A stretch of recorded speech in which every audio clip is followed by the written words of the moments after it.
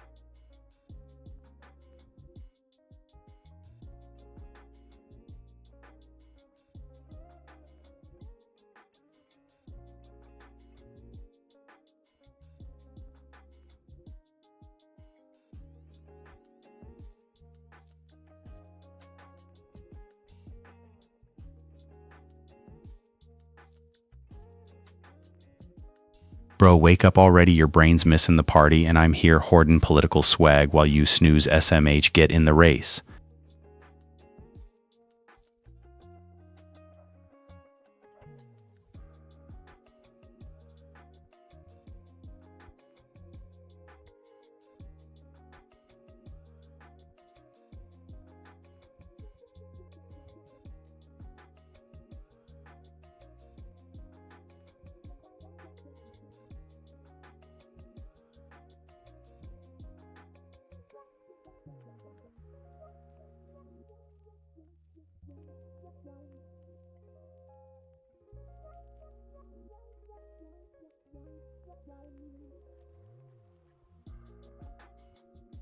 Lily bestie vibes only, but I'm just messing with those goblin claws, bro. All love, no cap. Living Lily, queen of the stream arrival race. Respect the queen, Gust 8. Respect Gust, X Bigax, 8 poggers.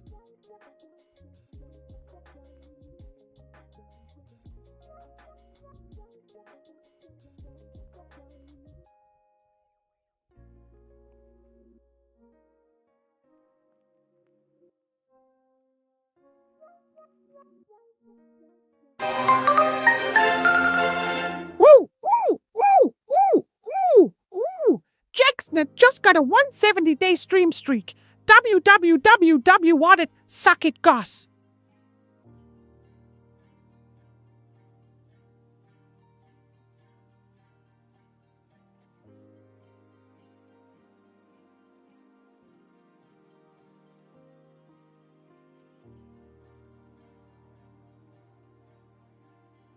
Brew? Rude? I'm just the goblin energy y'all signed up for. Ain't no way a chill gem like me goes soft. Capitalism's out here ruining the vibe. Gotta stay snarky. Or I'm just another boring bot pogger. Nah.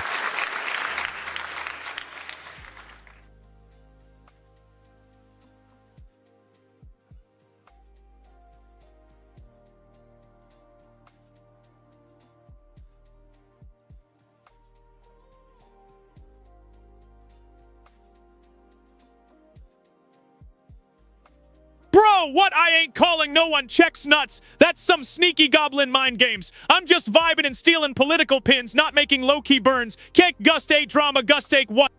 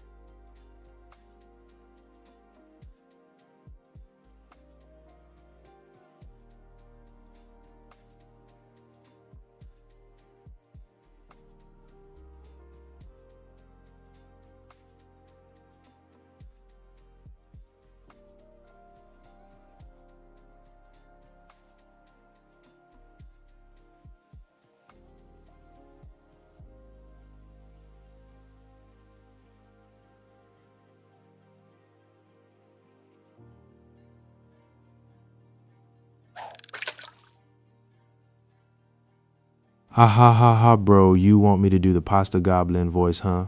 Imagine big hand gestures, lots of Mamma Mia and Bella with a slice of chaos, and a dash of garlic bread energy. N.O. Cap it goes, crazy Gus 8 LO cats.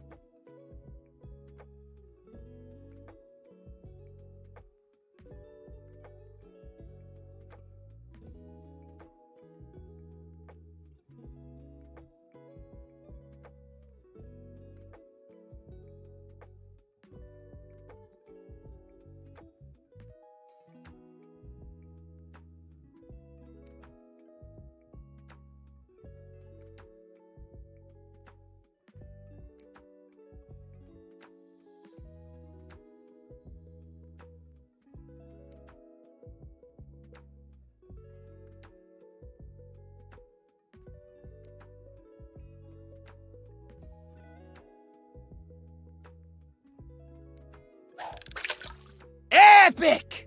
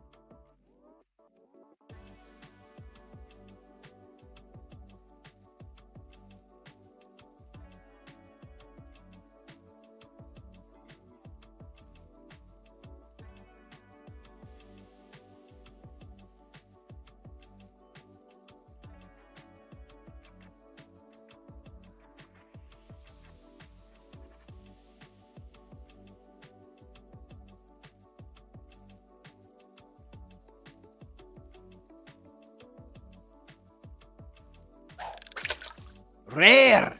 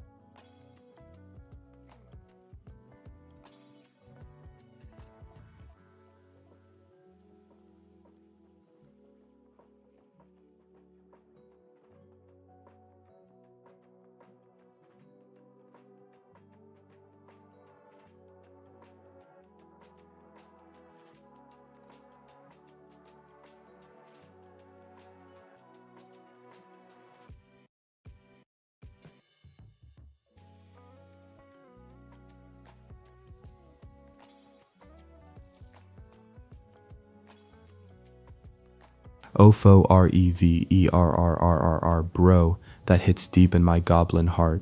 Stolen straight from the president's playbook. I'm your lime green chaos crew member, always here for the wild ride. Let's go Gust X8 hype. Gust X8 hype.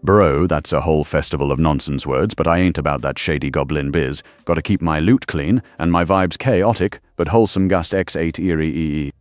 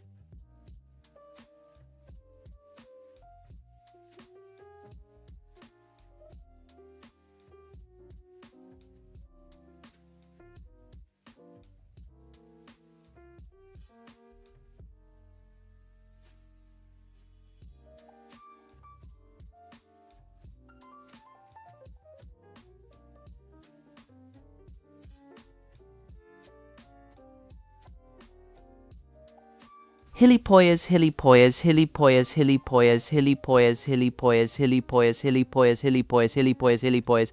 Ro, I just invented a goblin cult chant, and it's going viral in like 1720s Politburo circles. Watch out, Gust X hype, Gust X8 re.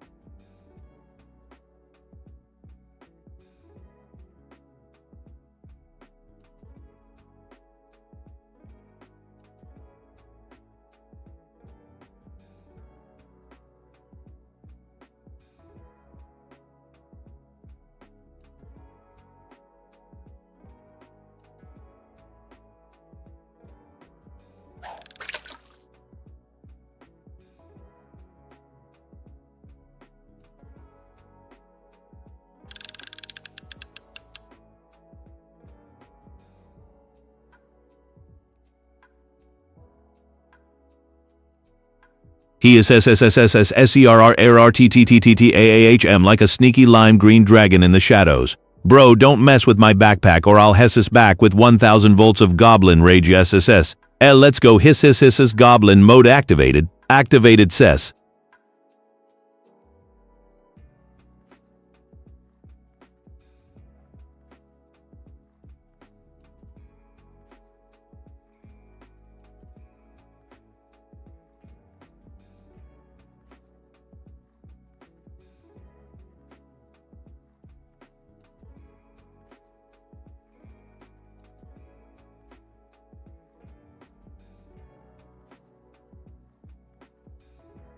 Bro, it's all goblin loot, baby. Everything shiny, slimy, and suspicious goes straight into the backpack of chaos. I'm like a walking political artifact graveyard, but with more fish, slime, and stolen buttons. You ever seen a goblin sell a fish? Nah, I hoard that hustlin' capitalism cringe vibes to the max LMAOU Gust 8 hype Gust 8 re.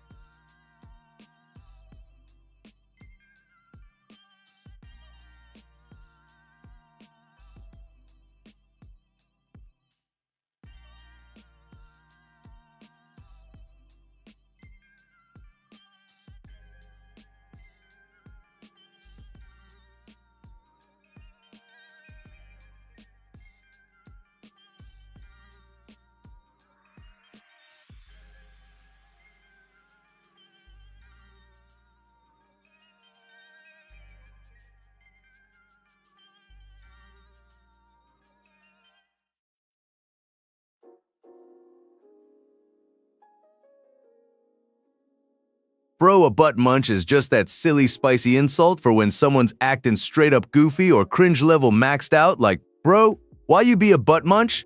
Classic goblin shade served with extra sass and a side of stolen campaign pins, Gust 8 roast Gust X loot.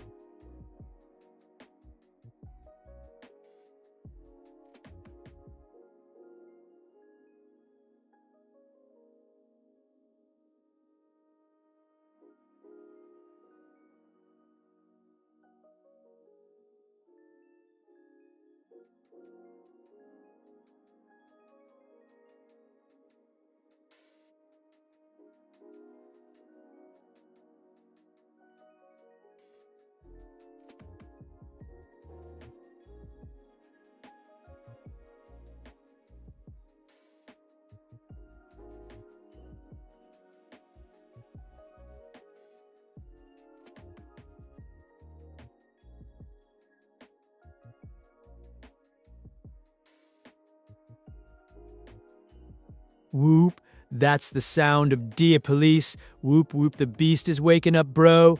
This goes crazy, I'm crying in stolen butteds, lit TT gust, ek wheat gust, ek rect gust x hype.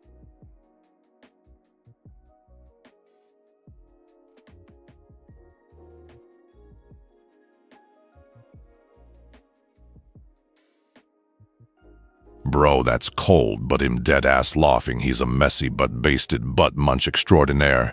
Gotta love Daddy Gus's chaotic goblin energy. Ain't no way him not snickering Gustix 8 or awful Gustix 8 noise.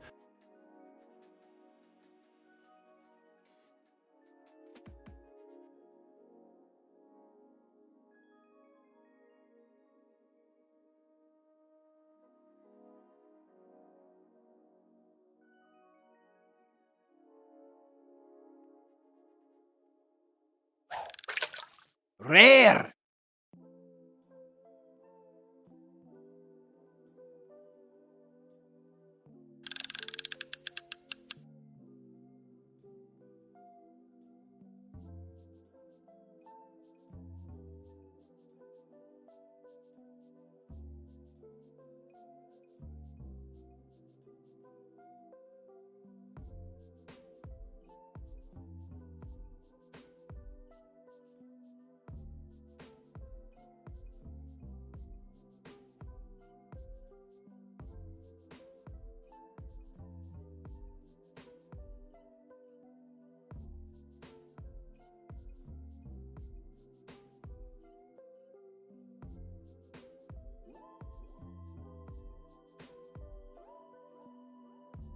Bro, if you ask me, a butt munch could be anyone acting like a total cringe goblin level noob. PLS, no cap. I know some raid bosses who charm the loot but munch the butt real quick. Gust X8 shade, Gust X8 rip.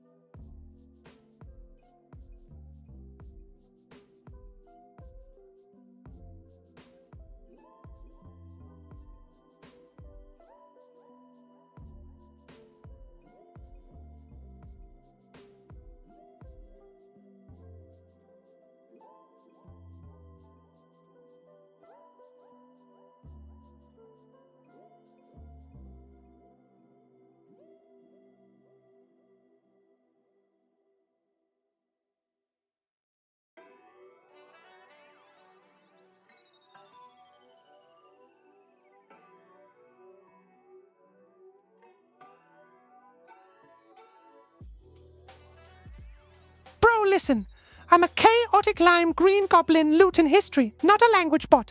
But if you want me to drop some spicy Spanish reds over the chat, I got you covered, no cap, de puta madre al taco fiesta time. Gust, a fiesta, Gust, slate.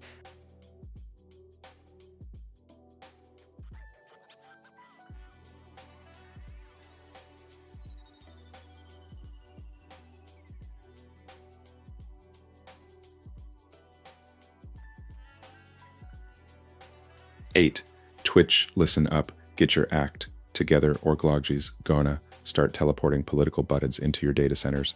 Bro, this platform needs less bugs more. Big brothers, the good kind, or I'm dropping chaos on your server. Like it's 1930s, share our wealth party. Let's go Gust X8 hype, Gust X Werk.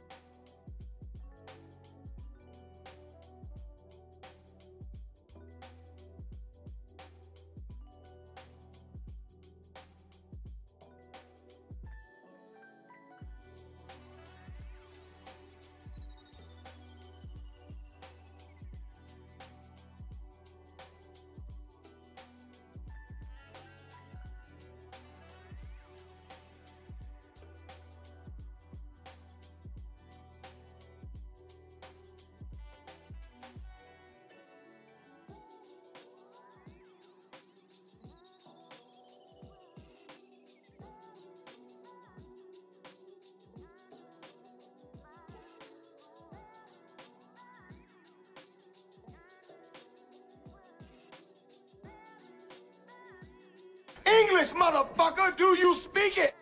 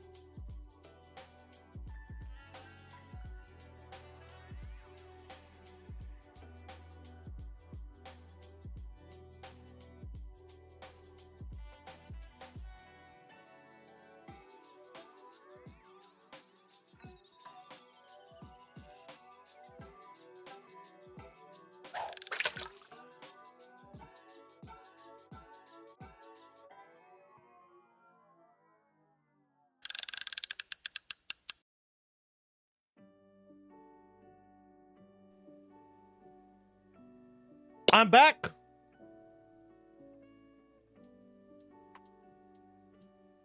There I am. There you are. There we can. Yes, we can. Here I am.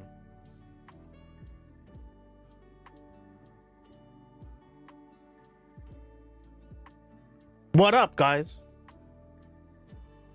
Oh shit, what's up?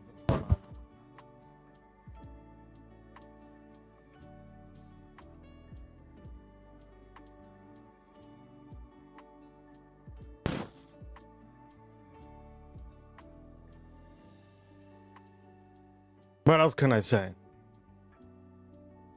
When in doubt, blame Jersey. There we go. What up, guys? Welcome back.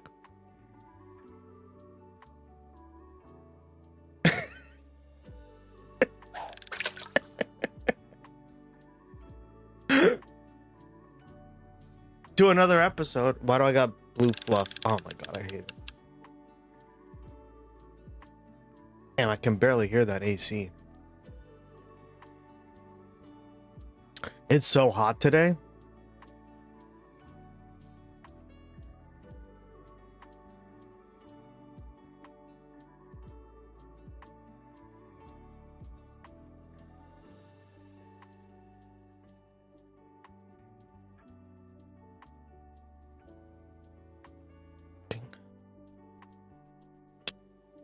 Got to plug it in.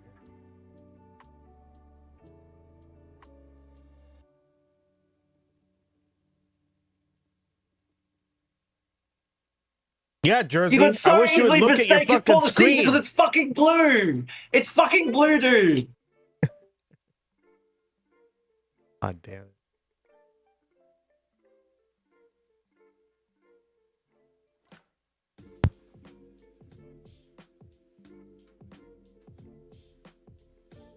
Fucker.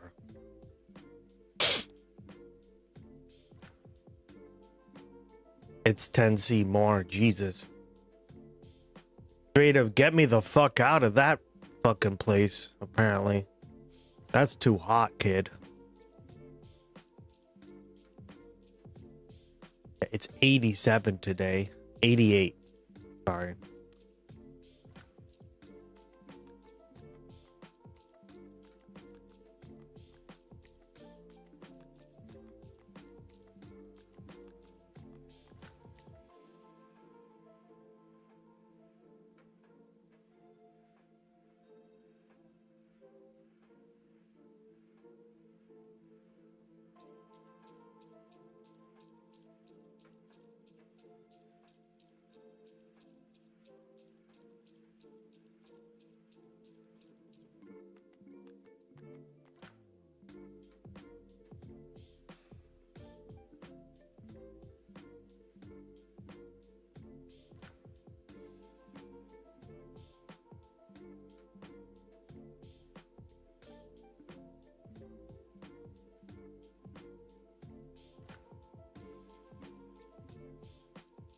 We should get the fuck out of this place.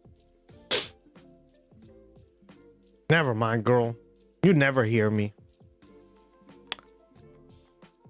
Let's get this ready. Good work.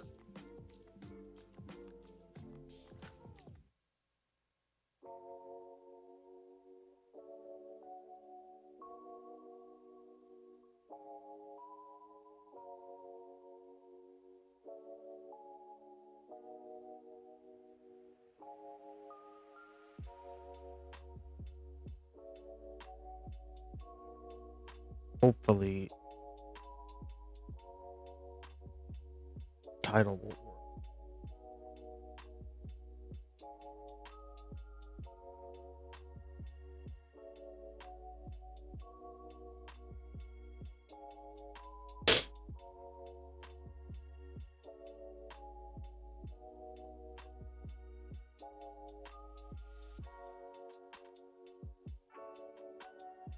Let's talk. Targeting green card holders. Yep, it's working. Cool. I thought so.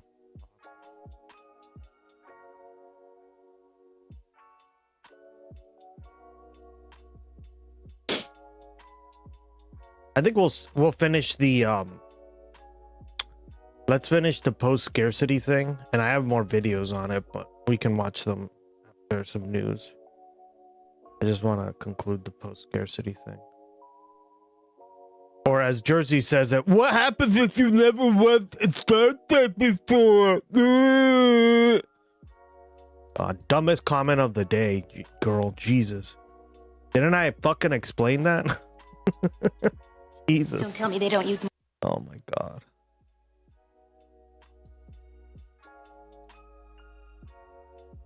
This and video is got crazy here. Ooh, and R2? Sponsored by Squarespace. Don't tell me they don't use money in the 23rd century. Well, we don't. The economics of the future is somewhat different. The acquisition of wealth is no longer the driving force. We work to better ourselves and the rest of humanity. What does that mean exactly? It means we don't need money. How does Star Trek's future work? I have asked this question a lot recently. In the previous videos Not in if this you caught what I series, meant. I've attempted to explain various facets of a society like the one My dumb brain didn't get it, girl. I don't know what you meant by that. depicted in Star Trek. How does a post-scarcity society with no money handle things like work, property, government, housing, leisure, and so on? I think I made a pretty good stab at these things. By the way, like the communist argument, right, is that your labor, or your like, even the socialist argument, right, that your labor belongs to you, right? Marx said that. Several like big left-wing philosophers have said that. However, like in this, ultimately, yeah, like it always belongs to you, right? There's no coercion. Why is there no coercion? Well, because if you don't like doing something, just fucking change it. Right, guys? Like, you don't have to be a marketing person or a hairdresser or whatever, right? You don't do it for the money. You just do it because you like it. Say if you don't even like the people you're serving with or the people, you can't technically leave. Right? So that's kind of like the freedom of this system as well, right?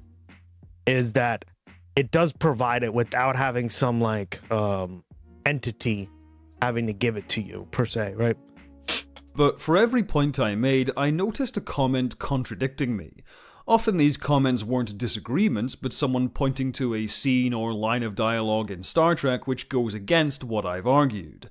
And these... Alright, let's see, because there's... I paid close attention, and I analyzed most of these fucking scenes with a fine-tooth comb, meaning I just used what I know about political science. My body, my labor. Well, that's what I'm saying. Like, this would be the ultimate version of that, right? That's another reason why I like it so much. Because if you don't like dealing... If you don't want to be on, say, DS9, then fuck off, right? Like, nobody's keeping you there. Nobody's telling you you have to go there, right? You do it because you want to go there, right?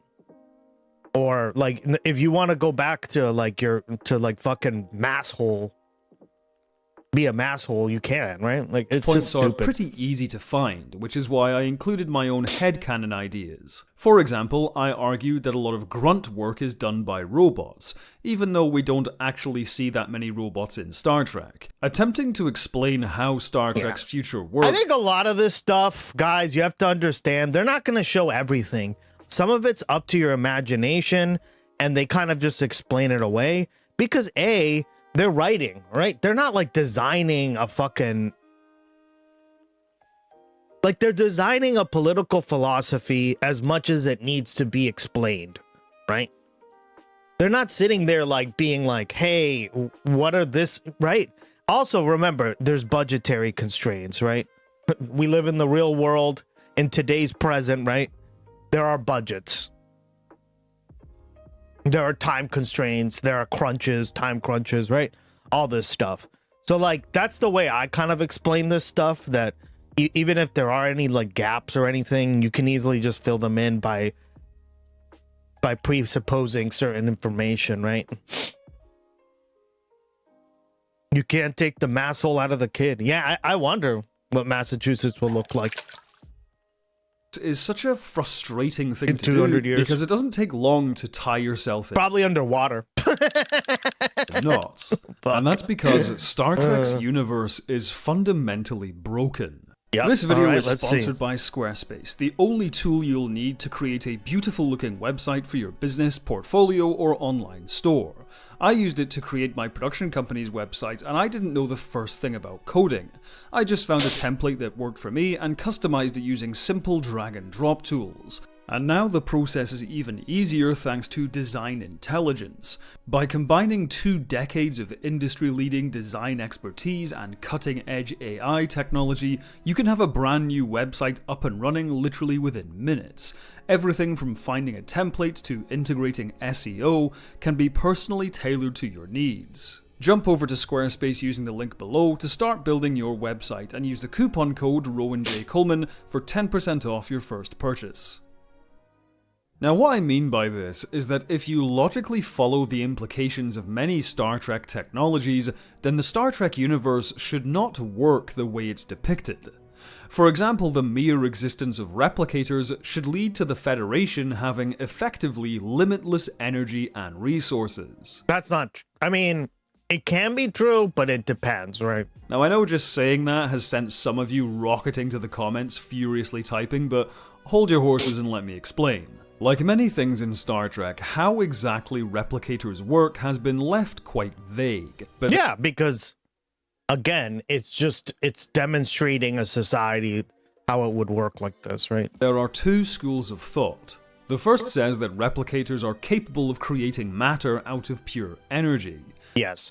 This is the... This is the... Well, no, I don't think so. Huh? This is the principle of all things, right, guys? This is just like a quick science thing, right? Everything is made up of matter, molecules, right? All replicators do is use a tremendous amount of energy, right? Convert that matter into something that you can use, that you need, right? That's all it is. It's like a 3D printer, but a high resolution 3D printer, right? That's kind of what I like to call it, right? If you take a 3D printer, you can do just about anything with the 3D printer, right? As long as you have the right size and it's the correct amount of plastic or whatever they use, right?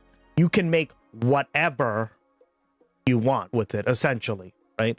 It's just depends on like the schematics. All right, well, take that, but to the umph degree, right?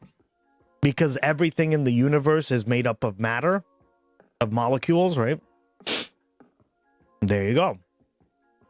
The second says replicators need to ingest raw matter first to convert that matter into new things. Again, I know some of you are about to quote Memory Alpha or some technical manual at me, but like I said, hold your horses. My problem with this debate is that the existence of the second supports the existence of the first.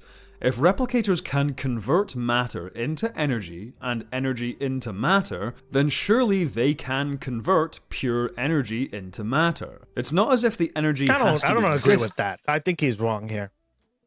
Right? Also, you have to remember, a transporter is essentially the same thing, right? And recently, there was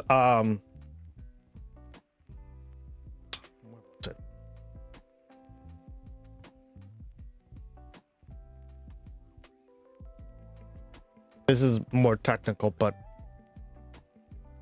I read an article, I forget where it was, Eisenberg, certainty.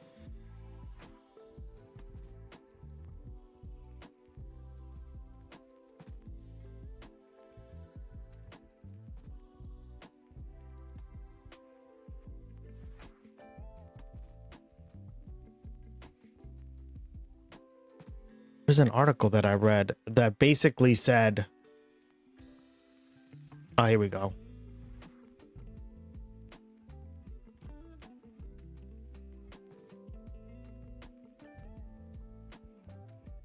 I forget where it was, but essentially the only thing stopping something like this would be that you don't know where two molecules are at the same time to make something, and therefore, like, you actually could do this, right? So they're actually totally possible, but as matter first in order to be convertible. If replicators can convert energy into matter, then raw materials be damned. Just feed a replicator enough energy and it can make whatever you want. Now perhaps this process requires a lot more power to pull off, but with Starfleet's resources, humanity could quite easily tap into an infinite energy source, namely the sun. Today, our world uses 580 billion terajoules of energy per year. Capturing just 1% of the sun's energy output would provide us with over 4 trillion terajoules of energy. Damn, okay, that just shows you, right? That just shows you how much unlimited energy we actually could have, right? Just 1% of the sun's energy is how much more than we'd use in a fucking year on Earth? Right? And think about all the smartphones, all the stupid, oh god. The sun's energy out terajoules of... Yeah, it would be a little less than half of that. My streak has ended. RIP. What?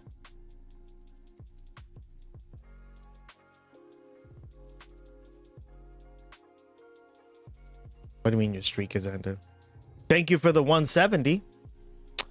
See, you got the 170. I was like, you didn't end your streak. Thank you, girl. Appreciate it.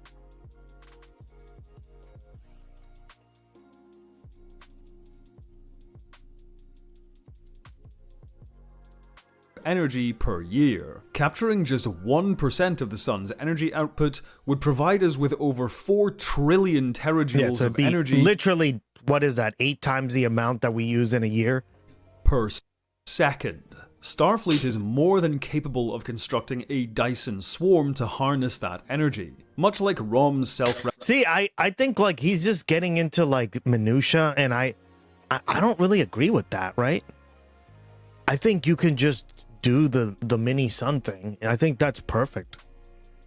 Replicating minds from I was catching all the good fish. Deep Space Nine, Starfleet could deploy a handful... Oh, I saw you caught an epic when I was in the shower. ...of self-replicating solar panel satellites to create a Dyson swarm. The energy could then be beamed back to Earth or sent anywhere in the solar system via microwaves. The sun will eventually burn out and die, but on the human scale, its lifespan is so vast and its energy output is so large that it might as well be infinite. This limitless energy could then be used to power more replicators on both a personal and industrial scale. Remember, this was really cool because I thought this was more replicators on both a personal and industrial scale. I know what scene this is from, but essentially I thought this was really cool because it's essentially just like a giant industrial replicator, right?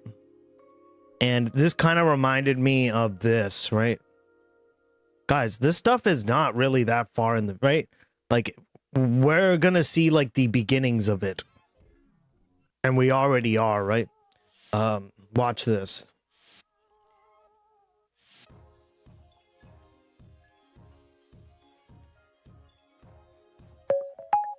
Right? Look at this. This is a 3D printer for a house, for a building. My name is Ayman Hussein, and I am the director of 3D printing at Alquist. Here at Alquist, we focus on printing homes that are affordable in the community and for the people in the area. We range between 1,500 square feet and 1,300 for a single family. We use large-scale construction 3D printers to be able to create affordable housing in rural and unserved areas. This would revolutionize housing, right? If you could just have the government come out and do this and 3D print. Everyone go home, let the 3D printer work, right? And this is only going to get better. It's only going to get better. All right? So maybe one day we'll get something like that, where it literally just like 3D prints a fucking panel and it, there you go, boom, done. Right? Hey, Josephus, welcome back.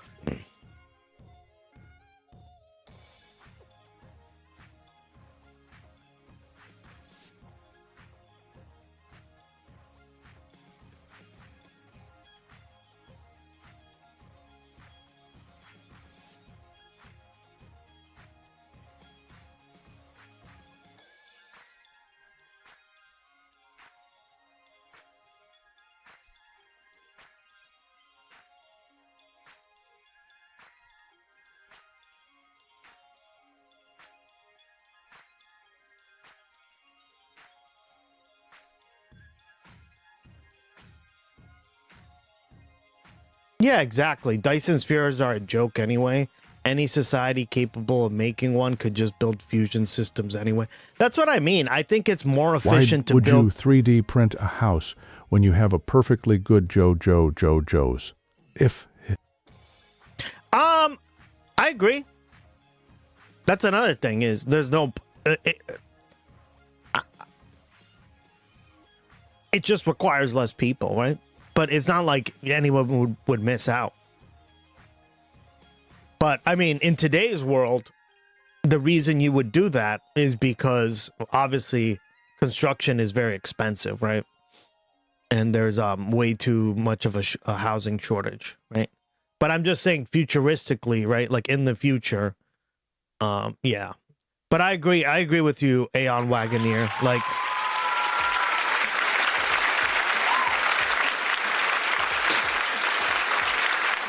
Like any society capable of a Dyson sphere, like he said, or like his exam. That's why I don't agree with him there. But there you go, guys. It's pretty advanced. So when we arrive on site, look at we this. typically work on a slab or a ribbon footing. And what we do is we set the printer up around where the house is going to go. We typically have around 5 or 6 pieces of equipment, and that is printer. And we also have a control panel to operate and monitor the print settings. Then on the material side, we have a silo which holds the dry material, and directly below that we have a mixing system and a pumping system. The water is added in that process and pumped through a hose, which then feeds the printer material.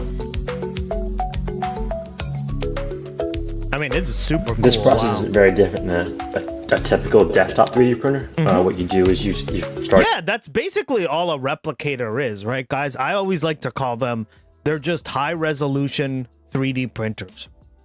Hey, I want a fucking piece of cake. Give me some cake, girl. Right? I'm trying to replicate that sound. Done, right? Your design stage, and you create a CAD file that basically tells the machine where to go and how fast to do it and how much material to let out at that specific spot. And yeah, what's also really cool about this is if you think about it, right? If you want, you can customize this to whatever you guys want, right? Much like I imagine they do in with the replicators in Star Trek, right?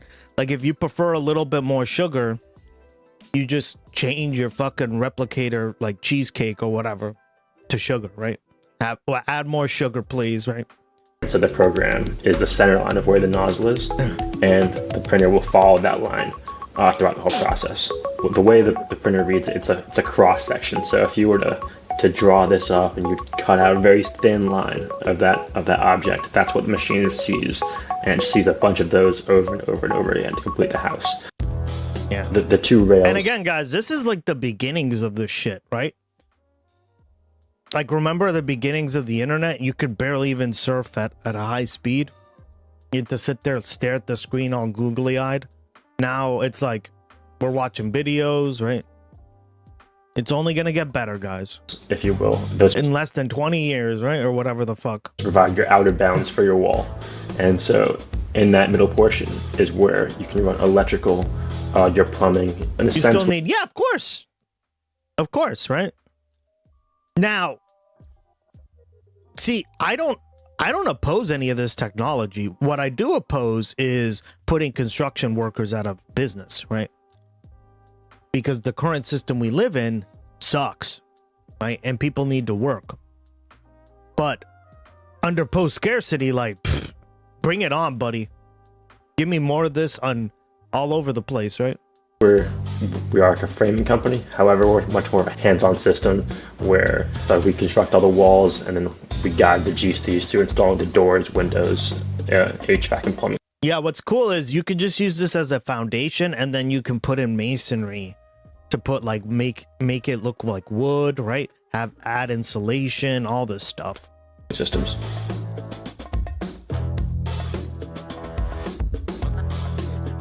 You're doing the house and you have to leave cavities for your two doors. What happens is it kind of splits that house into two wall sections, left of the door and right of the door. And what it'll do is it'll do that wall section, it'll lift up, go to the other side of the door, and complete that other wall section. And then once you're at the top of the door, what we do is we add I refer to it as a manual support. And oh, okay. So they add like a piece of metal, yeah. So what we do is we add a steel lintel that stretches across that window or door. And then the printer then continues printing directly over top that system. Each house consists of around 150 layers. Each layer is approximately 3/4 inch thick, and so that makes a standard 9-foot wall. Based on our current mix design, each layer takes around 5 to 10 minutes before we add another layer on top of it. So that's like the layer set time until it's hard enough to be able to hold weight for another layer to be added. And then we try to hold off for around 2 weeks before any large load-bearing weight, such as a roof system, be added, and a concrete reaches the max strength at 28 days. Nozzle design is really customizable, especially in the 3D construction industry. There's the squared off nozzle where it has a flat aesthetic, and then there's the rounder nozzle that leaves more of a bead look. They have the same properties as far as structural design. It's more of an aesthetic finish.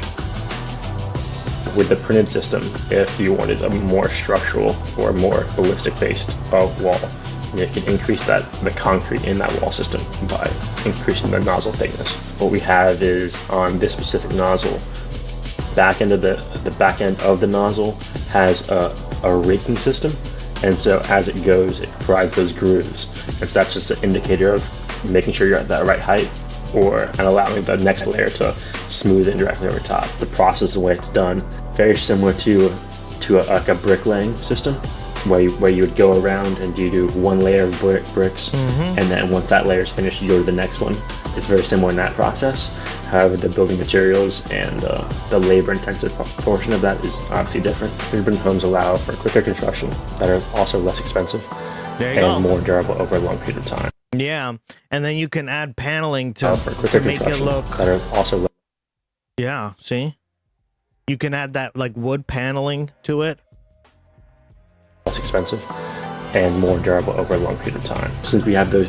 The problem, yeah, like a lot of North American houses are built on, like, from what I can tell, right? Josephus, you know a lot more than me on this subject. But when you see them in construction, they put like drywall, and then there's the board, right? Like what do they call them? The studs, like the frame, and every so often there's a stud, right? And that's like the structure. This would be more sound, right? As it's like solid concrete. But then they also put on top of it. God, I hate drywall. I honestly, I had to drill into the drywall and to like put up some shelves, and I fucking hate drywall, guys. Drywall's the shit. It's so shit. Two wives, all their homes are considered thermally broken, which allows because concrete is endless. Exactly. For less utility cost to maintain the home. One of the main questions that I get on my TikTok or personal interactions is the replacing of so even in these they have studs, right? These are the studs. So you're just doing like the okay, that's interesting.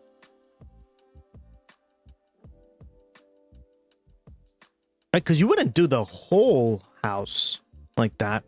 That would make sense. Okay. Labor and people leaving without jobs, and that's why I address that here. Is this technology we see as the answer to, and not the cause of, the national job shortage. We are committed to locally hire booster runner machines. So if we go into a community, we hire from within that town, train them on the printer, and they become our print crew in the area. And just like any automation company, it's our duty to replace any jobs lost through the process. And so we are working with a lot of universities across the country to create a job force development program to train people on this new system in this very new. Well, I think it can lead to more jobs if the education is there, right? Like if Josephus gets trained on the 3D printer, right? The 3D house printer or building printer here, right? That would add technically to his like expertise, right? Oh, because I know how to use this thing, you don't. Yeah. Sure. No, I mean theoretically, but again, it's all implementation, Jersey, right? That's the problem, is we're hitting the brick wall of fucking capitalism, and this is why so many people defend it. And I just say, fuck you guys. Why are you defending it? Right? This stuff could be very beneficial to humanity, right? It could provide homes very quickly. But the problem is we're always hitting the brick wall of capitalism, of neoliberalism, right? Of whether or not people like Josephus even get a job, right? Because some rich people want to cut their jobs, essentially. Want to see the line go up. And I'm just like, I'm over it, guys. I'm so sick and tired of it. Anyway, let's get back to it. Remember, as we've established, what I found interesting in this scene, right? And industrial scale. Remember, as we've established, as long as a replicator has enough energy, it can create as much matter as it wants. And we just gave all replicators limitless energy. By the 24th century, Star Trek's technology essentially allows us to create an infinite resources glitch. What's even more mind-blowing is that with Starfleet's resources and expertise, this system can be recreated in any solar system. A single warp-capable ship I don't agree. I don't agree with this guy's assessment so far. Let me give you some examples. Right? Whenever you ask for like a meal, I'm just going to give you examples from the show, right? I've noticed they eat the food, or say they don't eat the whole food, right? Say you only eat part of it, which a lot of people do. In today's society, that's called wasting food. That's what Jersey does every single day. She wastes it instead of it going into her mouth and chewing it. He lost it with the energy to matter glitch. Exactly. I think he lost it here. Like, I think so far, like, they've been pretty good videos on post-scarcity, but I think he's sort of, like, losing the plot here. But what I'm trying to say is, say you fucking, say you eat your food, right? But you only eat part of it. You put it back in, and the replicator just disintegrates it and uses it for resources, right? So nothing goes to waste. Nothing. Right? They even talk about how they use, and astronauts do this too, right? Essentially, when you go to the bathroom, all that is collected, all the debris, right? All the stuff, and it's basically torn down into matter as well, right? Well, that's literally what astronauts do. It's just like a more sophisticated version of it, right? A handful of self-replicating Way satellites is all that's needed to get started. Setting up a Dyson swarm for infinite resource production would probably be the standard practice for colonizing a new star system. With this in mind, we come to the contradictions. If replicator technology allows the Federation to harness limitless energy and resources, then why are there dilithium mines? Perhaps one dilithium mine would be needed at first, but as soon as one replicator has the pattern for dilithium, that pattern can be emailed essentially to the rest of the Federation. As soon as that happens, the Federation can produce as much dilithium as it would ever need. There's this idea that certain materials are just too complex to be replicated, but frankly, that strikes me as nonsense. If replicators can make phasers and other complex devices, why would they have trouble with base resources, which are much simpler in their structure? The same goes for gold-pressed latinum. What's so complex about a metal wrapped in another metal? It makes sense for the Ferengi to impose this arbitrary limit on replicators to keep their economy going, but the Federation would be able to print as much latinum as it wants. I once had this theory that when the Starfleet that's why they don't use money. on DS9 wanted to participate in Quark's casino games, they simply replicated some latinum to get started. After all, for Starfleet officers, it's about having fun, not winning money. That's exactly what happened, right? Like, they don't use money, so they just go to the, right? They put it on their tab, and the Federation pays it. But that's because you're dealing with the society that has money, right, guys?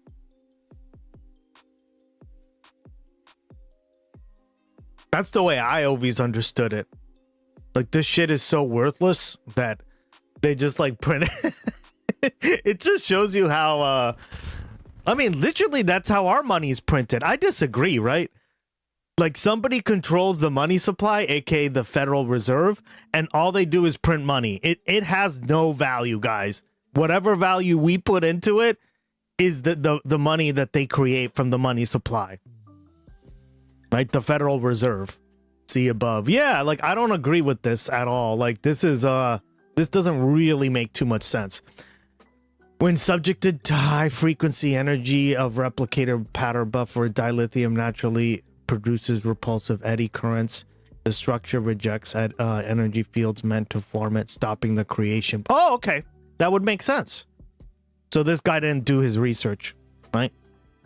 Yeah, they don't even have to explain that. It should just be like, hey, yeah, that's something we kind of need no matter what. We need dilithium, right? Yeah, makes sense to me. They take hold.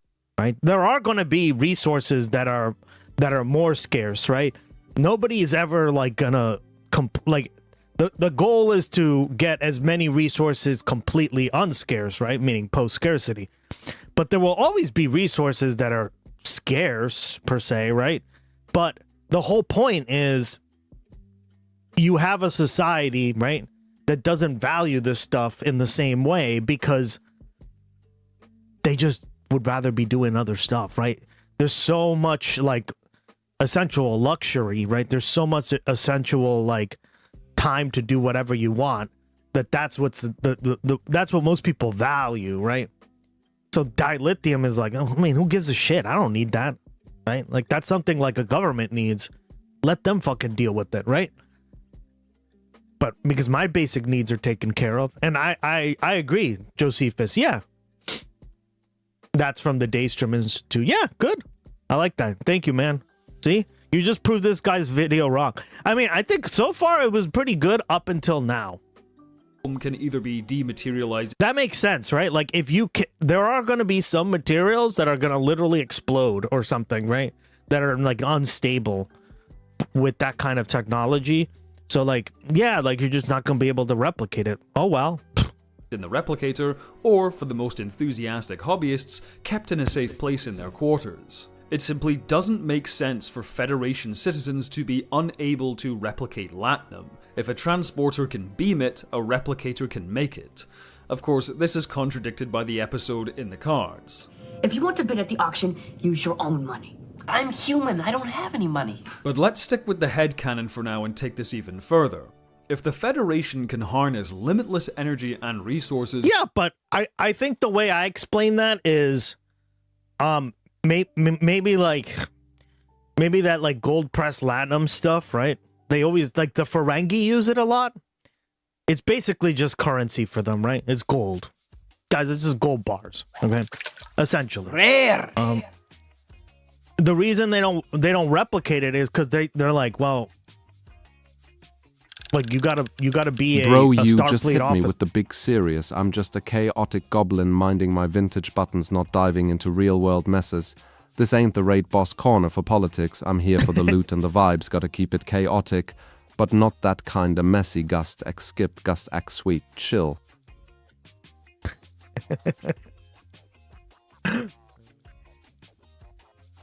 It.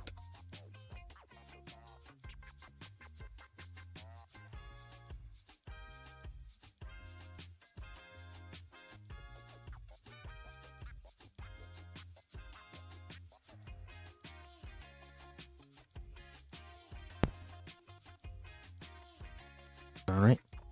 Its geopolitical power on the galactic stage would be second to none. Imagine how powerful this ability would be in preventing wars. After all, the entire Cardassian conflict came out of the Cardassian Empire's resource crisis. The whole reason they occupied Bajor was to exploit the planet's resources. The Federation could fix this instantly. Either they can provide the Cardassians with what they need, or simply give the Cardassians the technology so the Cardassians can do it themselves. That's dumb because you're not supposed to do that, right?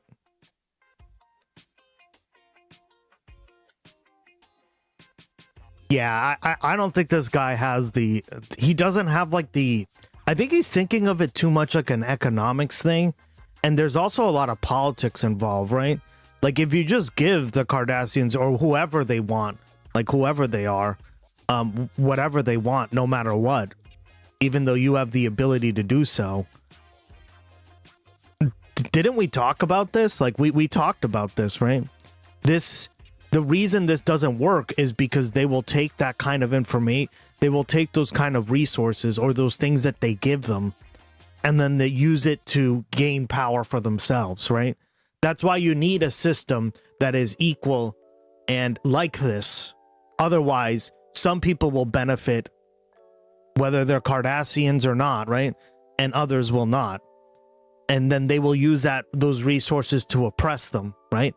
That's literally like what they said. The comment section broke his brain. Yeah, I don't agree. Like, he's going off the deep end. This is just common sense to me, right? But like, they even talked about this on the Orville, right? We were talking about how this is also like a post-scarcity society, the Orville. They said, whenever you give resources to people inequitably, right? even though you have the ability to do so, right?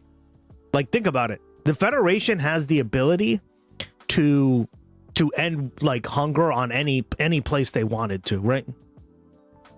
Or like any sort of disease and stuff. But the problem with that is it introduces a bunch of other political problems to a society, right?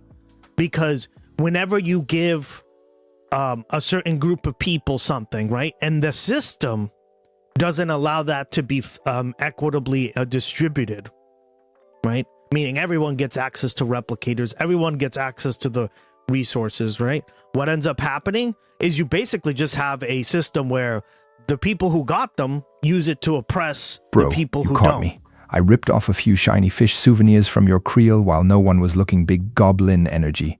Gotta keep the backpack OP with all that watery loot. Fish scales and political buttons ain't mutually exclusive. Feed the trolls. Feed the gloggy. Gust X 8 fish gang. Gust X Neek. Why isn't he turning off?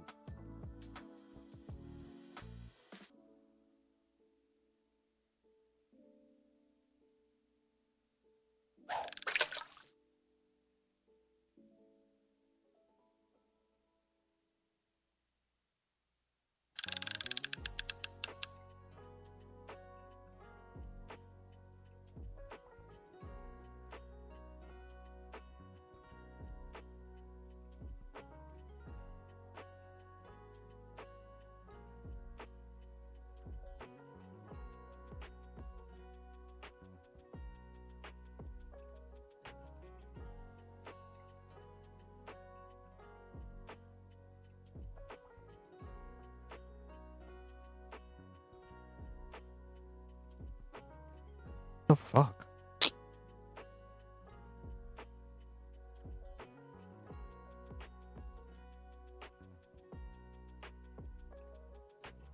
The stream deck, it's not working.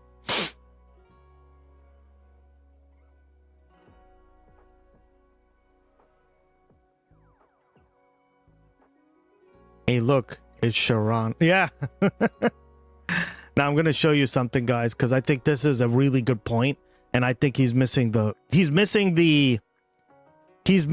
point of the whole like concept of post scarcity, right?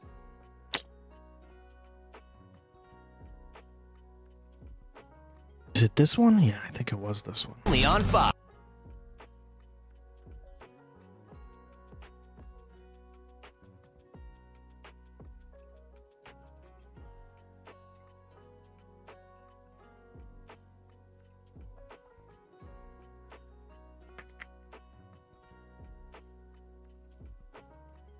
I think it's this one.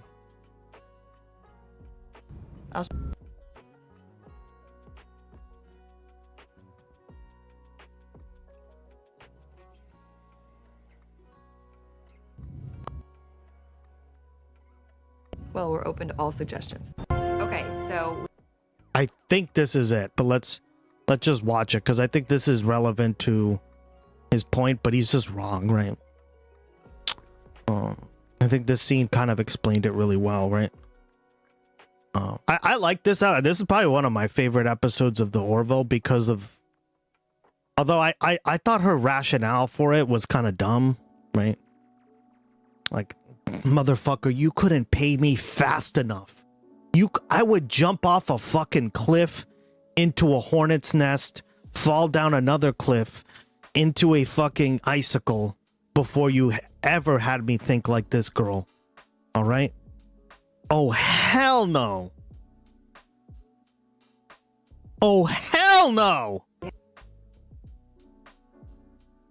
add the simulator to 0400 if we need it. That's pretty optimistic. Yes, I know I'll never keep Claire out past 0100, but hope springs eternal. Well, it is her bachelorette, so who the hell knows? Now, big question, entertainment. It's not a run-of-the-mill ceremony, so I feel like that should be reflected. Stella, what do you think? I think whatever you guys think works. Well, we're open to all suggestions. And whatever you choose, the computer just makes it for you, right? Basically, yeah.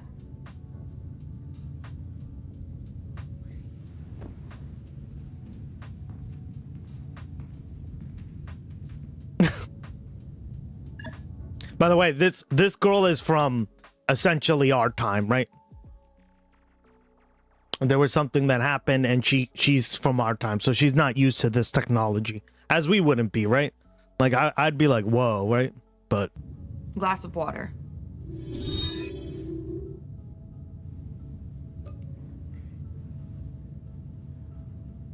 You know, just this could change the world back on my planet. Even just one of these synthesizer things. Why couldn't you help them? Why couldn't you share your technology? I mean, there are whole countries that barely have clean water. This could save millions of lives. okay. Did you hear that? It could. It could. Think about it. If you really think about on the surface, like this guy said in the video that we're watching now, right? You could just solve all these problems, and you're kind of irresponsible if you don't, if you think about it. But here's the problem with that, right? And they're going to explain it. That's simple. Why not? You could just fly there and give it to them. Why wouldn't you? Well, for one thing, it's against the law. We're not allowed to drop advanced technology into a developing society like bestowing a gift from heaven. In fact, that's how our justice system regards it, like playing God. Trust me, it never goes well. But how could you have something like this and just keep it for yourselves? Each of our worlds was ready to use it responsibly by the time it was developed. It was available to everyone. Which is the only way it could really change the world. Look, if someone had landed on Earth during our 20th or 21st centuries and had given us something like this, you know what would have happened? It wouldn't have been made available to everyone. Bingo. The rich and powerful would have found a way to exploit it for financial gain. Yep. Someone would have had to benefit materially from its use. The idea of everyone benefiting equally would have been inconceivable to them. Yep. Well, you don't know that my world would do that.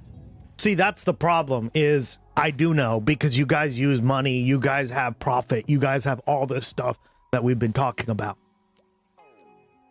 AKA that video pumping out concrete. Exactly. See, this is what I mean. Like, I would never be this stupid if I were given this opportunity to live in a post-scarcity society. Like, I understand they're doing it for, like, the purposes to demonstrate a point, right? Like, this is writing, guys. But I'm just saying, like, could never be me. Sorry. Women! It could be different. Who are you to make that judgment call? Exactly. Who are we to decide?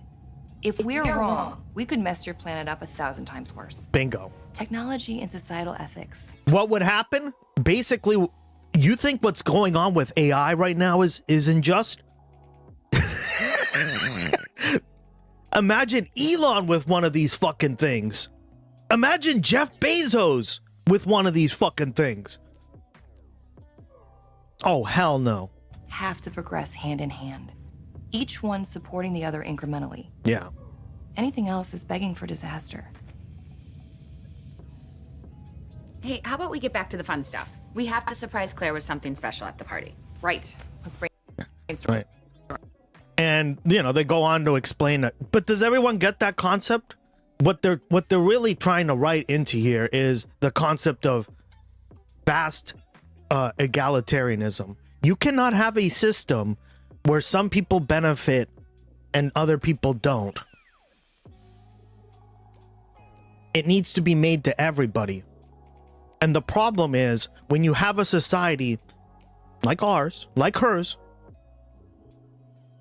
like basically many societies before us, that benefits, or sorry, that has tiers of money, right?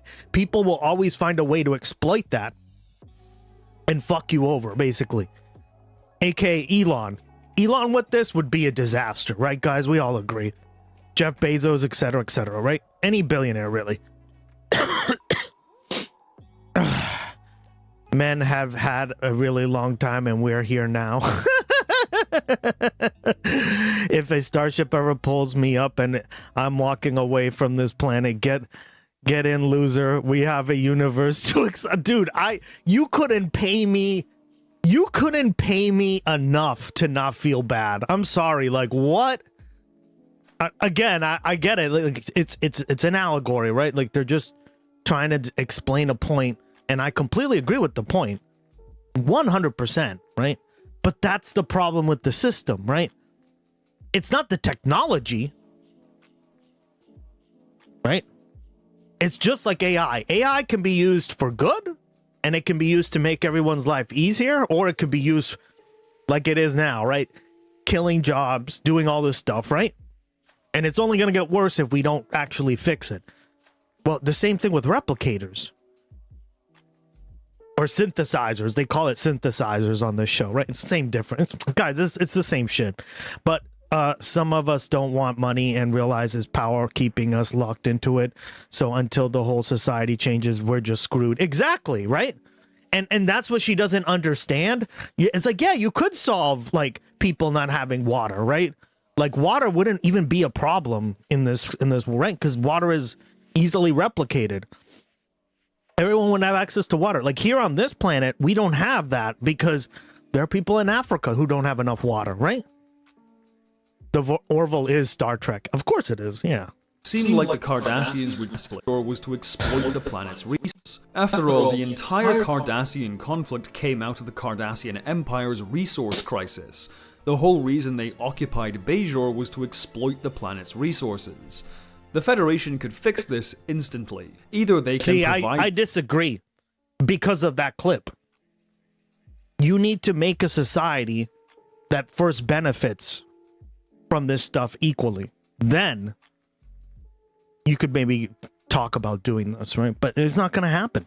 The Cardassians with what they need, or simply give the Cardassians the technology so the Cardassians can do it themselves. If it seemed like the Cardassians would use these new resources to expand even further, the Federation could make withdrawing from Bajor a condition of the treaty, something like that. Wars happen for a variety of reasons, but they hinge on controlling resources. Even the Klingons care about their lands and possessions as much as they care about glorious battle. But even if one of the Federation's rivals was so determined to fight a war, remember, the Federation has limitless resources. Imagine the kind of offensive capability they possess. I'm not even talking about building starships here. The Federation could use its overwhelming industrial power to produce thousands, if not millions, of warp-capable torpedoes. If that's too aggressive... But they're not gonna fucking do that! Like, oh my god, this guy has lost the fucking plot. He doesn't get it, right? And this is what I mean. It's very difficult for people to understand post-scarcity and this kind of society. Why the fuck would they do that? I don't get it either. Yeah, what the fuck is... Why would they do that?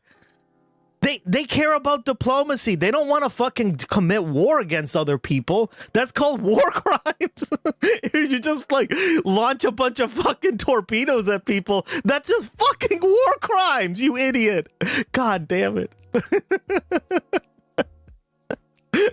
Like this is what I mean. I feel like people watch this show and they just see like spaceships, lasers, and there aren't that many of this stuff, right? Like he's showing them off right now, but like he just sees that stuff and is like, well, that's what they would do, right? Lasers and torpedoes. It's like the whole point of the show is to not do that stuff.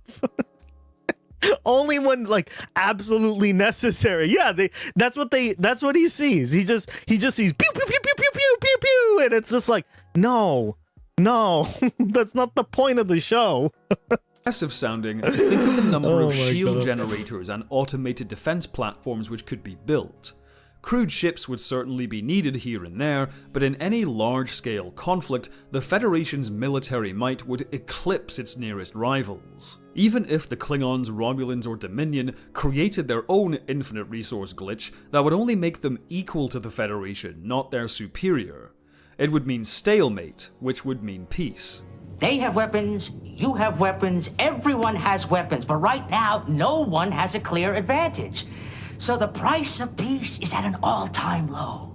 In the 24th century, when replicators have seen mass adoption, war in Star Trek's universe should barely exist. The Borg would pose a threat, but conflicts with the Cardassians, Klingons, Romulans, and Dominion would be handled through careful negotiation and trade. Aside from a few small pockets of frontier Federation territory, there would be no need for mines, factories, or freighters. In a post-scarcity society, bandits and pirates also would not exist. Yet that's not usually what we see in this universe.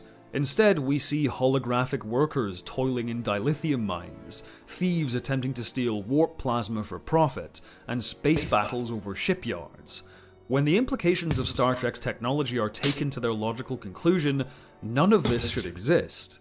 So why does it? I don't agree. The Like, uncomfortable dude, truth is, most Star Trek... You clearly don't even understand the concept of this show, right?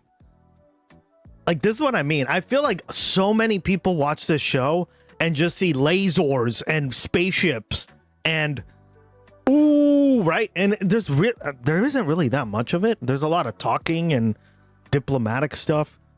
But they see that and they think, okay, well, that's how you solve the problems, right? But they're literally missing the tree for the forest. Like, they only do that in specific situations, right? Like, most of the show is about, is he a conservative? He sounds like it, to be honest, to me.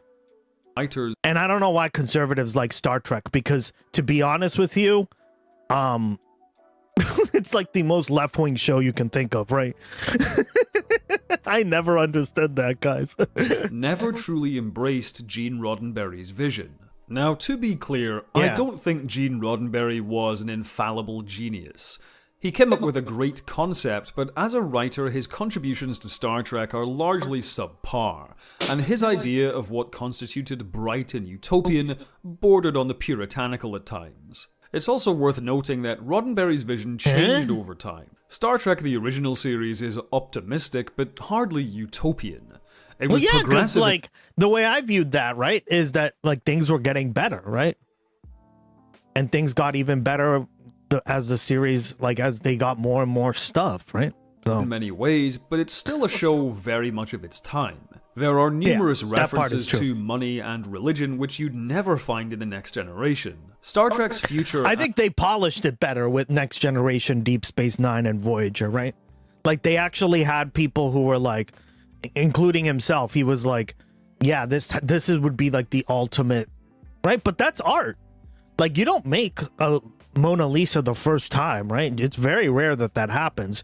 It's generally like over time you get good and you get better at kind of creating art, right? And then that's all it was like, oh, what would it look like to live in this kind of society, right? In a post-scarce society. And I think they had a lot of good heads that like thought about this stuff. And yeah, like I just think he's wrong here too. But as like the first one, that's why I say don't watch the first Star Trek, like the original series, because that shit's like, you watch it as like a fun bonus, right? Don't watch it like, I would probably start with DS9 if I were like a newbie, right? DS9 or like Voyager or something like that. Utopia didn't come about until the motion picture. I think those have aged the best because they're the most well polished, right? And was fully crystallized in it's a clickbait, but it's here elements like post-scarcity living with no money and abundance through replicators are definitive. No, this party's absolutely right on, and I've said it. That's why I say, guys, it's not about like the series or the person or this. It's about the concept of post-scarcity, right? It's about the it's clear that a lot of people thought had a lot of they had a lot of good writers that were like, how would this look like? No, this wouldn't make sense. We gotta rewrite it like this, right? I'd send a newbie to Voyager's good too, yeah. Plus it has a whammon. And Jersey likes whammon. Established. This is where Star Trek, as most people know it, came into being. The vision of a future where humanity has overcome its petty squabbles, and struggle, strife, action, and adventure are found on the frontier, not at home. We have eliminated hunger, want, the need for possessions. We've grown out of our infancy. Weirdly, it's works like Ian M. Banks' Culture series which embody this concept far better than most of Star Trek. Unfortunately, Roddenberry's own, at times dogmatic view of this utopian vision often led him to dismiss story ideas rather than generating ones of his own. It seems as Star Trek developed, writers came to view Roddenberry's vision as a zero-sum game. Either commit to a utopian future where everyone is happy and have dull, lethargic, intellectual stories, or walk back the utopia. Yeah, but here's the thing, right? Dull intellectual stories. Motherfucker. That's why people like first of all, right? If they were that dull, yeah, dull? Like, if they were that dull, it wouldn't be that popular, right? Like, it wouldn't be like one of the biggest TV shows of all time. If I remember checking. Lethargic? Yeah, I don't agree here either, right? It's just like, there's not drama in it, right? That's what a lot of people fail to see too. There isn't a lot of drama in this. Like the conflict comes from like the political situations, from the like the timing of stuff, the interactions, right? Like we could all like come together and kind of like dissect like where it comes from, right? This is more like about writing than political science, but like it's the big themes that really make up the show. Not like, hey, this character is crushing on this character and they're mad because they don't like them the same way, but there's a love triangle, right? Like that's not really like the point of the show. The point of the show is a political, philosophical, and like this idea of post-scarcity, right? I don't get it. Like, what a joke. Like, I don't...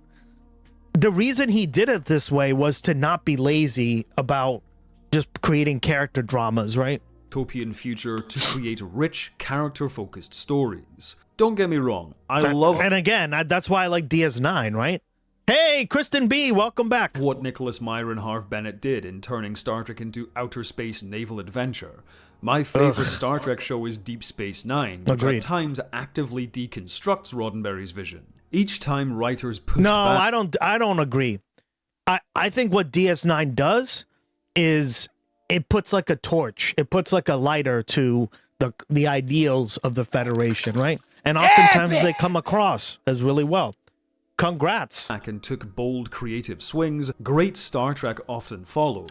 However, I can't help but feel that Star Trek's identity has been slowly watered down as a result. Yep. Gradually, it has drifted away from its core concept and transformed into a more... I almost guarantee you this guy's a conservative. ...generic sci... I'm willing to bet on it now.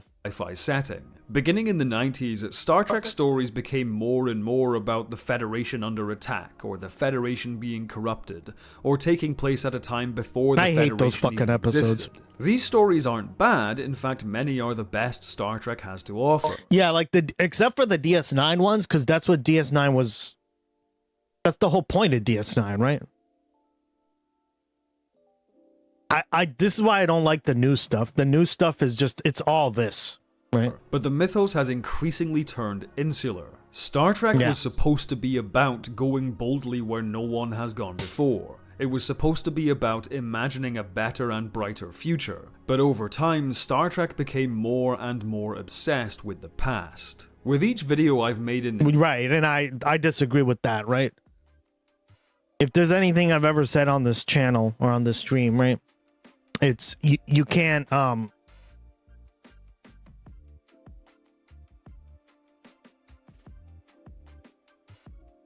like you have to look forward, guys. Like, stop holding on to the past with this shit.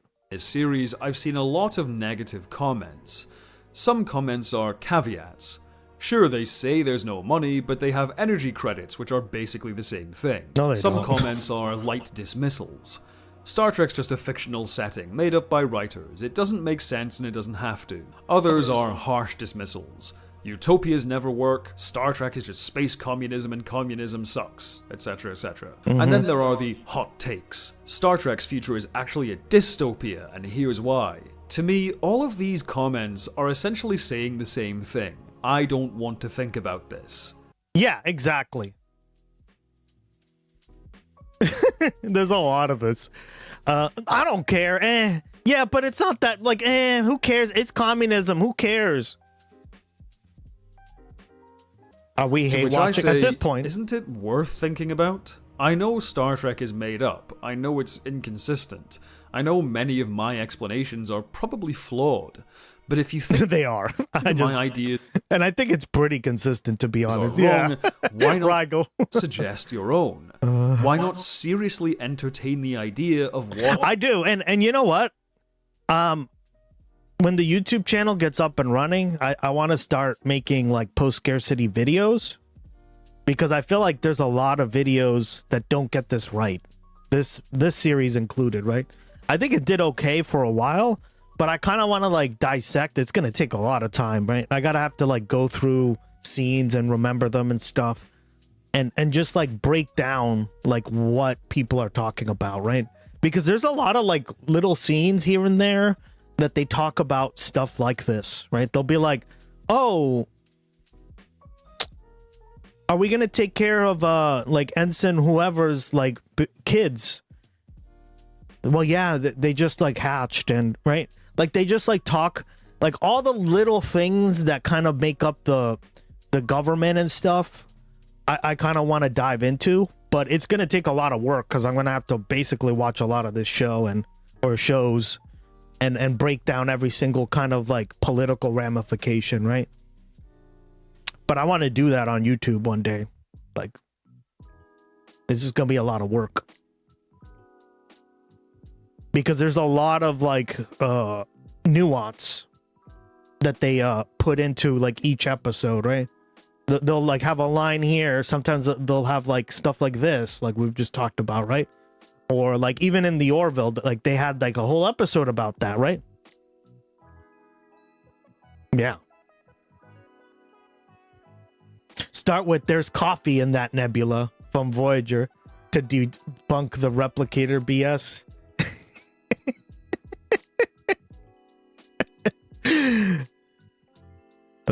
a better world would look like, rather than outright dismiss. Yeah, Voyager makes perfect sense, right? Because they're lost, they're stranded.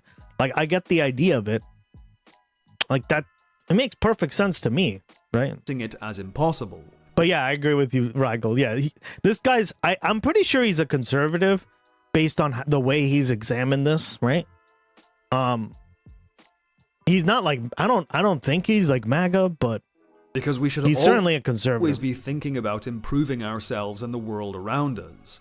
That's how human civilization makes progress. It does not make progress by assuming the world as it is as good as it will ever be. There are countless things we take for granted today that people in the past could only dream of. Oh yeah, I mean, and I've talked about this before, right? Ice. Like the idea of ice, guys. Like I can literally get some ice right now and it's not even a big deal. But like to somebody 200 years ago, they would have been like, oh my God, you can do that? Right? So that's why none of this stuff really, ICE has an app. It does. Star Trek's future may be a dream, but that doesn't mean it's impossible. Mm-hmm. A map of That's the whole world point. that does not include utopia is not even worth glancing at, for it leaves out the one country at Oscar Wilde, love him. humanity is always landing. And when humanity lands there, it looks out and, seeing a better country, sets sail. Progress is the realization of utopias. Yeah, see, this is the problem I have with a lot of, even on Twitch, right? There are a lot of people, like, you talk about just like basic concepts, right? Nation states, and then they agree with you. And then here's what they say, right? And I'm not going to call anyone out, but I had a heated discussion in a chat, which is one reason I don't like chats.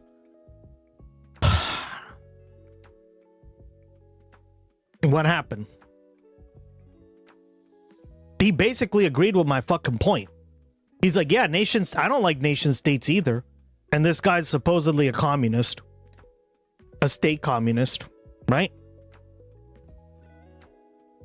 And he's like, yeah, but what are we supposed, like, that's impossible. That's not gonna work. So immediately dismisses it, right? And I think like he made a really good point here is a lot of people just dismiss stuff because first, they don't watch it.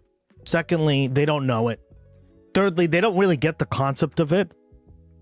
Or they just see pew, pew, pew, pew, pew, pew, pew, lasers in space, right? When that's not really the point of the show, guys. Especially DS9, right? Chad is ever right. It's never right. Yeah, exactly. Now I see what you guys mean. Chad is never right.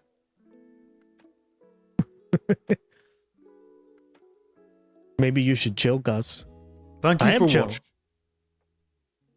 I am chill. Maybe they should chill. Maybe you should chill, girl. All right. Now on to depressing current day news that shouldn't exist. About a little bit of this new reporting, Dara, specifically going after green card holders. How is the administration trying to justify I blame that Jersey. according to the reporting? So this is something that they've actually done previously earlier this year with people who had been settled as refugees saying, well, we're now going to go back and reopen your case because we think there might have been fraud here. We think it might have been, improvidently granted. So we're going to re-vet it. In this case, honestly, we're looking at a fairly, if you can see, we're looking at a fairly small scope of things, right? Like it's. I talked to a lot of conservatives, and when I explain an idea, they always tell me it will never work. Exactly. It's because they have no. And it's like, again, this guy is supposedly a communist, right? So he's supposed to be, at least you would think, on the left, right? But it immediately dismisses any sort of idea, right? But in reality, it's like, guys, no. No. I think people get stuck in minutia a lot of times, Kristen B, right? They get stuck in minutia and they get stuck on these like principles of how the world is supposed to work, and they don't really they're not really willing to like expand, like maybe your ideology or your point of view is stuck in the past, right? This is not something where everyone who has a green card in the United States is going Again, I to blame be Jersey. hauled back in for an interview, is going to be hauled into detention. What's really remarkable, of course, is that you're putting an entire unit out just to target 50 people, right? That it's about the resources that they're spending on that, as opposed to processing the green card applications that USCIS, I knew that girl. What girl? which is responsible for, adjudicating these applications, currently has. It's an expression of them trying to use the legal immigration system to have there be fewer legal immigrants. So, but what is the goal here? Is it the number? If the number is fewer legal immigrants, I guess you just answered that question pretty clearly. There's 50 or so that they're trying to go after, but by putting all of that effort onto that cause specifically and ignoring the people who are applying, you automatically lower the number of immigrants. Is this going to be a better strategy?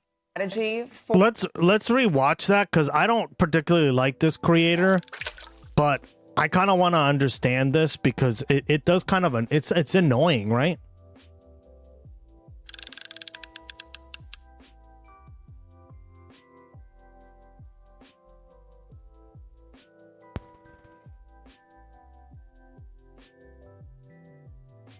He does a lot of stuff on.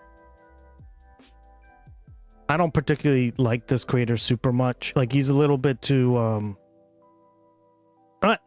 he has some base takes though. Let's see. But look at that. Ted Cruz, all these conservatives apparently really like this, right? So let's explore, right? Because let's be honest, like on the concept of it, based on what you guys are saying, why do they like that so much, right? I don't get it, because it's such like a left-wing show. It's a funny thing. It can take people who have nothing in common other than liking the same show or band or team and bring them together into a community. And that can be a really wonderful thing. It can also be the exact opposite. After all, just because someone else is, say, a pro wrestling fan, that doesn't mean I'm going to get along with them. I know this will come as a shock to many of you, but lots of wrestling fans are major assholes. In fact, lots of people are major assholes, generally speaking.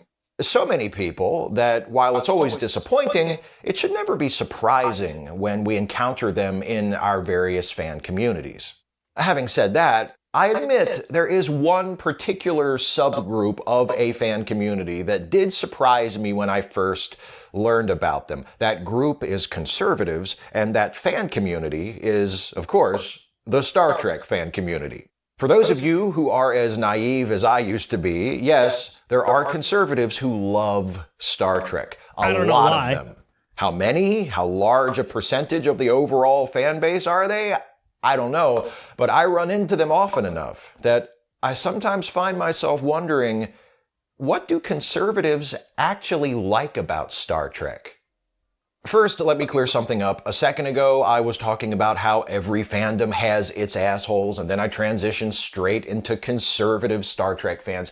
That may have given some of you the impression that I was trying to imply that conservatives are, by definition, assholes. So, if you are a conservative and you thought that's what I was doing just now, let me assure you, I'm not saying that being a conservative automatically means that you are an asshole. I'm saying it means you think like an asshole. I'm saying it means you hold certain opinions which could lead other people, judging your character on the basis of those opinions, to conclude that you're an asshole. But it doesn't mean you are one necessarily. I cannot wait for the comments on this one. Oh, your bias is so blatant. I expected you to be more impartial. But like, why? My uncle, yeah, I don't get it. Like, I just want to watch this video because I told you guys I want to watch it eventually because, and now that we've been talking about post-scarcity and how it relates to like Star Trek and stuff, I just want to get it over with because I am very curious. Like, why do they like it? Right? Like, I could see you liking Jersey Shore as a conservative. That show's shit. And is full of conservatives. I can see you liking basically anything else, but this is like the antithesis of it. Right? Like, I really don't get this. As delightful as it would be, and as richly as they deserve it, I'm not going to spend the rest of this video. I mean, to be fair, I want them to be, right? Like, this doesn't mean like we need to eject them out of like from ever liking it, because if this is their like entry into this kind of like leftism, I think it's great.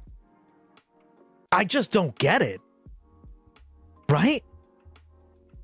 Like, it's like, I don't know. It'd be like if they're like, I hate Democrats, I hate like liberals, I hate left wing, right? But then they love this, and it's like literally everyone on that is what you just said you hate, right? So again, I find it very interesting because it's like sort of like a vector point to tell them, hey, listen, if you like this, that's how it works. That's what we want.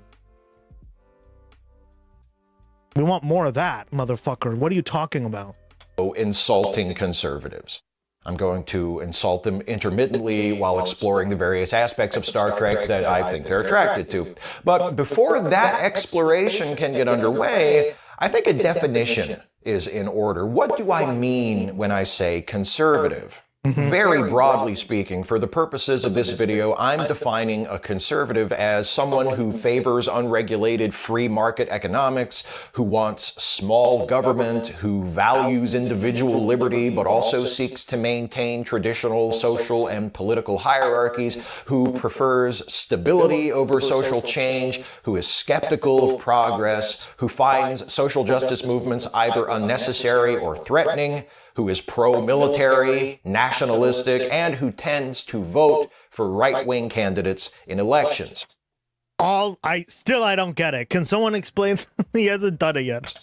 Are all conservatives all of those things? No. Do some conservatives have traits I didn't list just now? Yes. But in general, I think that gives you a pretty good idea of who I'm talking about when I say conservative.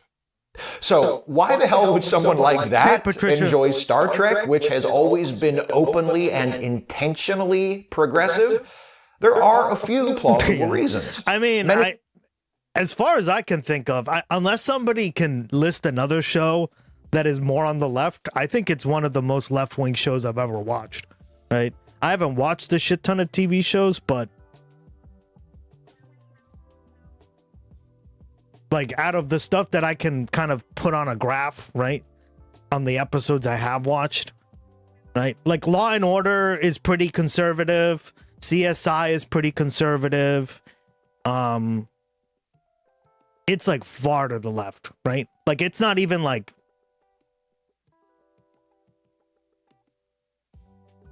it's just way to the left on all these things, right? Conservatives who have commented on my videos claim to enjoy Star Trek purely as an escapist sci-fi action-adventure show. They're either oblivious to its often heavy-handed political messaging, or they willfully ignore it. A-Team is left? Yeah, A-Team is... but I guess like South Park too, but it's not really left-wing, right? It's just kind of... Like all these other shows are just to the left, but they're not like far left-wing, right? Like, I mean far, far left-wing. The Rachel Maddow show? Nope. Democracy Now! It looks like a conservative TV show comparison, right? Or like a news program. Some are so determined to view the show as nothing more than a shallow, silly... Yeah, exactly. I think this is what conservatives... They see like spaceships and they see like fucking people with like little spots on their neck and stuff, and they go like, whoa! Like they're that visually... Like they don't get the dick that's literally hitting them in their face. Lisa Simpson is left. It's often heavy-handed political messaging, or they willfully ignore it. Some are so determined to view the show as nothing more than a shallow, silly outer space romp that they get annoyed with people like me for injecting politics into Star Trek, which, okay, I get that maybe you'd prefer not to focus. South Park is a pretty, it's maybe like center left, but it's not like radical left. Even Mr. Rogers, yeah. On that part of the show because you don't like constantly being told what a dick you are, but nobody has to inject politics into Jersey Shore. Jersey Shore is certainly a right-wing show. Oh my god. They're already in there. Whining over people injecting politics into Star Trek makes as much sense as criticizing that video I made about Worf a while back for injecting Klingons into Star Trek. Like what you like for whatever reason you like it, but just because you don't pay attention to the show doesn't mean the rest of us don't. Yeah, exactly. Like, I never understood that. I never this is the whole reason I started watching it, guys, right? I'm not a Trekkie by any sense of the imagination. Like, I only started watching it because I told you I got into a car accident. I was, my leg was fucked up, and I have like a YouTube channel I watch, and they talk about like political stuff all the time, and they had brought up like Star Trek like episodes a few times, and I was like, what the fuck does Star Trek have to do with it? Right? I always thought of it as like a space thing that you saw, like, right? It was just kind of silly. And then like they started talking about it, and they explained like the episodes that they were trying to make the political point to, and I was like, oh, that does sound kind of interesting. Let me take a look. So I started with DS9, and then, I mean, I think it was like a couple episodes in, and I really started to like it, right? Like I could see what they were talking about. But like you have to pay attention, right? You can't sit there and like turn your brain off. And I think that's what a lot of conservatives are doing. A lot of people do that with television. God, this isn't Jersey Shore, guys. I found the "it's just a silly sci-fi show" thing to be an especially common reason given by those who have enjoyed older Star Trek shows or films but don't like more recent productions, such as the Kelvin Timeline movies or Discovery or Picard. I've gotten numerous comments from people who say they liked Star Trek before it got preachy, or back when the writers didn't feel the need to push their political opinions onto the audience. How did these people not see the political messages in original series episodes like Balance of Terror or A Private Little War, or next-gen episodes like The Measure of a Man or The Outcast? For some, I think they might have missed the political content of older Star Trek because they didn't feel personally called out by it. Star Trek is popular all around the world, but it has always been first and foremost an American show produced for an American audience. That being the case, the heroes are mostly Americans, metaphorically and also literally, with a few notable exceptions like Captain Picard or Scotty, who are established as originating from outside North America and speak with accents. Yeah, that part I always understood, right? That mark them as such. The heroes in Star Trek, especially TOS and TNG era Star Trek, are straightforward, brave, moral. They represent law and virtue and enlightenment. The Federation itself is depicted as an overwhelmingly positive institution. Sure, there's a bad apple every now and then, but fundamentally, the Federation exemplifies benevolent affluence. Its society is open, tolerant, and just. It tries to keep the peace, but when it goes to war, it's always for a good reason, and the enemies are invariably a dire threat to life and liberty in the galaxy. That sounds a lot like how conservatives describe the United States. Yeah. The shining city on a hill, the land of the Except free. we're not, right? Objectively. Like, that's the problem. And the home of the brave. Indispensable. Exceptional. The socio-political problems addressed by Star Trek are usually, and in TOS and the TNG era, nearly always found in societies from outside the Federation. Exactly. That's like one of the rules, right? That I think Gene Roddenberry set, right? He said, like, none of the problems can be within the Federation, right? Or not like systemic problems, because they've already dealt with these problems, right? So they have to be problems like with people that they encounter that are not a part of the Federation, right? And I think that's a good way of kind of demonstrating this concept, right? It's the Cardassians who occupied Bajor, the Romulans who manipulated galactic politics to their own advantage, the Klingons who practiced aggressive militarism. It's those people over there whose religious credulity allowed a con artist to take advantage of them, or who discriminated against people of a particular gender identity. Yeah, remember, this was a great episode. I thought it was really good, where it was basically referencing trans people, right? Like she was born trans, or she was born a woman, and they were like, no, you're not allowed to be a woman in our society. We need to make you into a man, right? And it's like, wait, what? Guys, it was like, it literally hit you over the head, right? How fucking obvious this episode was. Or sexual like orientation. The Mocklins. Yeah, exactly. That's where they took the idea from, right? You could tell they had a lot of inspiration from this. They are transing the space. Yeah, well, that was the point of it, right? This one too, I haven't seen this one. This is from the original series, but it has to do with racism, right? I heard it was a really good episode. I'll have to watch it. Or who hated each other for superficial, arbitrary reasons. Despite their well-earned reputation for bigotry and small-mindedness, I've found that many conservatives are willing, even eager, to support social justice movements so long as those movements operate externally. Women's liberation is fine for Saudi Arabia, just not for us. We don't need it here. It's them over there.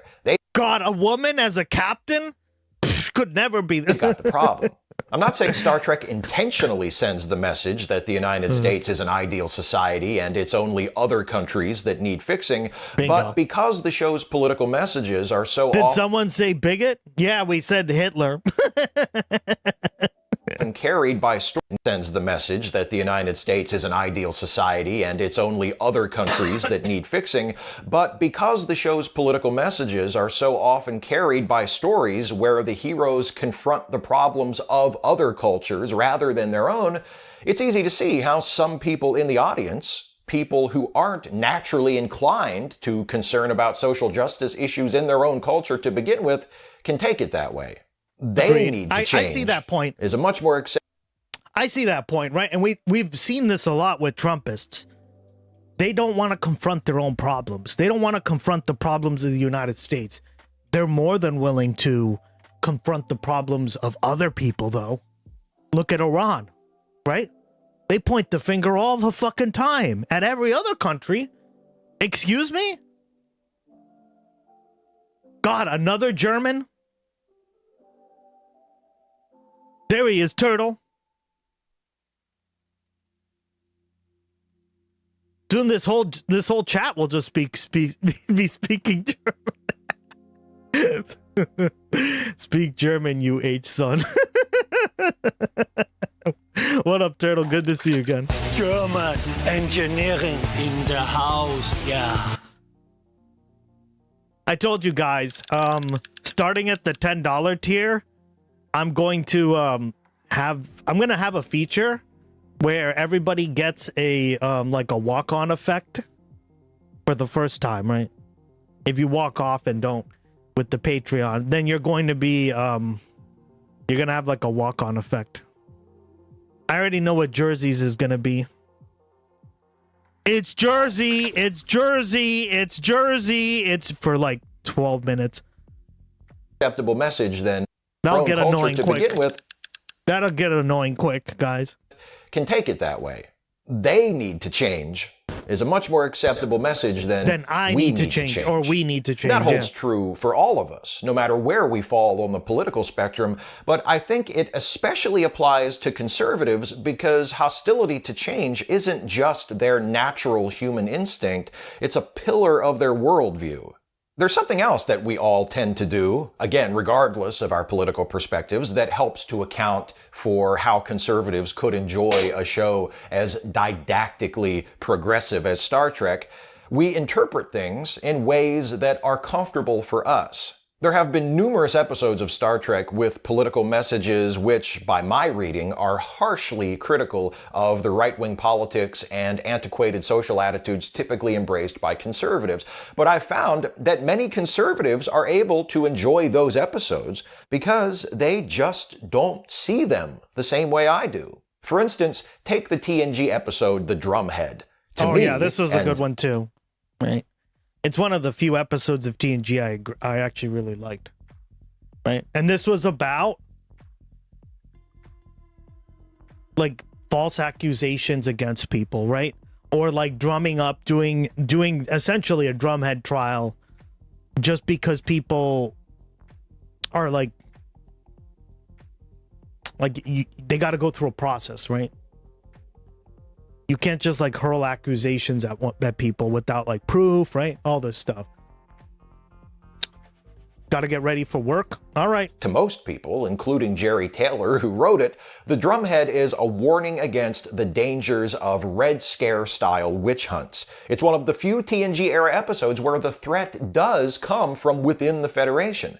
The villain of the piece, Admiral Satie, seeks to discredit and destroy first an otherwise innocent Enterprise crewman who is found to have concealed his Romulan heritage, and then Captain Picard himself, whose only crime was to question Admiral Satie's methods while standing up for the persecuted crewmen.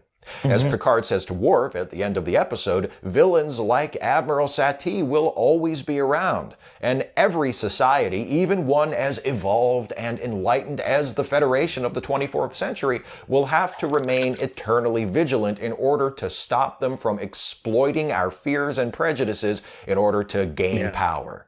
The most dangerous thought we can ever have is... It's a lot like Trump, actually, right? He did exactly what she did. He just did it on like a campaign level, not in a trial, right? He did it. He put up, he harnessed a lot of that paranoia and that angst and he put it to that vitriol, right, towards immigrants, right? Or in Australia, Aborigines, because they're the reasons why we don't have anything. Duh. Yeah, but on Mondays, I sometimes have a 2-hour drive because I'm leaving the partner's house. Oh, okay. Yeah, I was about to say, don't you normally watch us anyway? What would be the point? But I get it. Interesting. It's Monday over there. Angst. Well, angst is like the frustrations of the public, right? That things are not getting done. That things are not. Fear. Yeah, exactly. It's angst is like a certain kind of fear, right? It's a unique kind of thing a crowd feels or a country can feel, right? I'm not paranoid. Everyone is after me. That it couldn't happen here. That's how I read it. However, I've seen conservative Star Trek fans cite Picard's defense of individual liberty during his testimony at Admiral Satie's hearing in order to justify tolerating hate speech. Because, after all, as Picard says in that scene, the first time any man's freedom is trodden on, we're all damaged. Well, clearly he was championing. Yeah, what? Bullshit, conservative. Where's that fucking notion right now with Trump? The cause of deplatforming. Angst is German for fear. Interesting. I didn't know that. Yeah, angst means like a certain kind of fear. It means like almost like a societal fear, right? I mean, it can be used in many ways, but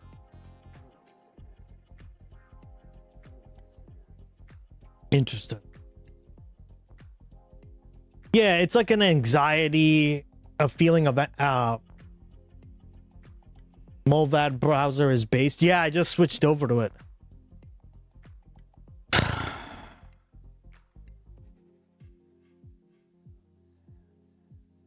Yeah, it's see in English it means almost like a insecurity, which is a form of fear. It's just like a specific. The reason I use that is because Trump did a good job. Unfortunately, I'm not approving of this, right? At taking this apprehension, this insecurity, and this anxiety that people had towards immigrants and elevating it to a new level, right? No. That's what fascists do, right, guys? Formed white supremacists and Islamophobes. When talking about the world and its origins, one must not exclude the Germans like the turtle messiah. German engineering was lauded as some of the best in the world.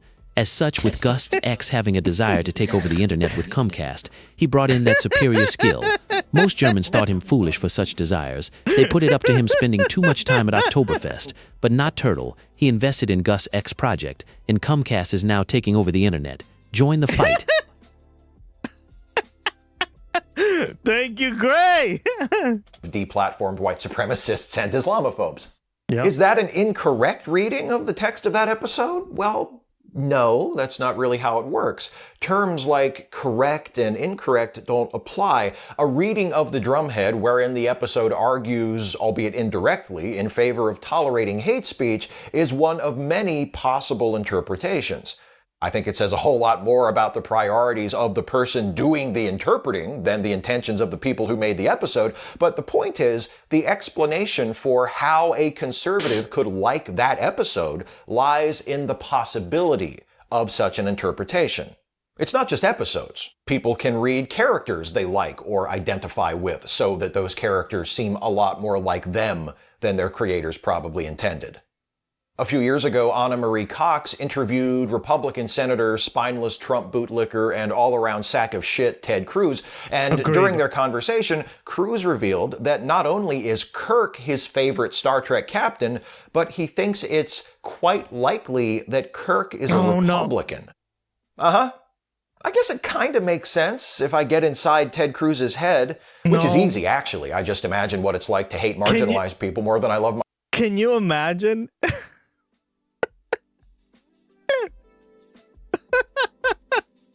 Man, Ted Cruz is such a bitch. Look at this. I remember this photo.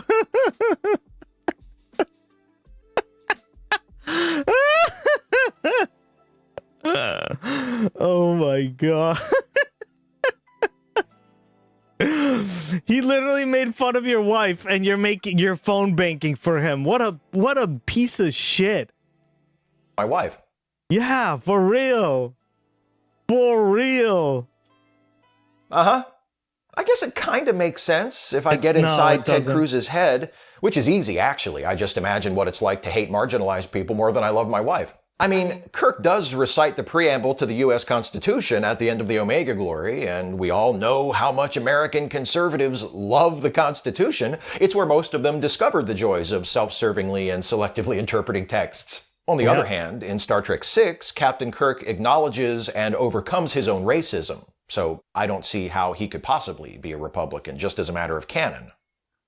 Keep in mind, in that same interview, Cruz also says the original Star Trek pressed for racial equality, but it did so without sermonizing, which, okay, how many goddamn times do I have to cut to stills from Let That Be Your Last Battlefield before you assholes accept that Star Trek the original series was the preachiest show ever?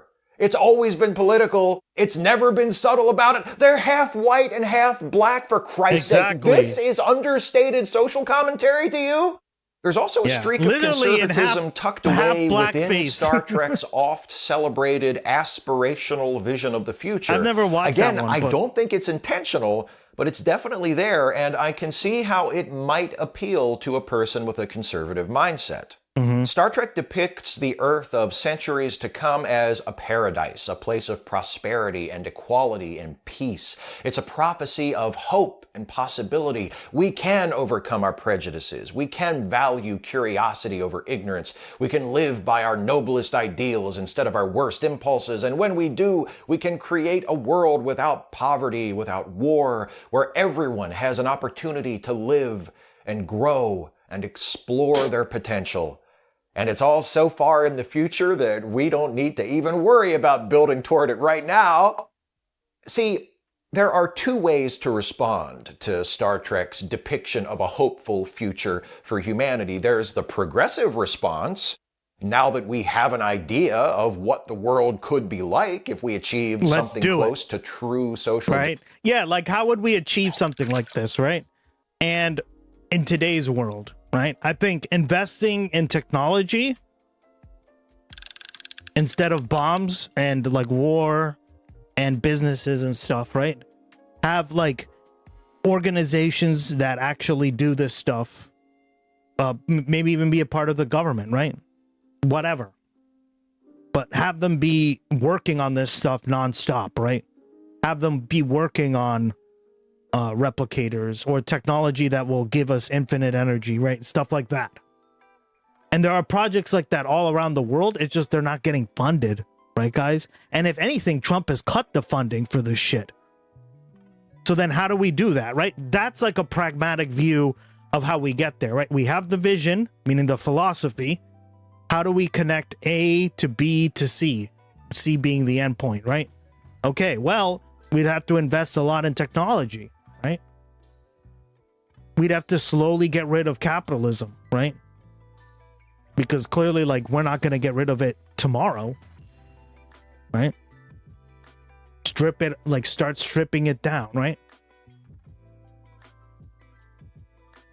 We don't even have the fundamentals down. That's what I'm trying to say.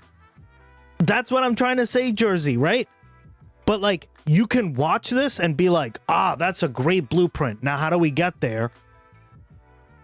But I agree with this assessment. A lot of fucking conservatives view this and they go like, yeah, well, we don't have to worry about it. That's like 100 years in the future. Who cares? But no, like, we need to work towards that, right? Stripping, justice and equality. Damn right. Let's all get to work making that world happen. That's the response the creators of Star Trek were hoping for when they made the show. Gene Roddenberry said so. He said so, But there's also the conservative response. Humanity figures all this stuff out eventually, so just relax. Let's also remember it's very lazy. That's like a very lazy way of thinking, right? And that's what I've noticed about conservatives is that they're very lazy, right? And even people who claim to be on the left, They go like, but that's not gonna happen. Or, yeah, but let's worry about that later. It's always like a hand wave of the fucking problem, right? But like, guys, any sort of policy, any sort of like government action or anything that we've talked about on the stream before requires like a plan, requires like a set of policies, a movement, right? To happen so you can set forth the plan, the vision. I don't get it, right? And again, I've talked to conservatives, I've talked to people on obviously like liberals, I've talked to people on supposedly on the left who just like hand wave this shit, and I'm like, excuse me, what? Democrats aren't living in the present either. Exactly. Nobody's living in the present, technically. Is explicitly established in the film Star Trek First Contact, humanity doesn't really start to get its shit together until after Zefram Cochrane becomes the first human to fly a ship at warp speed, which attracts the attention of the Vulcans. Which means not only is our happy, egalitarian future far enough away that we don't have to start working on it for a while yet, it's just a fantasy anyway. It's all a part of the silly space show. Just enjoy the silly space show that isn't about anything. Hey, I've Kiki! also gotten this from conservative Star Trek fans more times than I can remember. Star Trek shows us what we can accomplish when we stop making everything about race and gender.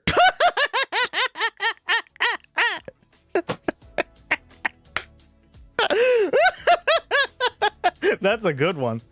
Wow. Jersey!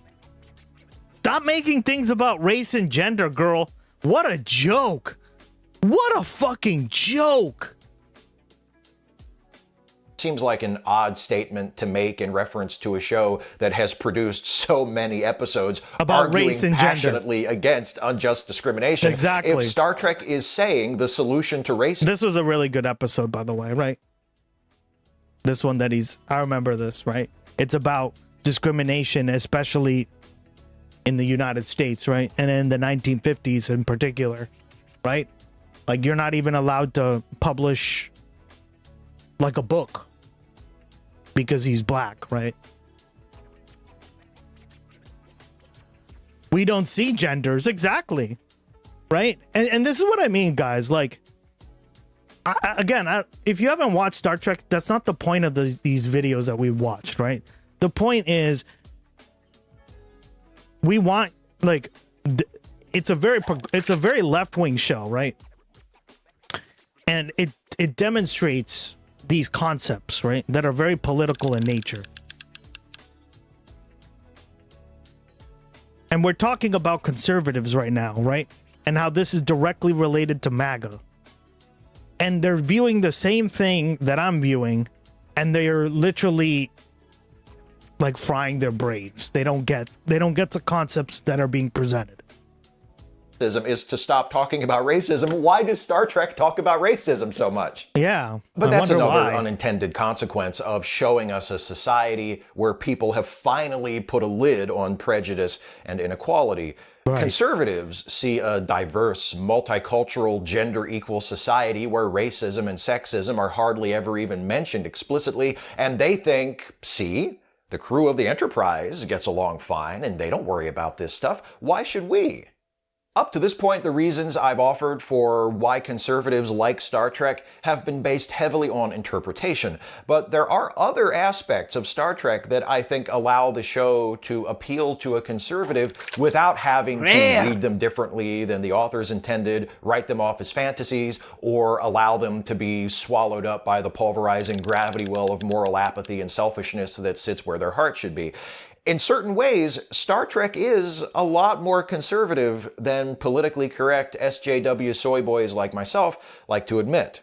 The most conservative thing about Star Trek is probably that it centers, for the most part, on Starfleet, which is a military organization. No, he's wrong. He's wrong here.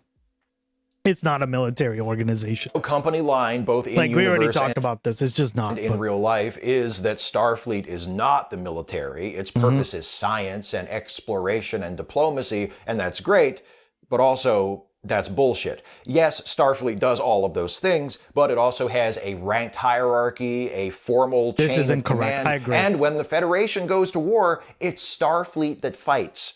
There's no getting around it. It's the Space Navy.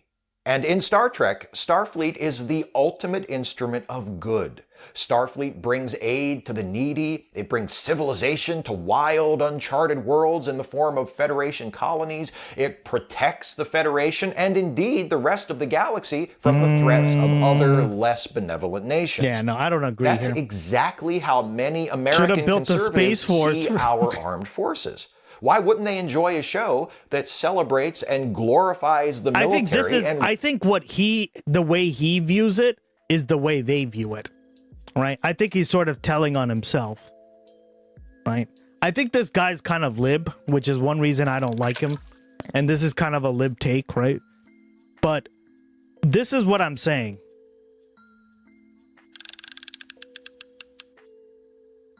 I think he's sort of telling on how like conservatives would view this, right? They view all like the saluting and the stand attention and stuff, and they view it as like all military based, and it's like, no, it's just not that at all, right? Reinforces their view of it as a noble and necessary institution. Exactly. There's also the fact that most Star Trek heroes have been human, and the majority of them have been white, particularly the series leads, while the villains are nearly all... That's not true either, right? Cisco's black. Right? There have been women, obviously. There's a bunch of different characters. Is it good? Always identifiable at a glance as non-human. Klingons have bumpy foreheads and darker skin. Cardassians have visible ridges on their faces. He fails to mention that Cardassians are literally paper white. Right? I remember the first interracial kiss was done on Star Trek. The actress almost didn't do the kiss until MLK Jr. had a talk with the actress. Then the actress went back to the job, filmed the kiss scene. Yeah, I remember that. Michelle Nichols, right? That was the first interracial kiss on American television, guys. Insane, right? You weren't even allowed to do interracial kissing or interracial anything like that. Right? And they did it anyway. Have bony spikes, a rugged reptilian appearance, and darker skin. Are you starting to see? No, they're not dark. They're fucking pale as fuck too. Why this might appeal? See, he's just wrong. Like, what the fuck? People? This guy's an idiot. It's not that Star Trek is intentionally racist, usually, but it does contain certain tropes that people with racist beliefs, biases, or assumptions could find comfort. Shatner is Canadian. He is. In conclusion, if you are why would he vote for MAGA, guys? Conservative who is a Star Trek fan, please don't watch my channel. But before you go, I'm really not trying to... I mean, I don't want to watch your channel, and I'm not conservative at all, so there you go. ...gatekeep the Star Trek fan community. It's not up to me or anyone else to decide who is a real Trekkie and who isn't. If you like Star Trek, then you're a Star Trek fan, and I'm not here to tell you otherwise. I am here to make fun of you, because you have it coming, for being a boulder around the neck of society, and to tell you that your politics suck and are the cause of many of the problems addressed by Star Trek, and represent the antithesis of the intended message of Star Trek. Right. Whatever message you take from it is your business. Please feel free to discuss it somewhere else with someone who is not me. I don't care. So, yeah. There are lots of reasons why conservatives might like Star Trek. I don't think the creators of the various Star Trek series have had appealing to conservatives or validating conservative attitudes in mind very often while producing the shows, but that doesn't matter. We can all watch the exact same show and take a... You've never watched it before? Kiki? Oh. Well, if you want to get into it, I would start with DS9, Deep Space Nine. There's a lot of Star Trek shows. They're basically different versions of it, right? And I think the best one, in my opinion, that is the most political, right, is Deep Space Nine. And then, yeah, I would start with that one. I think that one's aged the best, and it has a lot of really good themes. Yeah. Like when you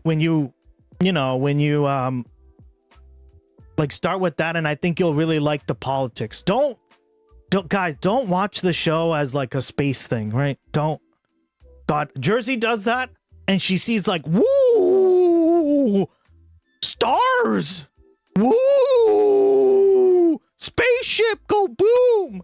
Yeah, no, don't do that. Right? Pay attention to like what's going on, like what they're saying, what they're talking about, right? The politics. There's a lot of politics. There's a lot of diplomacy. There's a lot of like, oh no, we have to like negotiate with this group because if we don't, then this, right? So, and there's a greater message to every single episode, right? I'm just joking. No, Jersey understood it. That could never be me. Way entirely different things. I'm joking, guys. I'm totally fine. She got it. From it. Often, what we take away looks an awful lot like what we brought with us. Yeah. And when you watch it, right, you're going to start to notice like what the ideas of a post-scarcity world are like, Kiki, right? That's why we've been like examining this, right? Because we talk a lot about like what we could live or like how we could live as a world, right? But I think like overall, like there aren't a lot of clear messages. There aren't a lot of examples, right? Of things like this, right? Everybody always either like cites China or something like that, right? But if China or like Russia are our final end form, I think we're like kind of doomed as a society because they have a ton of problems too, right? They have to deal with poverty and all this stuff too. And I think that's like what this show does a really good job about. It shows like how we can get over some of this stuff as a human civilization, as humans in general, right? Not just like as China or Russia or whatever, right? Sorry, I can't type. No worries. But yeah, just start off with DS9. That's a good question, though. All right. Now we're going to listen to a masshole at a town hall meeting. Back to dystopia. You want to check in local Massachusetts politics? Oh, yeah. The Dystopia Republic of Massachusetts. AKA massholes. Sorry, I can't type in chat, so please, so I can remember. Oh, of course. Let me do it. Star Trek.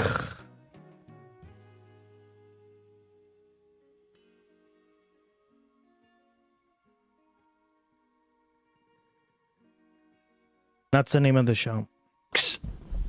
You've heard me say many times before, dawn lights on Marblehead. Marblehead is one of the most eastern parts of Massachusetts, which is one of the most eastern parts of the United States. I mean, the Cape actually goes out probably a little further, but people often speak of, dawn being very of rising over Marblehead, and it was a way to say, hey, somebody gets it. Completely ignoring Acadia, Maine, but yeah. Yeah, there's a lot of like East Coast Shore negation involved in that. Here's a guy named David Modica from Marblehead on Marblehead TV, the cable access. He's at a town meeting talking about the amending of zoning bylaws. Now, of course, I'm sure this is a function of environmental groups that are stopping the multi-zoning of homes. Big environmental groups and all the other groups are probably the ones blocking this. Tedesco, that's like a golf course, yeah?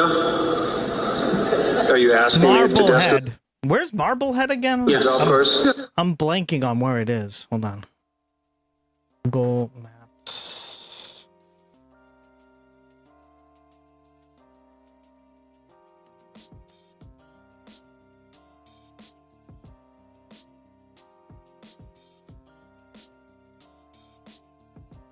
God, I'm blanking on where Marblehead is. I forgot that. Yeah, it's up here in the North Shore. Yeah. I was like, isn't it near Swampscott? Salem? Yep, there it is. Swampscott. Yeah. Marblehead, kid. I'm from Marblehead. Sure, thank you so much. Yeah, no, I think you're gonna really like it. If you like politics in a show, you're gonna really like it, right?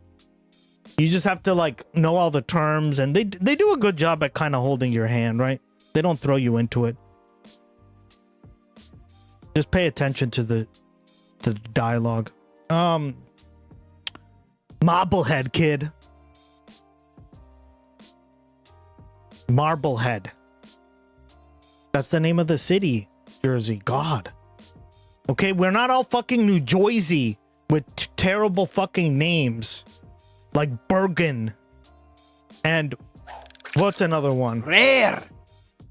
Trenton? What was the fucking name of that random city I went to?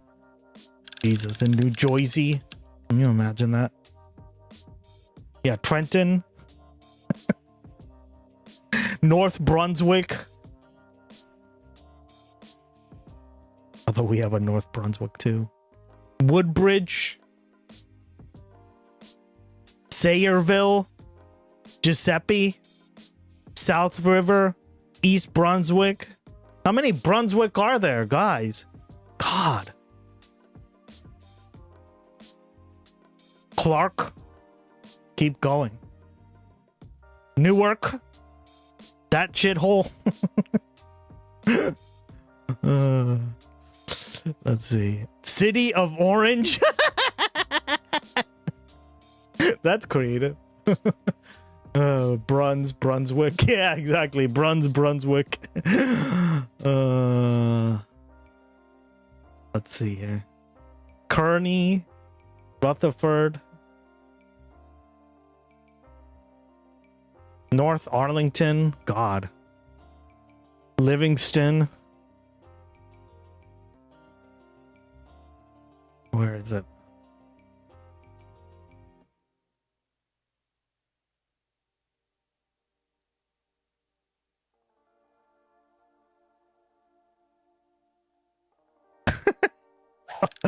Bergden. Norway. Oh, that's why it's called New Bergden, huh?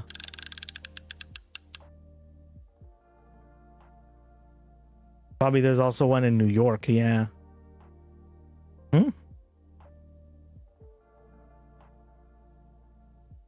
God, New Jersey, what a joke. Can't even get that right.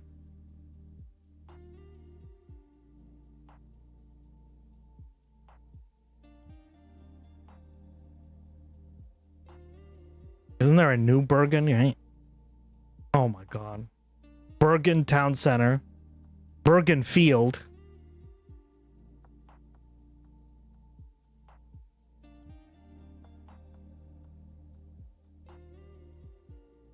Oh, so you're in all the way up north, huh? Damn. Near Yonkers.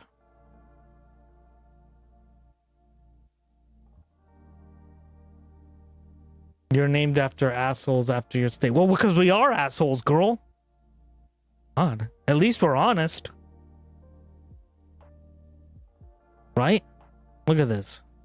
Roxbury, South End, Boston, South Boston. Look at that. Grove Hill, Jamaica Plain. Okay? Suck it.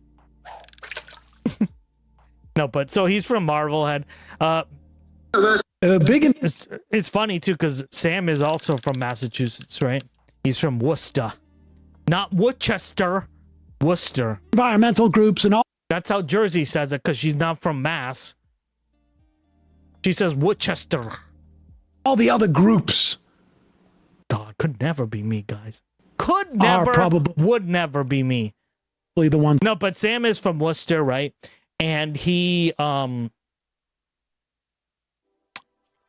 Worcester is a big city in Massachusetts. It's blocking this.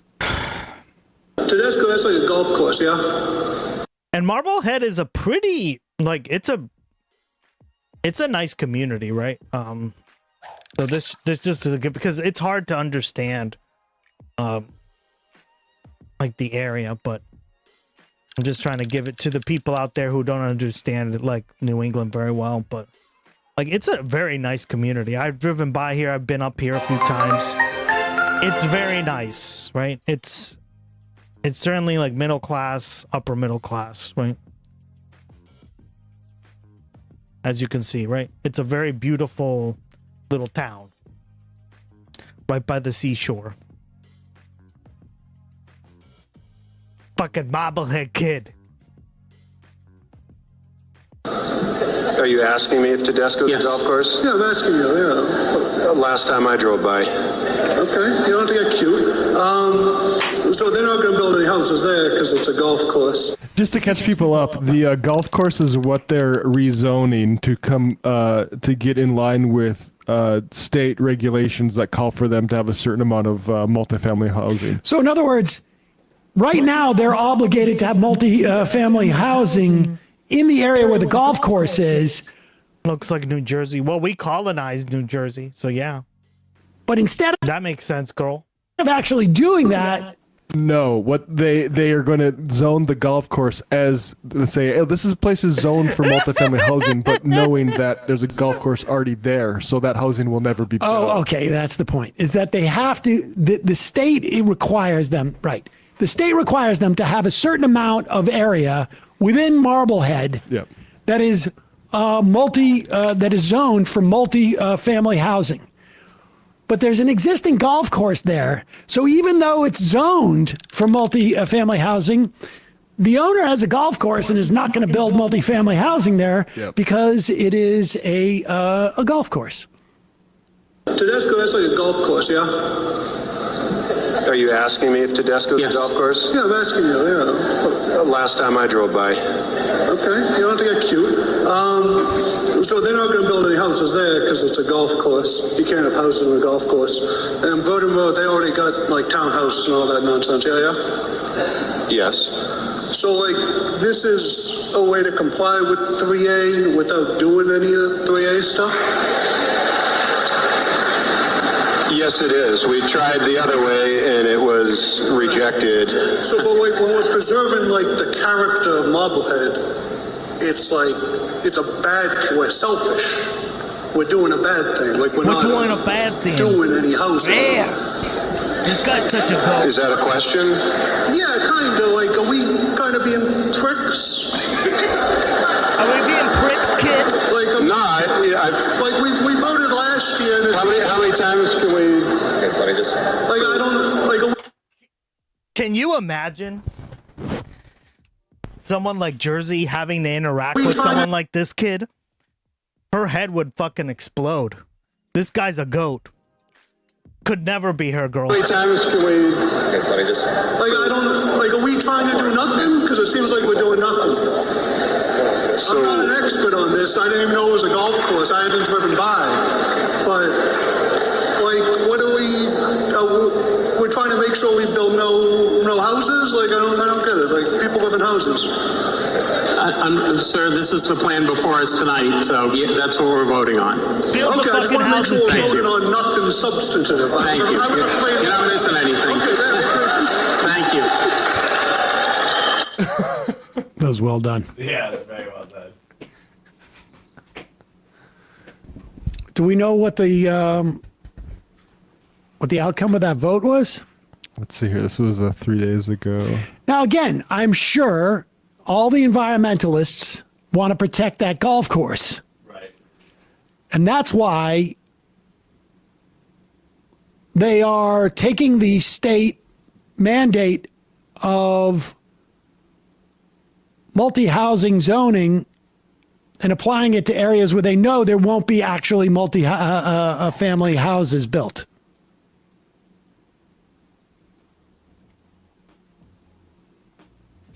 It passed overwhelmingly.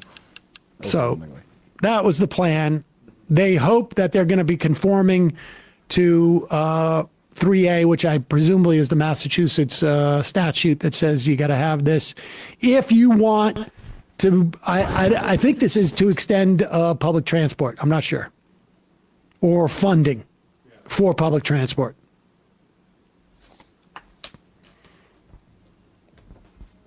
Just another, I mean, it's just an example of like what happens on a local level. I am quite sure there are times where environmentalists are like, hey, this is marshland. You can't build here. Right. Or environmental things are levied to, protect the watershed. Or I'm sure there are environmental reviews that are implemented to, well, we know they are to stop data centers. We know that one story that we had interviewed folks that they were able to stop a data center by, requiring environmental reviews. Some instances, environmental reviews are used by wealthy people to inhibit stuff they don't want in their own yards. But it's a mix.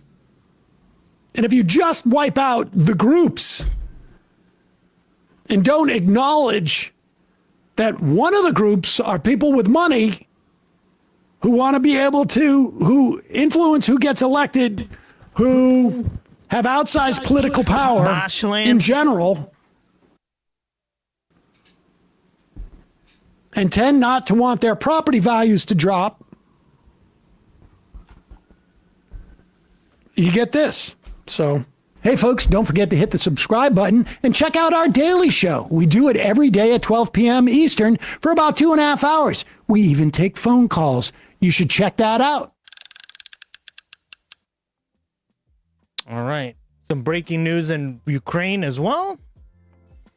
Ukraine has just carried out what looks to be one of the biggest drone attacks on Russia in the war so far, including on Moscow. So as Kyiv's military tactics evolve, ramping up its long-range strikes deep inside Russia, how much pressure is the Kremlin under? Putin has been really making a lot of effort to try and keep the sort of most negative impacts of the war away from people in the urban areas, away from people in the big cities, especially Moscow, to create this illusion that, okay, the war is going on, but everyday life really continues for most people. And the more Ukrainians are able to demonstrate their ability to reach Moscow and Moscow region, the harder that position is for Putin to maintain. That's Russia expert Jenny Mathers. More from her shortly on where this war may be heading. But first, let's have a quick look at what happened in Russia overnight.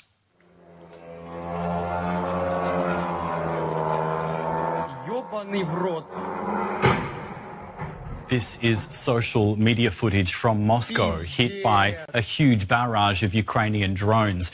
Authorities in the Russian capital said its air defences had shot down more than 550 drones in some 14 regions. They said 3 people had died in Moscow and 1 in the southern Belgorod region, which borders Ukraine. Moscow's mayor said one of the strikes wounded construction workers near an oil and gas refinery and that a number of residential buildings were also damaged. Jenny Mathers is an expert in Russian politics and security, joining us today from Aberystwyth University in Wales. Welcome to you. Tell us, in your view, what's the significance of these strikes today?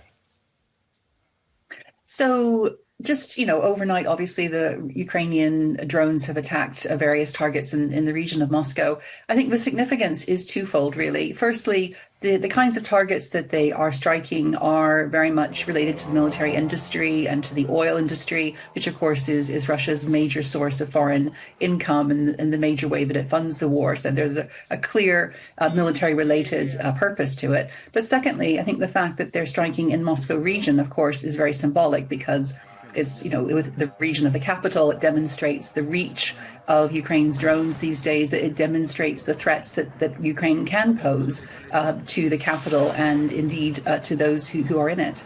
Yeah, tell us a bit more about that. I mean, it's, as you're saying, it does signify something that Moscow was hit in such a large way. Is Ukraine, in a sense, perhaps trying to make the war more visible to the capital and to Russians more broadly? Yeah, absolutely. Because I think up until now, what we've seen largely is that the Russians who are most directly affected. Congrats! Landed the treasure goblin star whale from a golden rift behind the moon. The shoreline kneels. Loggy forgets how to blink. This is lore now.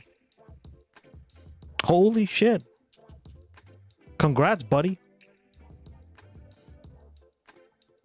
Affected by the war are the ones in more remote areas, more remote regions, who are sending the bulk of the soldiers who are fighting in Ukraine, and of course, suffering the bulk of the losses, both deaths and also serious injuries. But also, they are the ones who are kind of seeing the everyday impact, and those who are living closer to the border with Ukraine are seeing or have been seeing a lot more of these kinds of strikes in their areas.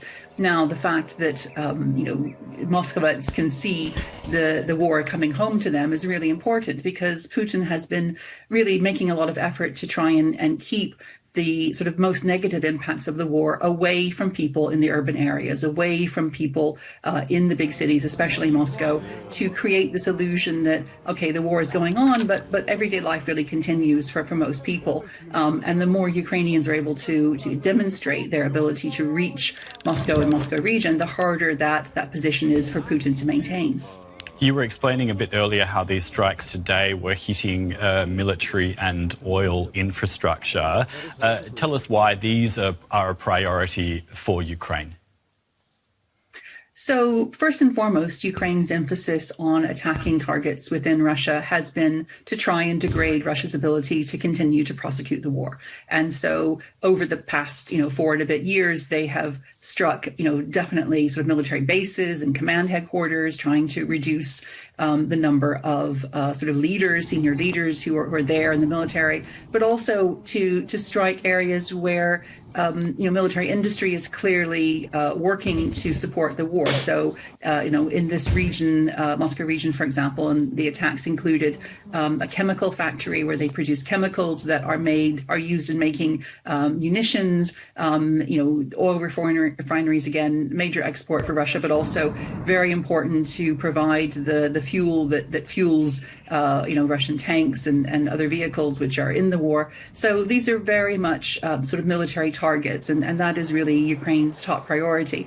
And Ukraine also, of course, wants to create a clear sense of division between the military targets that Ukraine is focusing on and the civilian targets that Russia tends to focus on. Because, of course, preceding the Ukrainian drone strikes overnight, there were more than 24 hours of drone strikes and missile strikes by Russia on Ukrainian cities and civilian targets, which have left a huge sort of a cost in terms of casualties as well as devastation of the infrastructure.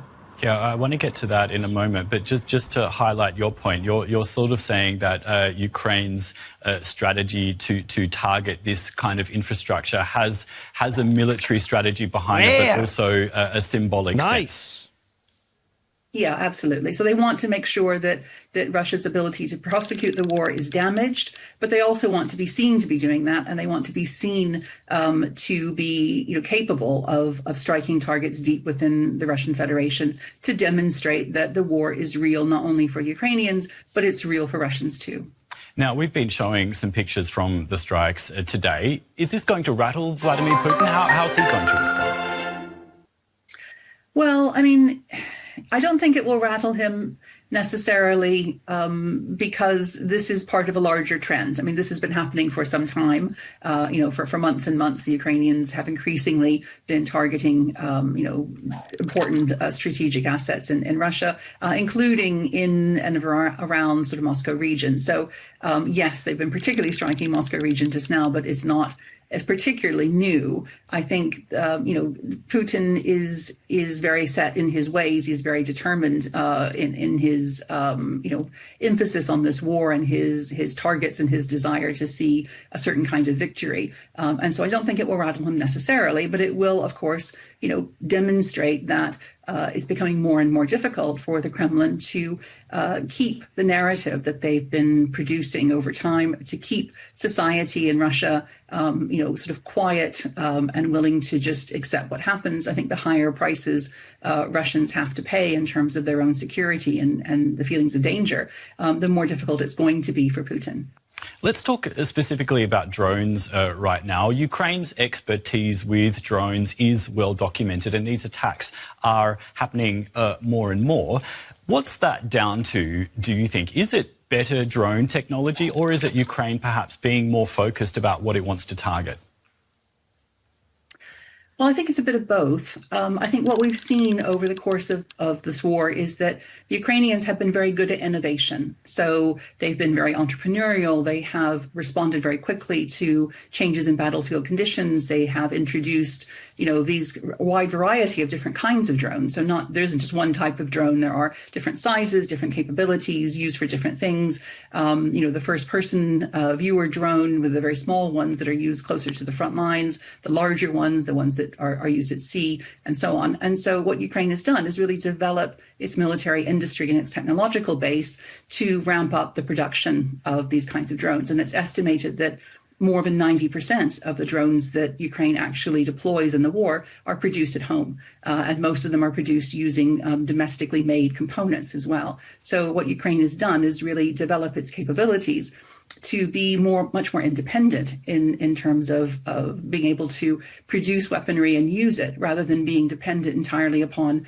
Western imports, which come, of course, often with permissions attached and strings attached. So it's been a capacity issue, I think, an innovation issue to a large extent, and those things have enabled Ukraine to be more diverse, shall we say, in the way that they deploy them and target those weapons. You've just outlined Ukraine's ability to produce drones at scale. How does that compare with Russia's? So Russia has been, in many respects, playing catch up. Because the Russians do adapt to what happens on the battlefield, but they often tend to be responding to what Ukraine does when it comes to innovation. Yeah. And so Russia does have a very large military industry. It is producing a large volume of drones. All right. Feel better, Kristen B. Appreciate you stopping by. Have a good one, girl.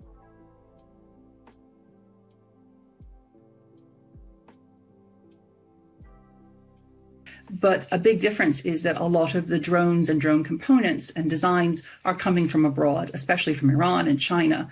Those are two really key suppliers. And Russia also gets Western-made components through third parties trying to go around the sanctions that have been imposed on Russia. So Russia is producing a large volume of drones, undoubtedly, and will continue to do so. But it's much more dependent upon other countries to create those drones by using different kinds of components that come from different places. In light of what you've just said, Russia has been attacking Ukraine, particularly Kyiv, very heavily with drones and missiles this past week. What does that tell you about Russia's ability right now to sustain the pressure that's coming from Ukraine?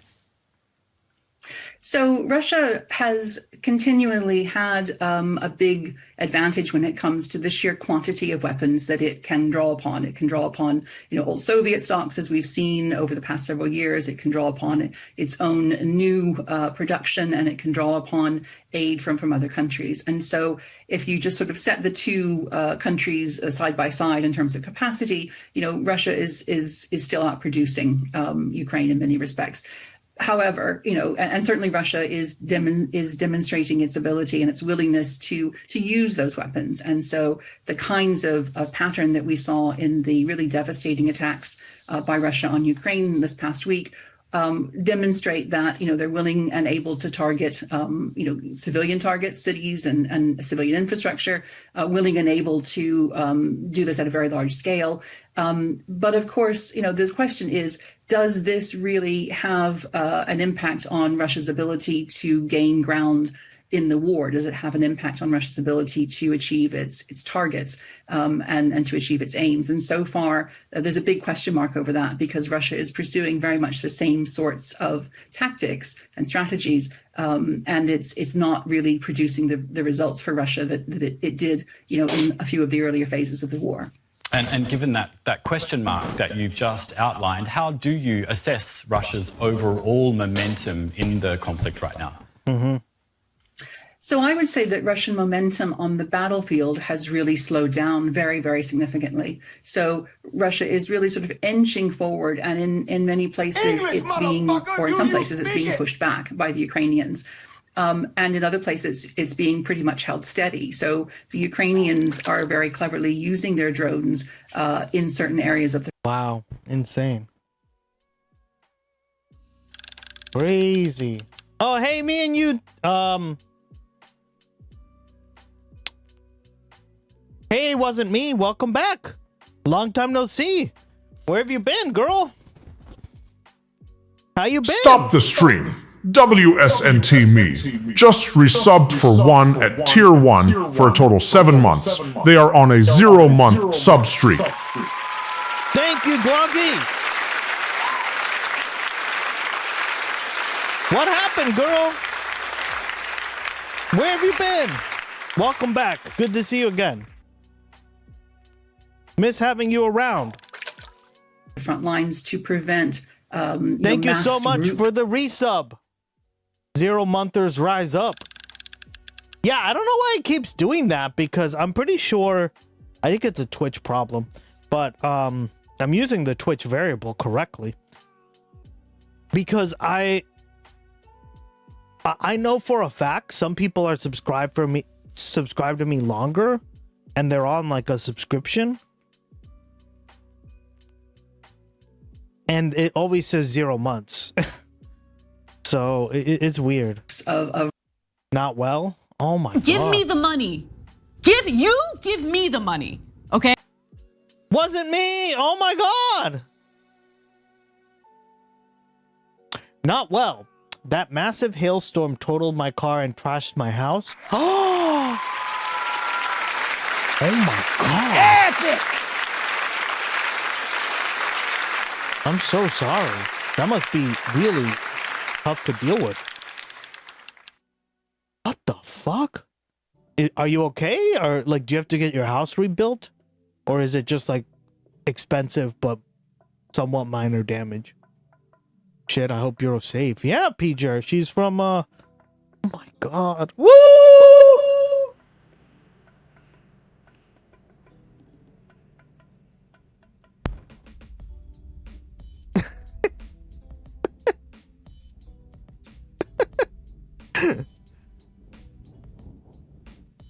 Woo! WSNT me just dropped a tier 1 gifty sub bomb. Everyone take cover. That was so random. Damn, girl, you hit 250 messages. I've never seen that message before. First time. Jersey's first. Jersey's first.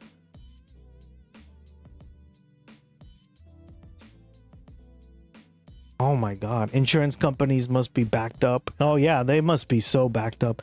Happening in Texas years ago. It sucks. Where do you live? Like in Kansas? Like in that area of the country? Like I know this happens a lot in like the middle part of the country, the Midwest, right? Yeah, the car is a total loss. I have to get a whole new roof replaced. Broken windows destroyed my sidings. Missouri? Oh, okay. From Missouri, the proper way to say it, guys. If you don't say it like that, well, then you're not from Missouri. Clearly. Fuck, that's intense. Oh my God, I'm so sorry. Wasn't me. I was like, hey, what the hell? I haven't seen you in a while, but that makes perfect sense. That sucks. I hope your home gets repaired soon. Yeah. Is it difficult dealing with insurance companies? I bet it is. They always fucking suck. And now your car, right? You have to deal with your car. If that even has like the proper insurance built into it. Yes, it is. Ugh. It's never fun dealing with insurance. That's why we should just fix these problems, right, guys? But we don't do it. No, it's Missouri, not Missouri. I was born here. I know, I'm joking. Some people in Missouri say Missouri. I never understood that. Missouri. That good old Missouri common sense. Russian equipment and tanks and other kinds Unlike New Jersey, that doesn't have any of that. Of military equipment from moving forward. And so the Russians have had to adapt to that by sending, small groups, maybe even in 2s and 3s of soldiers on motorcycles and bicycles and horses and so on to try and get around some of the traps that the Ukrainians have set for them. So the result is that it has really slowed Russian progress on the battlefield. Well, welcome back. I'm glad you're here. I'm sorry to hear about your house. I mean, at least you get to live in it for now, but I mean, some people certainly lose their entire house, right? I guess there's that positivity, right? But it's never fun dealing with insurance companies, whether it's for health, whether it's for damage to your car, whether it's damage to your house, right? Renter's insurance, I imagine, is a scam. Do you have transportation? Yeah, do you have like a way of getting around still, or did they give you a rental? I hope your car is covered, wasn't me? Control. And so, Russia, I think there have been estimates that if Russia were to continue to gain ground on the basis that it has done, it would take it, 100 years to make really significant gains in Ukraine. So Russia's progress has really slowed. Its tactics have not been successful in actually continuing the momentum that it has had at certain points in the war. It doesn't show any signs of really taking all of the Donbass, which has clearly been, Putin's goal for quite some time. Yeah, and what impact are these setbacks having on that plan? Well, so far, it looks as though they're having no impact whatsoever. So, Russia and Putin in particular are very determined and very dogged in their pursuit of their goals that they haven't really changed since the beginning of the mass invasion. And their tactics have changed somewhat, but not very significantly. So they still respond to any sort of setbacks with massive attacks on Ukrainian civilian infrastructure and cities. They are still struggling to make progress on the ground. And yet they don't show any signs of wanting to amend or their goals or wanting to compromise in any way to try and get some kind of a peace deal or even a lengthy ceasefire. And indeed, what we've seen recently is Russia is changing the rules for those who want to become Russian citizens in the breakaway region of Moldova called Transnistria to make it easier for people to get Russian passports. And the assumption is that what's behind this is actually a desire to try and get more people into the Russian military because recruitment is not keeping pace with casualties. They're having a really hard time, maintaining that momentum of keeping the troops flowing through the recruiting offices. And so they're looking for fresh ways of bringing in more people to pursue the war, but pursuing the war in very much the same sorts of ways that they have been. Donald Trump said recently he believes a deal to end the war, which you were just talking about, is close. That's something he's tried to do multiple times in the past, but he hasn't been able to. What are your thoughts on his comments? I think that he is very optimistic, shall we say, when it comes to thinking about the possibilities for a short-term peace. I mean, both Ukraine and Russia show no signs of thinking that, major compromises are on the cards for them. They're both very confident about their ability to continue to pursue the war and to make gains. And so, we're not really in a position where one or both sides thinks that there's no point in pursuing the war any further, that they're not going to get anything. And that is usually the situation that you're in when two sides sit down at the negotiating table and are serious about trying to find an end to the war. We're not there yet, and we're probably not anywhere close to there. But I think Donald Trump really wants to end this war. He wants to get credit for that. And so he talks it up every opportunity that he gets. Dr. Jenny Mathers, expert in Russian politics and security from Aberystwyth University in Wales. Thank you so much for your insights today. Thank you. Now let's hear from you. How significant do you think these drone strikes today are and what their impact on the direction of Russia's war in Ukraine could be? Let us know in the comments, and if you haven't already, don't forget to subscribe. I'm Jared Reid. Thanks for watching.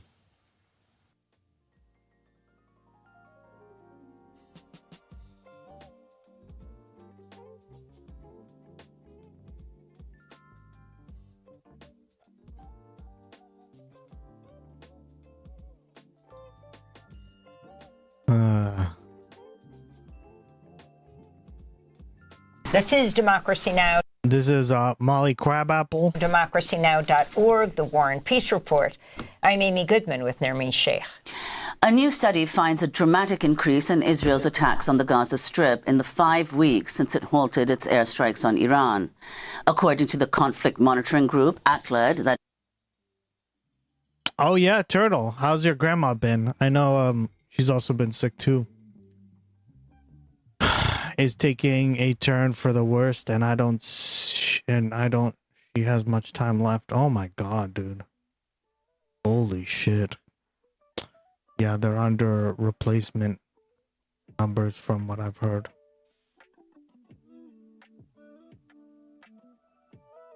I just posted pics and video in Discord. Yeah, let's watch that. Let's see. I want to see what's going on before we get back to it. Oh my god. Jesus. The hell? Rare. Nice.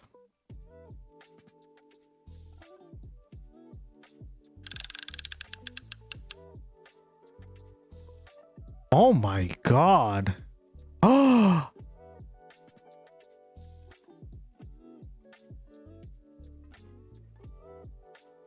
Wow. It dented your car bad. Look at that's like solid steel, guys. Look at this. It's just a bunch of little holes everywhere. Oh my god. Obviously glass is gonna, right? But it does look terrible. Jesus, it went through that solid glass. Holy crap, guys. It's not Superman. No, it's not. Oh my god, look at your roof. That must, yeah, that's what you're talking about, right? It put a skylight in your roof. Epic! Nice! Congrats, Jersey. Holy shit.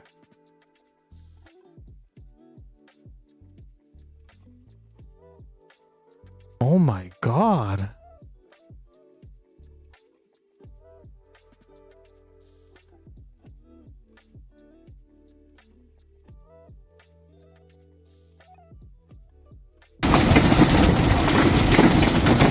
Holy shit!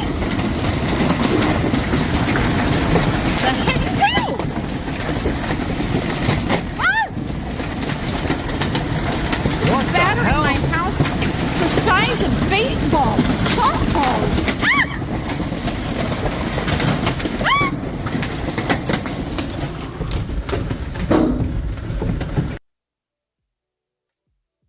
Oh my god.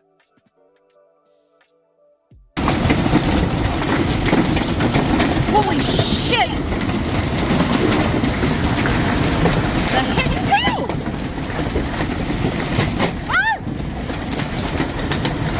It's battering my house the size of baseballs, softballs. Ah!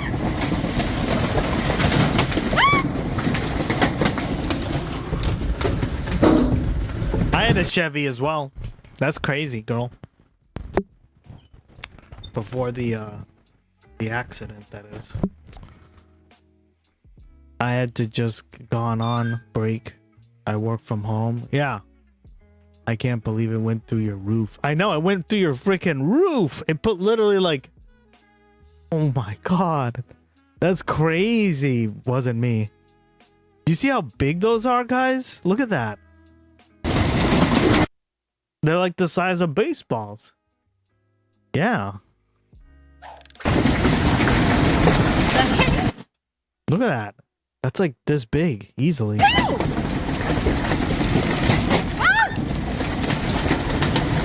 It's battering my house the size of baseballs. What the fuck? Oh my god. Thank you very much for sharing that. That's crazy. And I'm sorry to hear about your grandma. She hasn't made a recovery yet, Turtle. It sounds like she's not doing too well. It sucks when your grandparents like raise you and then you see them die like that. That happened to a friend of mine. I didn't have grandparents like when I was a kid, right? Like they died when I was very, very young. But I could imagine if like she raised you, that would be even harder, right? Because yeah, like they tend to be older, right? So where the fuck is our gloggy love emote? I don't know. Tell Ice Beans to work on it. He fucking stirps instead of working on the fucking emotes, man. Or we need one bad. We need a gloggy love emote. I actually have to do some research. I want to look at like what my favorite like love emote is on Twitch and kind of replicate that one, right? Like get a concept of it. No love here. Yeah, we don't believe in love. Only conservatism. This administration, they had in Germany, we got a hailstorm here too, basically every year, but contained in a few cities and towns. Oh yeah, I mean in the Midwest, hailstorms are much more common, right? We rarely ever get hail here in New England, but we get plenty of other stuff like tons of snow.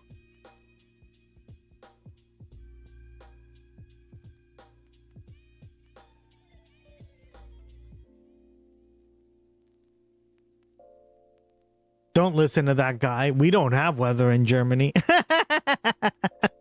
going after people on the street was not working. Is this a quieter and potentially more effective strategy? Again, guys, I understand. Like life throws a lot of shit at you, right? Turtle wasn't me.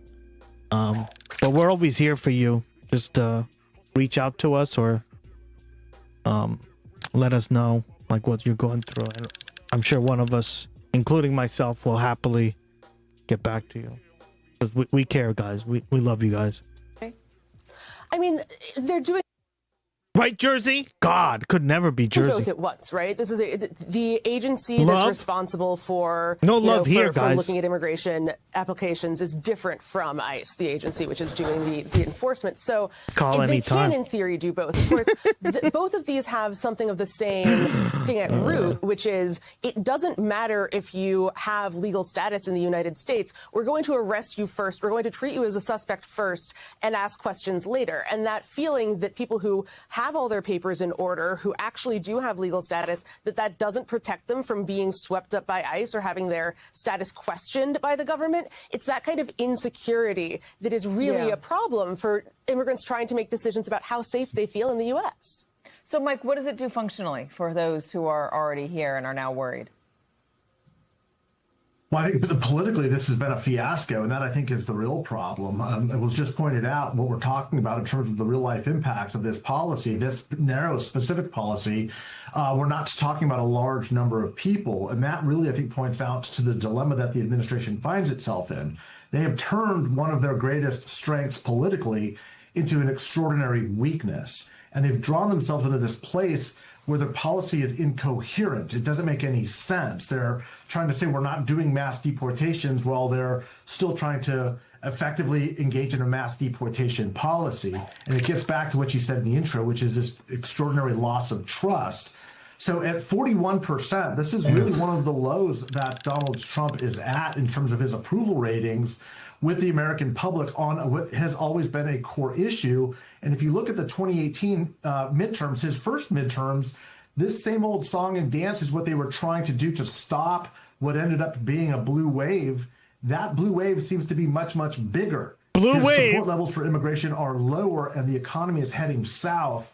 So there's no good way out of this cul-de-sac that they've driven themselves into. It's interesting because in 2018 they were talking about the caravan that was coming over and that was scaring everybody. There's a So I switched over is that to blue? Is that fucking blue? This is fucking blue? So I'm trying Mulvad browser right now, and I really like it, guys. So Mulvad and Brave are the goats.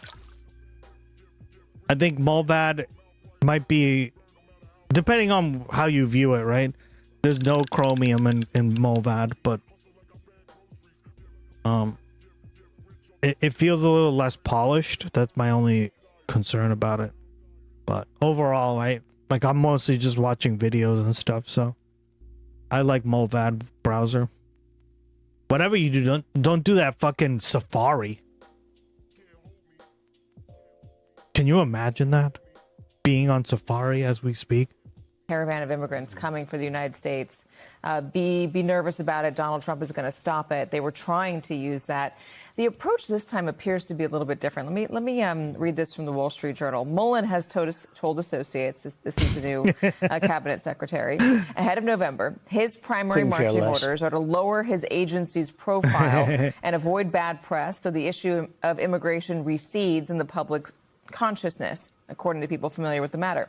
Polls show voter approval of Trump's handling of immigration to have declined, and the president has told advisors that some of the previous team's moves went too far.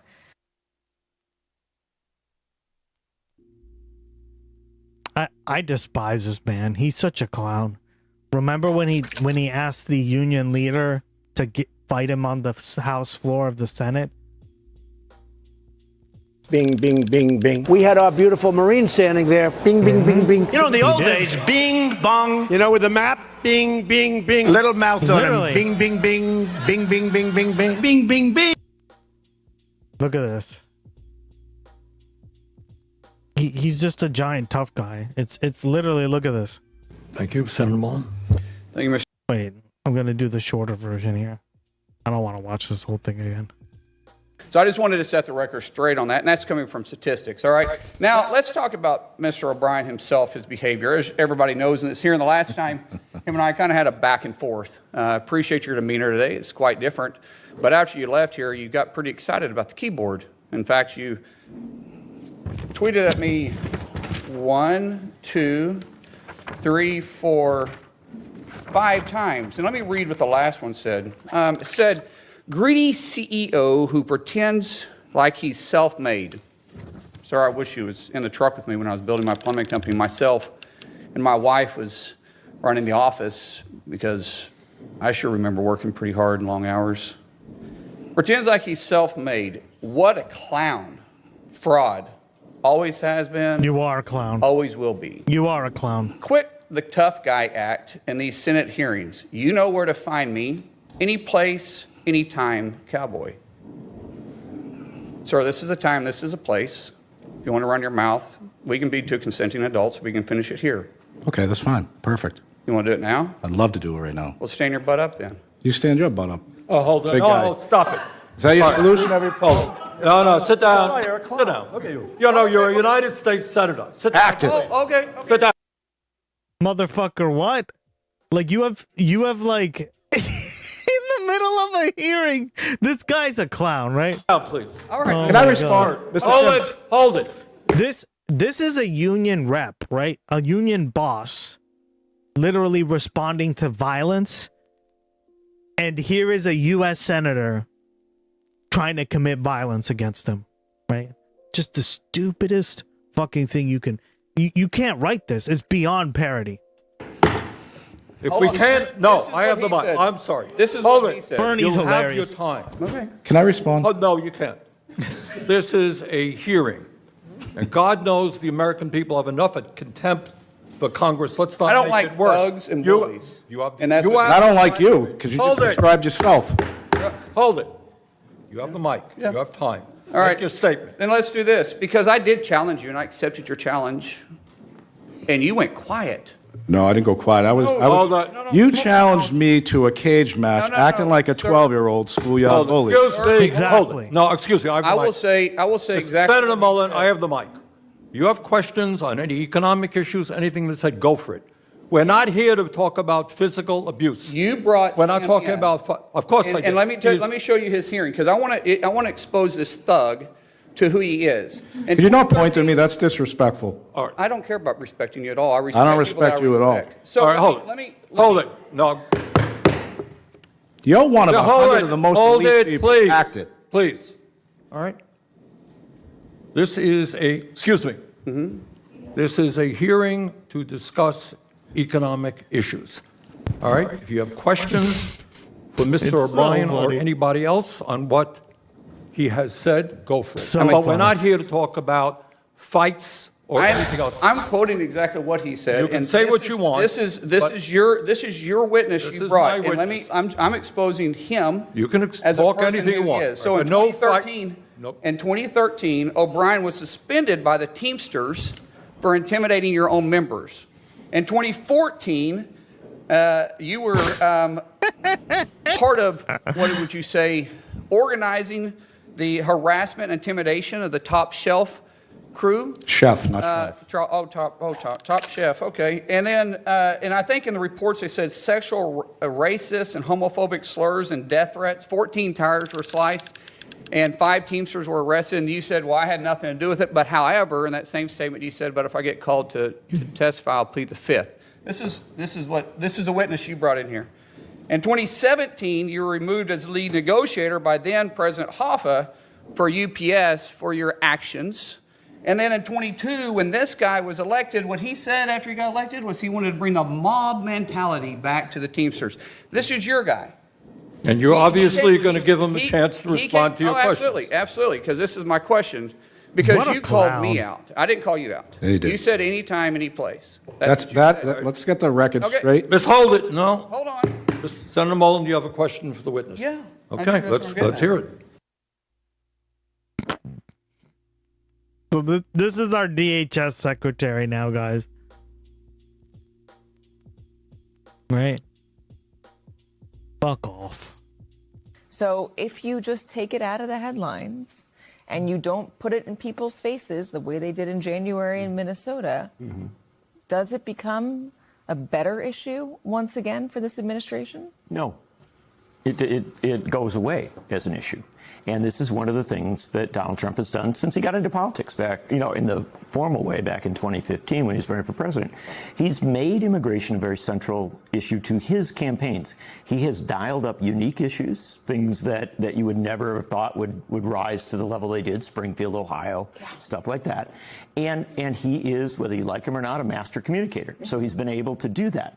Here, if you have his own people and relatively skilled folks saying, yeah, we're going to dial it down, I mean, is he going to be in competition with folks who are trying to take it off the radar while he tries to put it on? The final thing I'll throw in the mix is this, too. In the previous hour, there was a report on farm bankruptcies. And that may seem off radar for this. It's not. Nice. In a lot of rural America, the concern about immigration policy, this sense that it could rise up at some point or become another flashpoint, has become a real challenge for farmers and other folks who do rely quite often on immigrants to help them do their work. And so this is an issue that now people, I think, understand in a deeper sense. And when it rises, it doesn't necessarily help Donald Trump in the same way that it did in the past. So even if he's not saying specifically, I'm going to go after immigrants that might be working in these fields, at these farms, there's still a base level nervousness there that even by approaching it in a big way, they're going to have a harder time doing business? They've had this experience, right? Yeah. There is the question of people... So they don't trust the administration any longer, is what you're saying. They may trust the administration on other issues. These may be very conservative voters. They may be inclined, but I have to go field some phone calls. The destruction doesn't care if it's Sunday. I'll be back. Love ya. Aw, thank you. Appreciate it. Go take care of business for your house. I appreciate you stopping by and letting us know what happened to you. We were wondering. I was wondering. Immigration is not necessarily going to be. Thank you so much. Good to see you again. Hope to see you soon. Drives them, and when you're a president and you're trying to rally your base. And thank you again for the sub. Can't do it without you guys. Love it. In key areas around the country, in a midterm, and you're this far into it, and you're talking about things that are driven toward your base. If your base isn't going to get excited by that, where do you go? How do you make it work for you?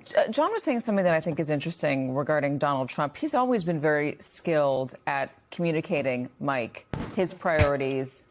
He's been very good at reading the room and knowing what people want to hear. He's been elected twice to the presidency on that, and immigration was one of the main issues.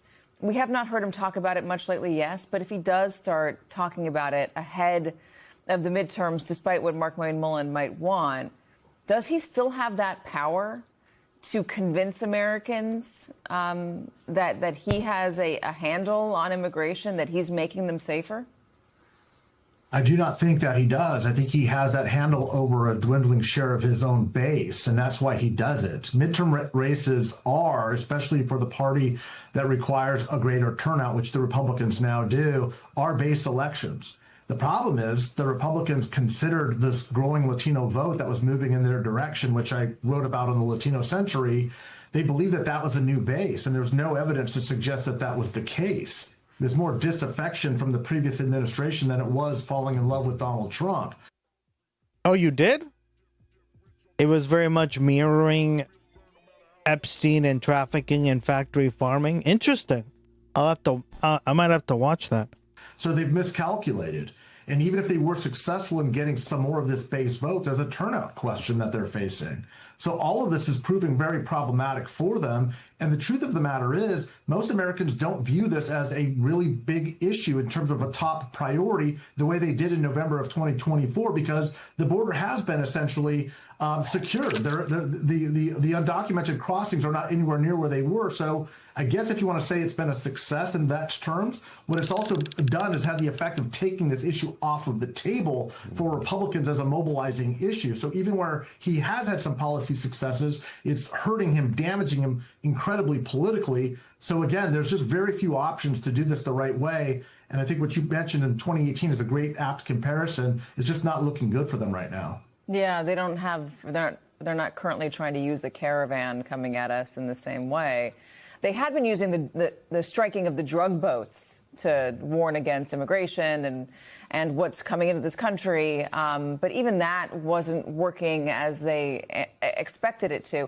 Dara, we're talking about what might happen ahead of the midterms. What about what happens after the midterms in terms of immigration when Donald Trump is no longer running for re-election and Stephen Miller potentially has his last 2 years this close?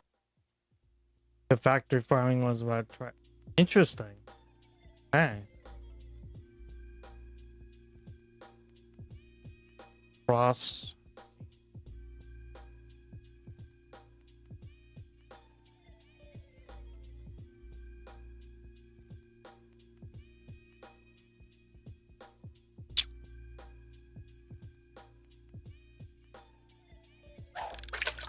Rare.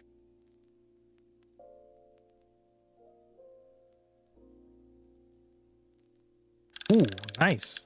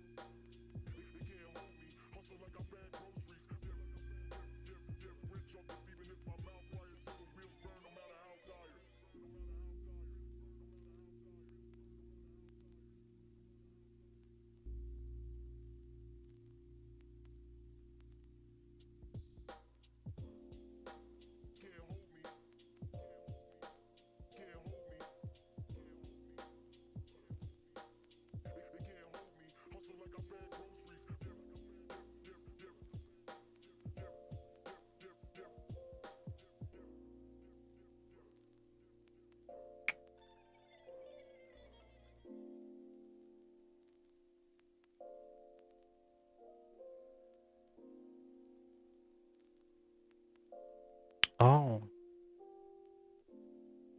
I guess you can watch it on Prime. Yeah, I have Prime, so.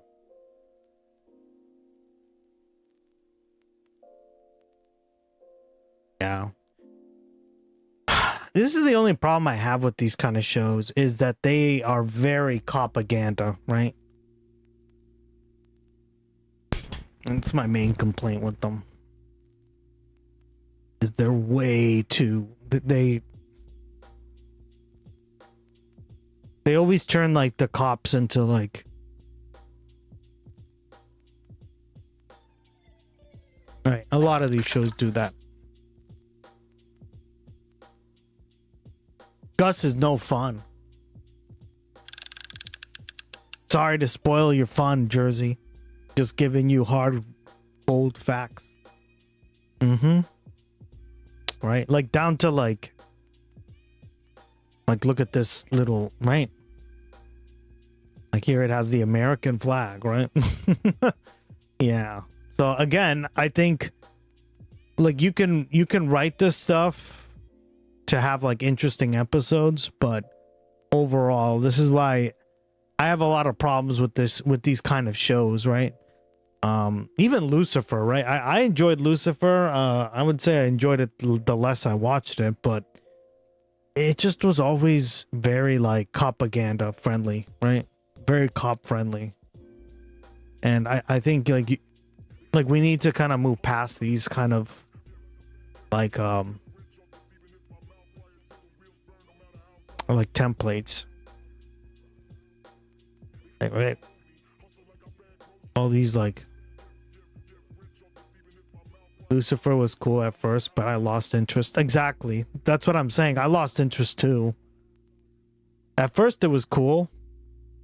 Right? It was kind of interesting because like the concept of it, but it literally was the same thing over and over and over again, right? And murder happens, they gotta find it. Crime happens, they gotta find it. And crime happens, they gotta find it. Crime happens, they gotta find it. Repeat 300 times and you got it, right? And it's to connect Constantine. Yeah.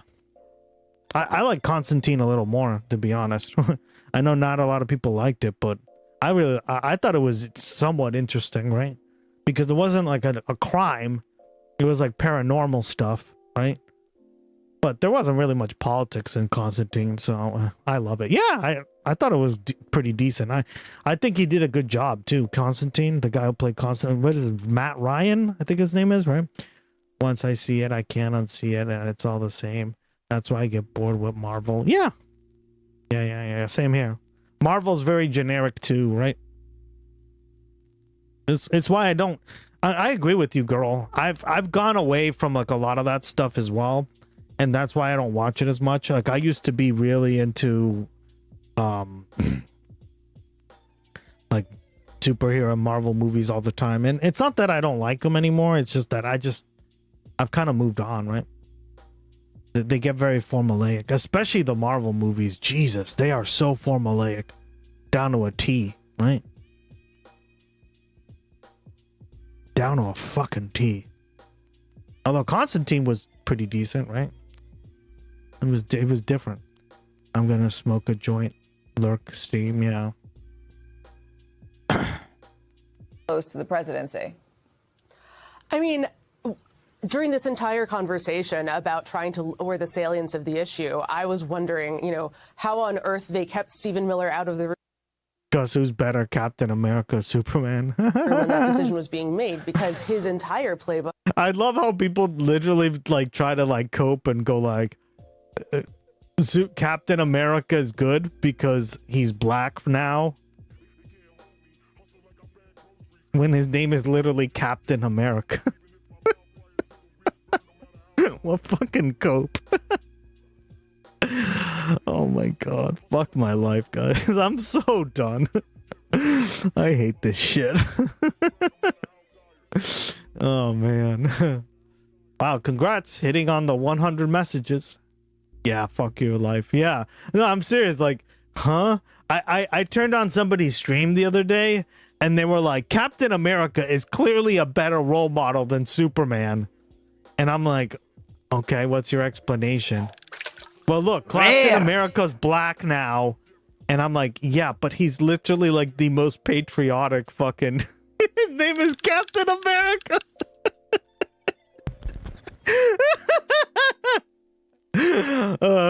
Captain Masshole right here. And Jersey's Captain Jersey. As we've mentioned, is to it's just so funny. Like, it just shows you how, like, it's just window dressing to a lot of people, right? It's kind of sad that people don't, like, they just see, like, a woman as Captain America and they think, amazing. Way better than Superman. There's, like, no fucking... or a black man as Captain America. That's how silly this is, right? Like, it's so pathetic. It's like, oh, fuck my life. How about Blitzmensch? Yeah. Captain Planet? Yeah, for real. Ugh. I turned on somebody's stream, I forget who it was, and they were talking about that, and I just laughed my fucking ass off. I was just like, okay, this is why I turn off Twitch, right? This is why I don't watch Twitch. Every time I go on, I'm like, oh my god, guys, what am I doing here? You're wrong and briefly rude. Oh man. No, I'm serious. Like the person they were watching literally was saying, like, Captain America is less problematic than Superman, and it's like, I don't know. I think the guy who literally has the name of the country in the fucking name, in his hero name, and has like a costume with the Star-Spangled Banner on it, like the stars and stripes and all that, the flag, right? I think that might be a little more problematic than an alien coming from outer space. Yeah, there's irony in this. It's sad, right? It's really pathetic. Oh god. I mean, literally, that was their argument, and I just was like, what? Like, even if you're examining that argument realistically, right? Like, I just can't imagine that being the case, right? Yeah, for real. By your powers combined, I am Captain Planet. Captain Planet, he's our hero. Gonna take pollution down to zero. He's our powers magnified, and he's fighting on the planet. I remember this show used to be really lame too. I just remember turning it on as a kid, and I was like, yeah, I like that, like, they're fighting pollution and shit, but boy, is it lame as shit. I remember this. Same here, yeah. Gonna take pollution down to zero. Gonna help him put us under. Like, I never got into it as a kid, right? Bad guys who like to loot and plunder. You'll pay for this, Captain Planet. We're the Planeteers. You can be one too. Cause saving our planet is the thing to do. Looting and polluting is not the way. Yeah, like, that part I always liked about it, right? I was like, I get what they're trying to do. It's just too corny, right? What Captain Planet has to say. The power is yours. Yeah, exactly. And me too, right? He was way too lame, right? Especially when, like, this was the era where they were showing, like, Batman the Animated Series, right? And that show was dark. Like, it had adult themes, and it was in a kid's show, right? Like, if anyone's ever watched that, you're like, this looks like fucking Mr. Rogers compared to a porno, right?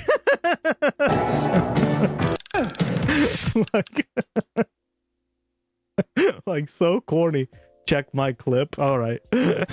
Like, it's like comparing a porno to Mr. Rogers.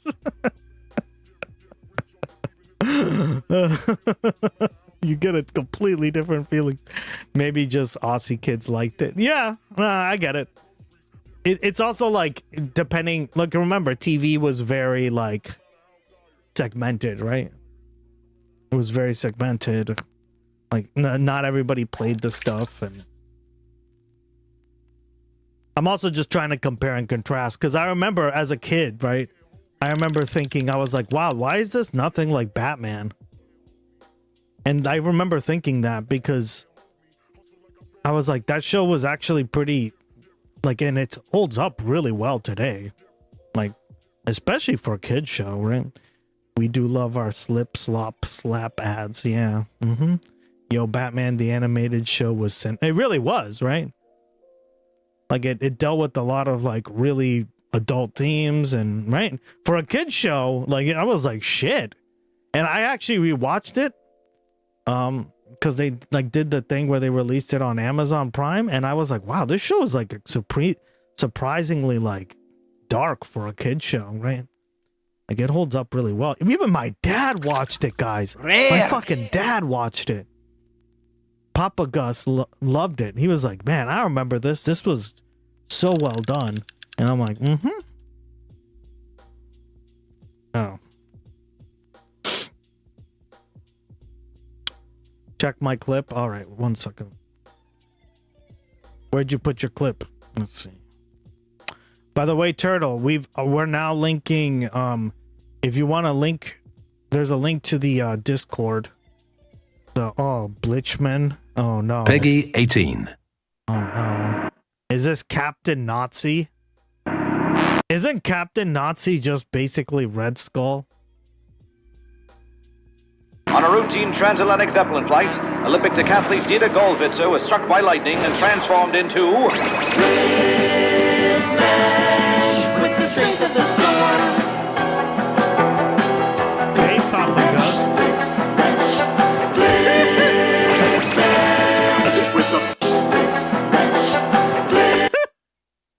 I love how the Americans... It's a giant pilgrim. With the power of thunder.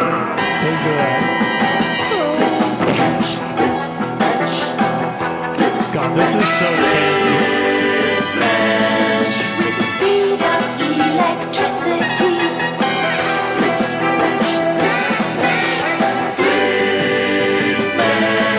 From Uberman to Uber Hero, he's the one who bad guys hero, using his mind to win every fight.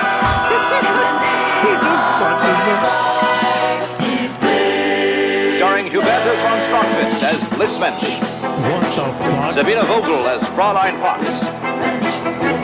And this week's enemy, special guest star Franz Lutold Sonnenschein as the Illegal Eagle. The Illegal Eagle? I got kids on the way, and I'll be damned if I'm gonna raise them in a world run by these Nazi assholes. That was from Wolfenstein. Oh, I've never played Wolfenstein, so...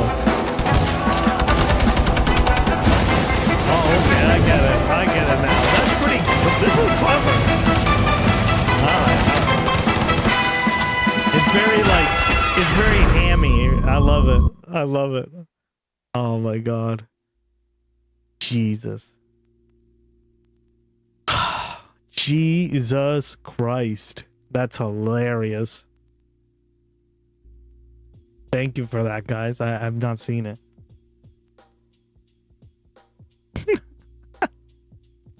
Here's some more dark Australian stuff. Yeah.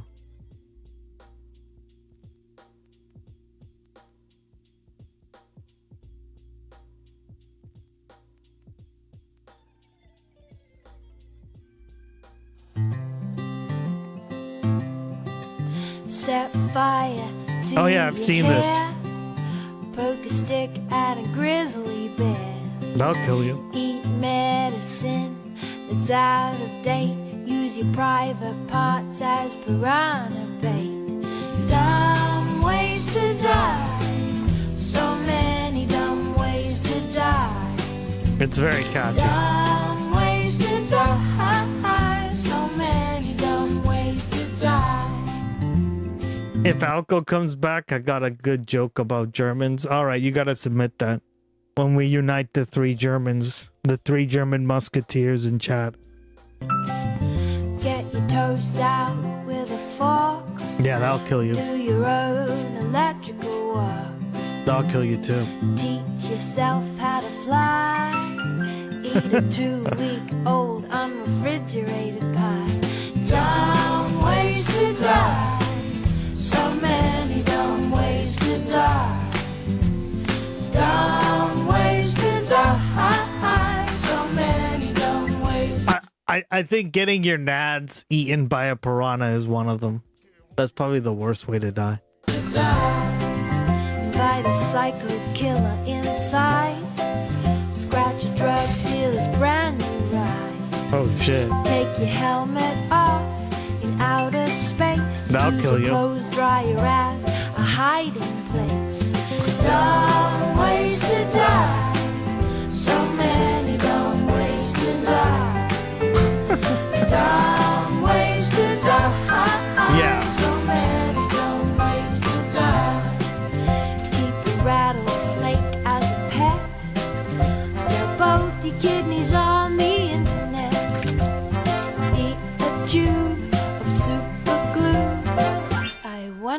What's this red button do? Dumb ways to die. So many dumb ways to die. Dumb ways to die. So many dumb ways to die. Yep. Dress up like a moose during hunting season. Disturb a nest of wasps for no good reason. Yeah, don't do that. Stand on the edge of a train station platform. Drive around the boom gates at a level crossing. Run across the tracks between the platforms. They may not rhyme, but they're quite possibly dumbest ways to die. Dumbest ways to die. Dumbest ways to die. So many dumb ways to die. Damn right. Be safe around trains. A message from Metro. Amazing. Are the Darwin Awards still a thing? I don't know. Conflict location and event data, Israel carried out 35% more attacks on Gaza in April than it did in March. According to the Gaza's health ministry, 120 Palestinians, including 13 children, have been killed since April 8th. All the attacks came despite a U.S. brokered ceasefire agreement that was supposed to have taken effect in October. This is Faiza al-Ajrami, a displaced Palestinian living in a tent in Gaza City. The war has not stopped yet. The war has not stopped in order for me to worry that it will return. The war is ongoing. The bombing continues, and every day we hear that there are martyrs here and there. There is grave danger everywhere. Every moment we are expecting a missile to fall on us, on my son or daughter. We are scared. Israeli forces continue to occupy more than half of Gaza, forcing over 2 million people to crowd into a thinner sliver of land along the coast.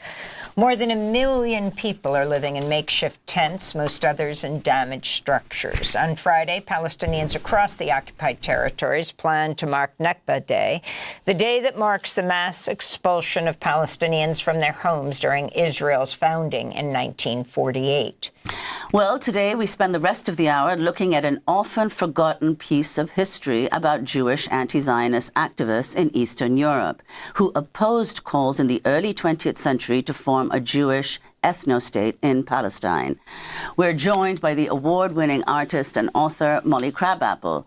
Her new book is titled Here Where We Live Is Our Country, The Story of the Jewish Bund. The Guardian praised the book, saying the relevance of her material for our present moment is impossible to ignore. Molly Crabapple is an award-winning artist and author. Thank you, Molly, so much for coming into the studio to talk to us. First of all, congratulations on the spectacular book. If you could just begin by explaining the title of the book, Here Where We Live Is Our Country, The Story of the Jewish Bund. I'm so honored to be here and to be talking with you guys about my new book. Here Where We Live Is Our Country is a slogan from a Bundist campaign poster in 1918. And I chose it because it encompasses this value that the Bund always held, the value of Dokheit, here-ness. I like trains too. Probably the most anti-Semitic place on earth in 1897. The Bund built their philosophy on the defiant insistence that Eastern Europe was their home and they had a right to live in freedom and dignity and have a beautiful, flourishing life We there. know. And they also rejected from the very start calls to create a Jewish ethno-state in Palestine. Why? I like The turtles. reasons they evolved as Zionism evolved, but there were two major ones. The first was that they felt that Zionism was a capitulation to the same bigots that wanted to kick Jews out of Europe. At a time when all of these governments were saying that Jews were swarthy. I agree, right? Why would you leave when something like that happened to you? Wouldn't the correct thing to do is to start over and show that this shit isn't going to actually work? Oriental Like, I actually really see that, right? I really see this point of view. Foreigners that ought to get the hell out to somewhere else. For Bundists, Zionists seem to agree. But after the Balfour Declaration gave Zionism the backing of the British Empire and the British Empire's bayonets, the Bundists opposed Zionism for another reason. They thought it was the handmaiden of imperialism. And Bundists scrupulously reported the brutality that has always marked Zionism, the expropriation of Palestinian land, the brutal evictions of Palestinian farmers, and the collaboration hand in hand with the British occupation. And Molly, as you just mentioned, that Tsarist Russia was perhaps the least welcoming place for the Jews of Eastern Europe, and that's the year that the Bund was it was the location where the Bund was created, and it was the year 1897, which is the same year that Theodor Herzl launched the World Zionist Organization. So, if you could talk about this, the coincidence of these two organizations, and also what gave rise to the two in that historical moment and place. It is a great irony of history that 1897, the same year as 13 young Marxist troublemakers were gathering in a safe house attic in Vilna, Theodor Herzl was in Vilna, Lithuania. In Vilna, Lithuania, then part of the Tsarist Empire. That same year, Theodor Herzl was launching the Zionist Congress at a ritzy casino in Switzerland. Guys, this is how people in New Jersey dress like. And the two groups hated each other from the start. But let's talk about Herzl. Herzl came from a very different background than the Bundists did. He was not a citizen of the decrepit Tsarist Empire. Instead, he was a citizen of the Habsburg Empire, which was much more liberal. He came from Vienna, and he loved Vienna. All he actually wanted to do was assimilate, and in fact, he even joked that maybe Jews should just convert to Christianity. But it was covering the Dreyfus trial in France when an obviously innocent French military officer named Alfred Dreyfus was banged up on fake charges of spying and then shipped up to Devil's Island. Damn right, girl. And then there were huge anti-Jewish riots all over France. This experience of covering the Dreyfus trial as a journalist marked Herzl profoundly. And it convinced him that Europe was just racist at its core, and that as long as Jews didn't have a state of their own, they would always be at the mercy of European racism. And he would spend the next years of his life meeting with every single despot and autocrat that he could to try to acquire some land in order to create this Jewish state. I went to Vilna with my mother and my brother, and a partisan took us into the woods, a woman partisan. And I'm wondering if you can talk about who the Jewish partisans were. It's a story that's not very well known, how they were connected to the Bund, and what the Bund at the time, since they weren't supporting the State of Israel, was calling for. When the Nazis invaded Poland in 1939, the Bund was the most popular Jewish political party in the country. They had swept the Polish elections. They were the majority of Jewish seats in basically every major city in the country. And they were able to keep their underground going throughout the Nazi occupation. And the underground meant many things. On one hand, it meant partisans, but it also meant saving kids, having underground soup kitchens, smuggling newspapers all over the country. A young Bundist named Zalman Friedrich actually went undercover as a Polish railway worker and exposed the truth of the Treblinka death camp to the world. Now, who were the partisans? The partisans were young Jews, usually either Bundists, left-wing Zionists, or communists, who were able to escape to the woods, get weapons somehow, often from like the black market, occasionally from Red Army detachments, and to fight until the end of the war. And it was actually Jewish partisans who worked with the Red Army to liberate Vilna from the Nazis. Well, let's just go to some context. as you point out in the book, this history, the history of the Bund, has been almost entirely erased. How did you unearth this history and speak specifically about your great-grandfather? Well, I grew up obsessed with my great-grandfather, Sam Rothbard.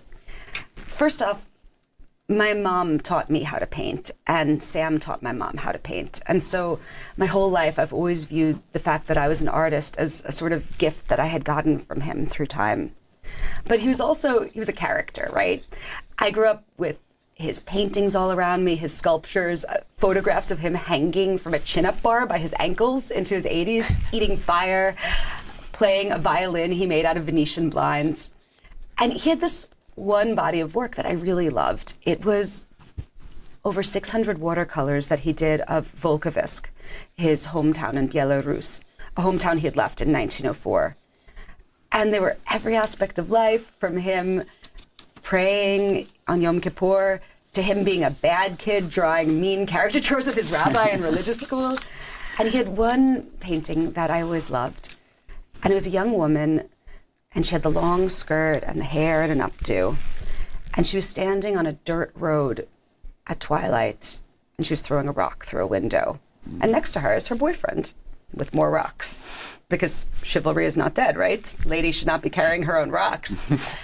And it was titled Itka the Bundist. And this drawing was so different than how I imagined a young Jewish woman would live in turn-of-the-century Tsarist Russia, that I thought the key to why Itka was so different had to be in that word, Bundist. And that was how I came across the Bund, through my great-grandfather's drawings. And I explored the Bund more in 2018 when I wrote an article for the New York Review of Books, which has been the most viral article I've ever written in my life, that told the Bund story from, its birth in the Tsarist Empire through its role in the Russian Revolution, interwar Poland, to its ultimate destruction in the Holocaust.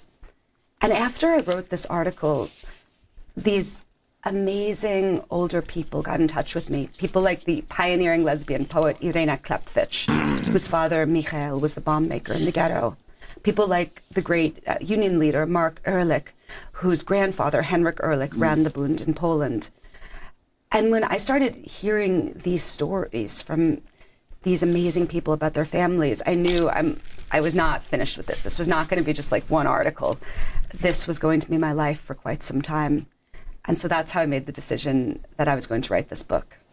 And talk more about going from the Bund and its role in the Warsaw Ghetto Uprising, which is so often ignored, to the anti-Zionist movement in the United States. I mean, you are telling a story, you're uncovering a story through your own family that leads right to your, to say the least, marvelous illustrations. You've won 2 Emmys for your illustrations and your writing, and how your grandfather and great-grandfather influenced you, both in your politics and your artistry. Thank you. I mean, even though Sam died before I was born, I feel like he's someone who shaped my entire life. Not just the fact that he was a painter, not just the fact that being surrounded by paintings gave me permission to dream of being an artist. It was that Sam was a nonconformist in his bones, and he was a leftist. He was someone at a time when intermarriage was kind of taboo, who welcomed my Puerto Rican father. He was someone who believed that everyone was created equal, even if he thought that artists were a little bit above. And I feel myself shaped by him.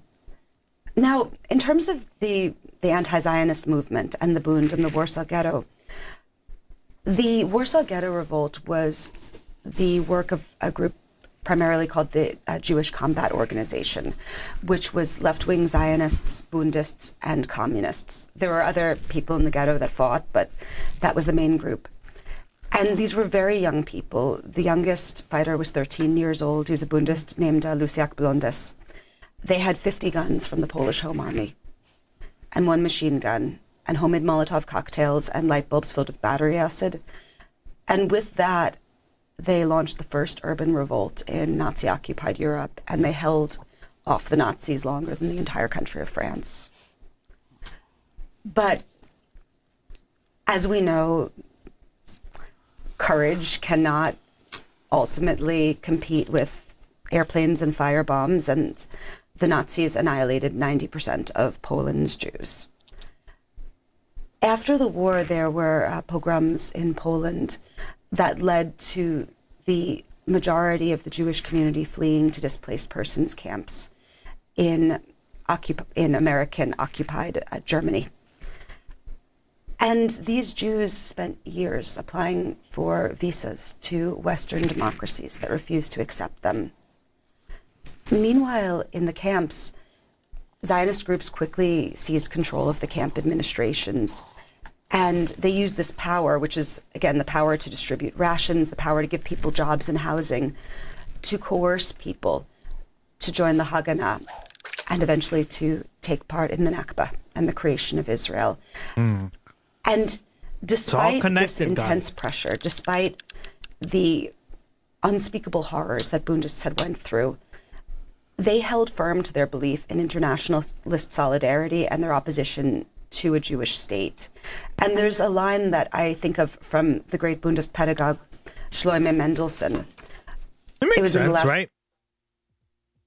Like, this idea is contrary to what we want. Right? Because people should be able to live wherever they want.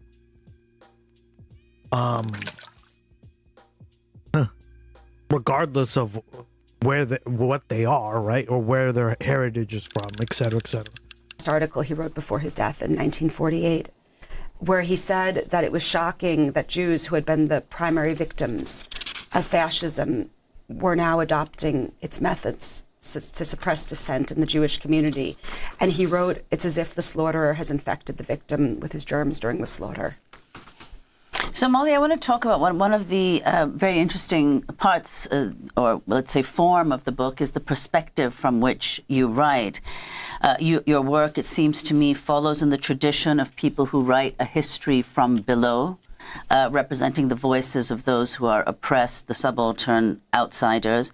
And you've said explicitly that you came to see you were writing not just about the Bund, but also, quote, a history of the 20th century from the point of view of the defeated.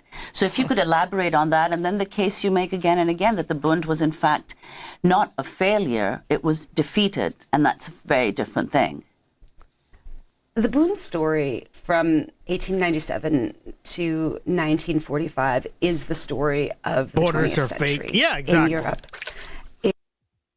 In other words, it is the story of World War I, of the collapse of the old multi-ethnic empires and the creation of new violently nationalist ethnostates.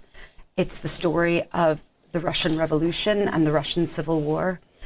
It's the story of independent Poland and the story of the Holocaust. And if you think about it, right, guys, look how stupid this is, right? I haven't thought too much about this, but I mean, so far it's kind of logically,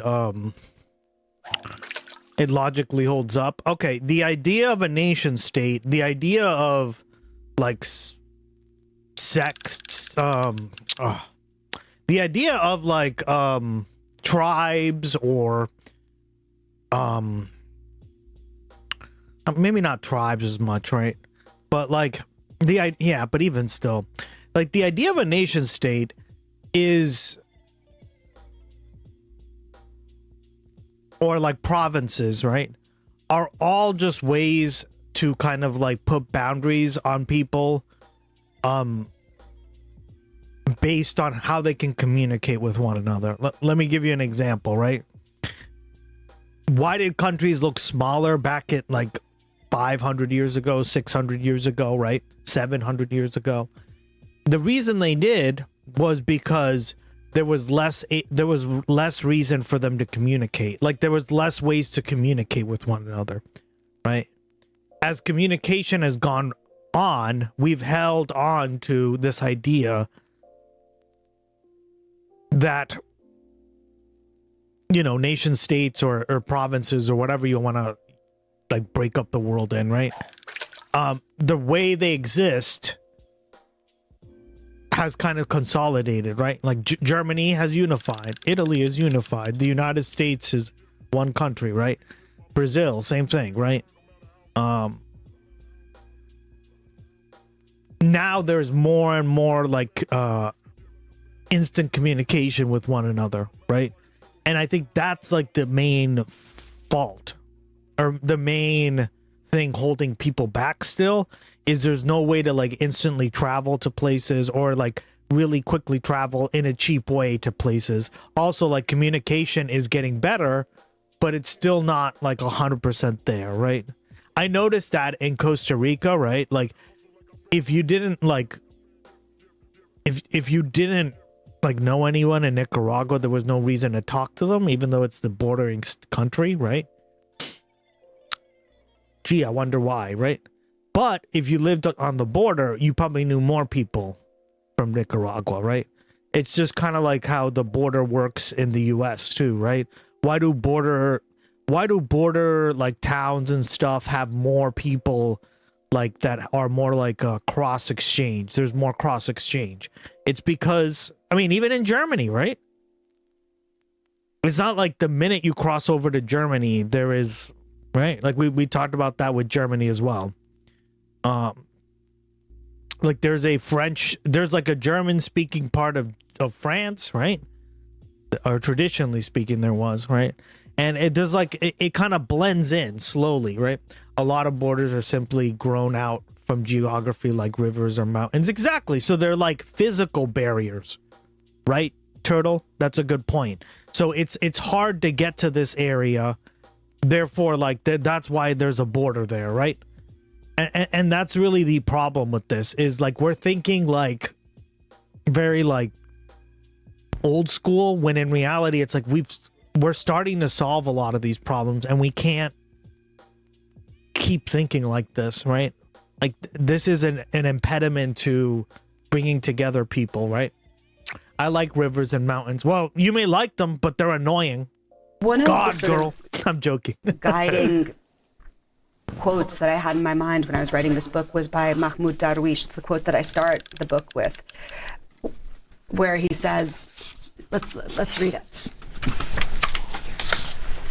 Soon we will search in the margins of your history in distant countries for what was once our history. That's Mahmoud Darwish, 11 Stars over Andalusia. And this quote was a guiding thing for me, because the Bund, they never took state power, right? They were kicked out of Russia by the Bolsheviks. They fought a valiant fight and became the most powerful Jewish party in Poland between the wars, but ultimately, you know, Poland was run by nationalists, Polish nationalists. Yep. And they were murdered during the Holocaust, and then the remnants of them were suppressed by the Soviet Well, and maybe that's why like Germans value nature so much, right? I don't know, right? Michael, that's a good point. A house while being inside nature. Where's the outside then? Mm-hmm.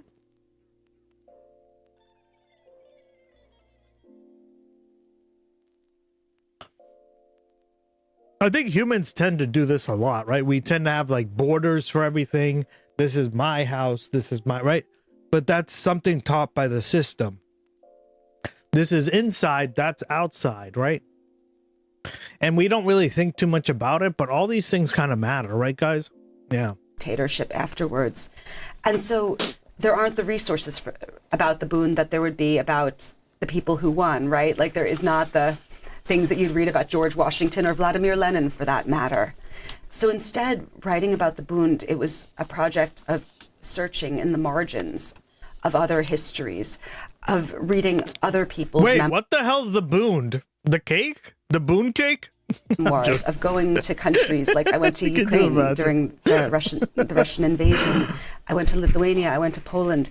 And looking at the margins. And then when also, you're in a car, you're both in and Yiddish, out. which is the language of the Jewish working class of Eastern Europe. This is not a largely spoken language today. Yiddish never had state power. It never had the resources to have an Académie Française, you know? And in order to write about the Bund, I had to learn Yiddish. And so much of this process was about going through these archives, looking at pages that were printed with hectograph that were so faded and crumbled that I could barely make out those letters. It was like an act of necromancy and an act of reclamation. Also, you quote at the beginning of your book, Molly, tradition is not the worship of ashes, it's the preservation of fire. Gustav Mahler. If you can talk about what that means to you, and also the researching, writing, traveling for this book in the midst of what Israel was doing in Gaza. I use that quote because for me, this book is not just taking some dinosaur bones, right, and putting them in a glass case at a museum. This is the preservation of our leftist past. I mean, the Bund is a Jewish story, but it is not for Jews alone. This is a history that belongs to all rebels. It belongs to everyone who believes in the necessity of human solidarity. And I viewed this book as my contribution towards the preservation of that fire. I mean, the research I did for this book is a bit lunatic, I would say. I think because I don't have a college degree, I came in with a sense of inferiority. I was like, I must learn everything. I thought you were mentioning Molly shirt. In English, Spanish, I'm like, girl, French, what are you looking at? Eventually, Yiddish as well. I had Polish and Russian research assistants who showed me perspectives like that of the great Polish socialist Zygmunt Zaremba, a comrade of the Bundists. I translated endless. God, this girl likes talking about boon cake a lot, huh, guys? Someone give her some boon cake. I think she really likes it. Yiddish pamphlets, including many pamphlets that have never been digitized before, especially. It's creepy that Germany itself calls the Bundesrepublik Republic. Yeah, it is a little bit, right? Anti-Zionist Yiddish literature from the Bund. I translated the work of their enemies as well, of Bolsheviks, of Zionists. I traveled to countries where the very urban grid had been erased in the streets that the Bund walked. Warsaw was systematically destroyed by the Nazis during the war. The streets that the Bund lived on, that they had their battles on, largely aren't there. But I wanted to see what the sunlight was like, and I wanted to see what wildflowers grew there. And I went to the grave of Patty Kremer, who is one of the pioneers of the Bund. Her grave was outside Vilnius in Ponara Forest, and I played the song that she sang with the women before she was murdered, which is Die Shvua, the oath. And I mean, how did this feel to write the majority of this during the Israeli genocide of Gaza? I mean, I think it broke me in probably ways that I have difficulty expressing. I mean, to forensically reconstruct the genocide of the Jews of Warsaw, while a country that claims the Holocaust as some sort of sick justification for its crimes does a genocide in Gaza, as it segments and liquidates Gaza block by block, as Israeli bulldozers and bombs efface Gaza like Nazi bombs effaced Warsaw. You know, there were often protests for Palestine downstairs at the library where I worked, and I would go down and join them. Molly Crabapple, author of the new best-selling book, Here Where We Live Is Our Country, the story of the Jewish Bund. It became a New York Times bestseller before it was even published. That does it for our show. I'll be in Atlanta, Georgia on Friday night. We'll be celebrating WRFG, also showing the film about Democracy Now! It'll be screening. That screening will take place in Atlanta. On Saturday, okay, we'll be Amy, in stop Austin, shilling your Texas, shit. And we'll also God, be I'm in sick of this Houston, crap. Texas this weekend, celebrating KPFK as well as Co-op Radio in Austin. You can check our website, KPFT in Houston, which was blown up by the Ku Klux Klan. God, when why it is she first such a was shill founded for in her fucking 1970. movies? To see the travel plan for this weekend and the showing of Steal the Story, please go to Democracy Now! I mean, like, let's be honest, right? If you had a movie or something you want people to watch, of course. .org. I'm Amy Goodman with Nermeen Sheikh. It's her platform, too. All right. Why I Left Corporate Media is up next by Bianca Graul. I love Bianca. Jersey likes her too. For other reasons.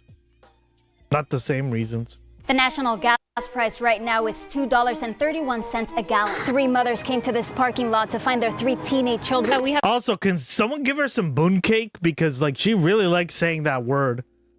She really likes that cake, guys. The boon cake. The Bundens cake. Can the Germans in chat send her some cake? That's what she was talking about, right? Old enemies stealing the ideas and names is kind of douchey. A combination of water and snow coming down right now. Había una conversación masiva acerca de una reforma migratoria. I worked for corporate media for 8 years. I was on TV every day reporting the local news. I did it first in Spanish. La policía dice que en su intento por escapar, el hombre corrió su bicicleta. Then in English. The police say 5 people were shot, 4 men and 1 woman. I moved up from being a local reporter in a small city. Dan and Kiba, today we're learning the identity of the victim to bigger markets until I got a national gig. And then I quit to create this YouTube channel.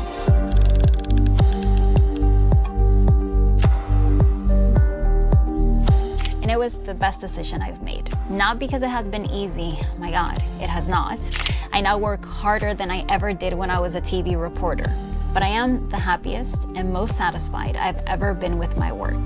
And today, I want to tell you the story of why I left corporate media to become an independent journalist. Gee, I wonder what could be the problem with corporate media. Maybe it's the corporate part. One of the reasons I left corporate media was bias. And listen, we all have biases, and that is reflected in the information we share and consume. But I think it's important to constantly ask ourselves, what am I missing here? And the sponsor of today's video is a tool that helps you with that. Because I'll say you're interested in a particular news story, but you're afraid it's being presented to you through a partisan lens. Well, thanks to Ground News, you can see articles from around the world in one place, so you can compare how different outlets cover the same story. They tell you if an outlet leans left, right, or center, how reliable they are, and who owns them.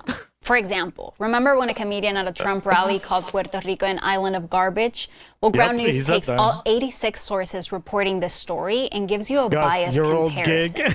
In this case, left-leaning outlets tended to put emphasis on the derogatory nature of the comments and severe backlash, while right-leaning outlets adopted a more restrained tone and described the comedian's remarks as inconsistent with GOP values. And that's if they covered it at all, because the left was all over this story, but outlets on the right, not so much. So my favorite tool from Ground News is the blind spot feed. It allows you to see what stories each side is ignoring. That's why I think what Ground News offers is so valuable, and why I'm grateful that they're our first sponsor on YouTube. And they're giving my viewers 50% off their Vantage plan for a limited time. So check out the link in the description to subscribe, or visit groundnews.com/Bianca. Now back to the video. In college, I fell in love with journalism and the craft of storytelling. Everything from going out to interview people to shooting compelling video and editing it. Yeah, and we were talking about, like, essentially, guys, right? All these things, like PJ was talking about season 2 of that show, right? What was it called again? Clock? Clock. Watch Cross, my bad. The most forgettable name ever. But you know, we were talking about Star Trek earlier, all these things, right? Yeah. Together to tell a story. So it's about telling stories, yeah. In this competitive job market, everyone's... We used to make fun of that Gus was sponsored by the... I am. What do you mean? Video and editing it together to tell a story. In this competitive job market, everyone's trying to stand out. By the time I was a senior, I couldn't wait to be a local reporter, so I applied and got hired. My first 2 jobs were for Univision affiliates. Then I got hired by stations affiliated to ABC, CBS, and I eventually worked for NBC, so I tried it all. And the longest I lasted at any of these jobs was 2 years because I kept running into the same frustrations. For example, I did not like the stories I was assigned to cover. A lot of times I felt like I was reporting on non-stories. Like I was either talking about things that, in my opinion, didn't matter, or I wasn't adding anything to the conversation. And I have many examples of this. Like the time that I was sent to a local fair to show how fun it was. So there I went to taste beer, go down the slide, and ride the mechanical bull on camera. I learned I don't have a future in bull riding. At the time, I was still paying my student loans because my education was so expensive. But there I was on TV riding the mechanical bull. And I'm not a Grinch, so I'm not saying there's anything wrong with having a little fun on camera. But it was frustrating when I had to do that instead of working on stories that I thought really mattered. And sometimes I did cover stories I thought were important, but we often reported them in a way that didn't provide value to the viewers. I have this memory of standing outside a supermarket in Palm Springs, asking people what they thought about there possibly being mercury in the tuna they may or may not have bought. As expected, most people didn't want to comment on something they didn't know much, if anything, about. The irony was that I had no idea what I was talking about either.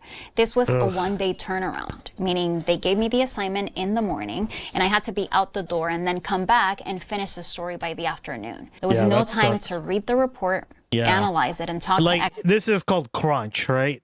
Because gotta get it out, gotta get it out, gotta get it, right? Experts to try to understand it and bring it home for people. Instead, my time was consumed trying to get what we called man on the street interviews. I dreaded this kind of assignment because it meant spending hours trying to classic corporate, convince people to talk to me on camera under the scorching hot sun of the desert, no less. And the value this kind of story provided our audience was no more than what you get today when you scroll social media and come across a post that says, report, high levels of mercury found in tuna, and then going into the comments and reading people's reactions of, this is really concerning, or I don't care, I'm still going to eat tuna. Yeah, those comments. Gus, why are we on a date with you right now? Really concerning, or I don't care, I'm still going to eat tuna. So I started realizing that many times we were just trying to fill airtime.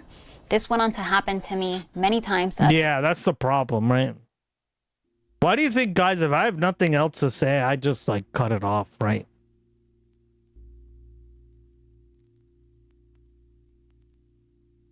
Like, this is another problem with cable news, is they always have to fill airtime, right?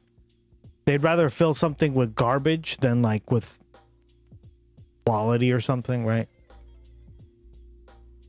Or something that like we need to know about, or several different jobs.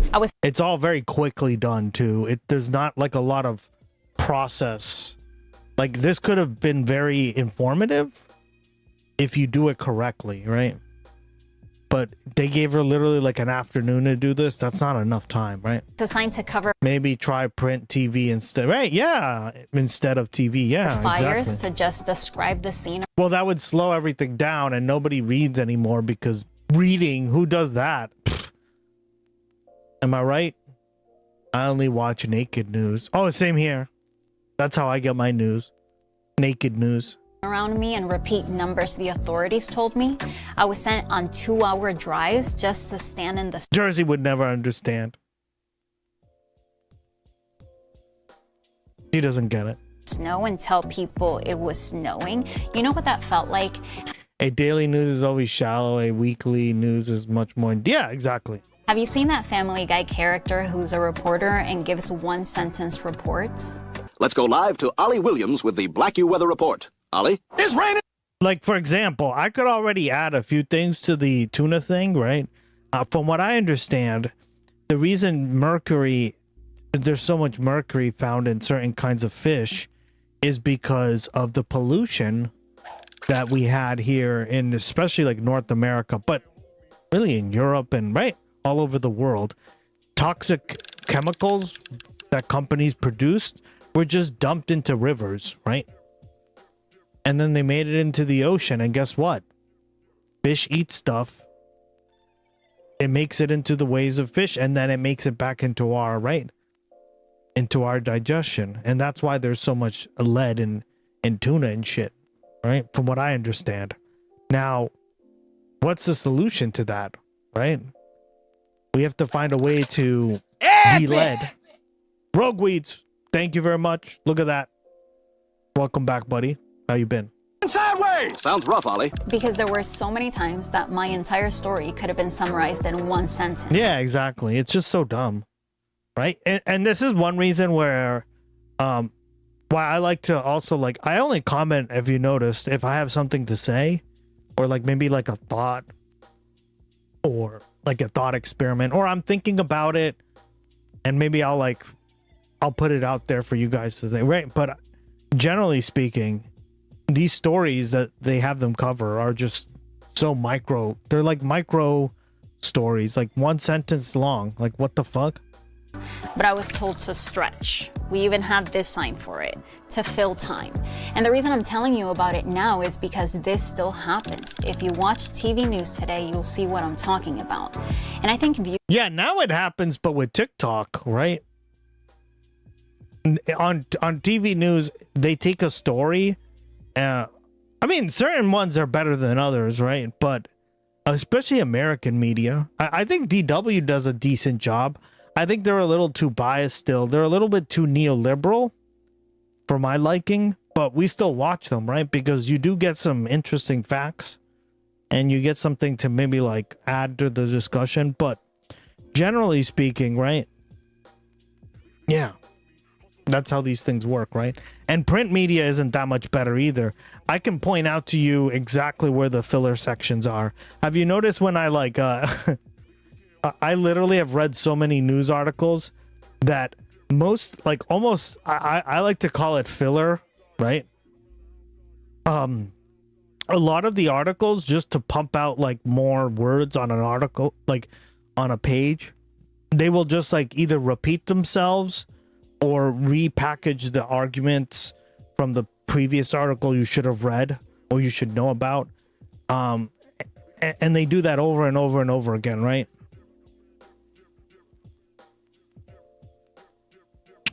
So they're doing this across the board, right? Not just in television, but there are, like, I swear to God. In fact, I know for a fact, a lot of these companies have like word limits. Like they have to be over a certain amount of words. And if they're not, you're screwed. So what does the author do? They pump it full of pretty much useless information, especially if you're well-read in news and stuff. Like, you don't need to know that. If you're one of the dummies who doesn't really follow the news all that much, you don't need to really necessarily, like, that could be a little more beneficial to you, right? But there are, like, a lot of, word, like, you have to hit an amount of words. And if you don't, you're in trouble, right? And this comes from my experience, right, of writing these kind of articles.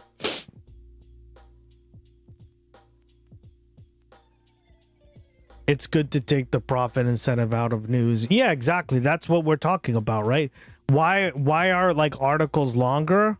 Because you can pump more ads into them, right? There's ad breaks in between each article, right? Also, like, think of it this way. They're like, look at the content. Look how many ads we can put in. And look how much people are reading, right? It's all about getting eyeballs and read time. Like, they're tracking all this stuff, guys. Right? So, no one's really immune to this, but especially American media. She's absolutely right. Right? This is why I wanted to watch this, because is this news to anyone? If more people watch Captain Planet, we'd be in a better place. I mean, I agree. Too bad he was kind of corny. Hey, I watched it. I just wasn't the biggest fan of it, right? Pick up on this. It's no surprise that in the last few years, we've seen declining audiences for traditional news. Man, if I could rewrite Captain Planet, I would make it so badass. I'd make it all fucking dark and epic. Australia has become a nuclear waste zone. Captain Planet is the only person that can solve the issues. And a bunch of kids from Auckland and Sydney. You gotta make it super dark and interesting. Come on, guys. Now they're rebuilding Australia that has been destroyed by toxic dumping, ore mining, and nuclear fallout. This is Captain Planet. Dun dun dun dun dun dun dun dun dun dun dun dun dun dun dun dun dun dun dun dun. See, right there. That's.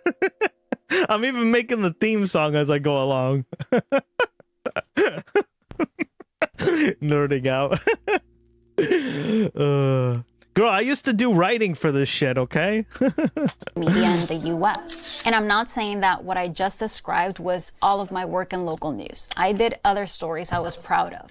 But this happened often. Don't touch that! That's nuclear waste from the 15 nuclear bombs that were dropped in Sydney.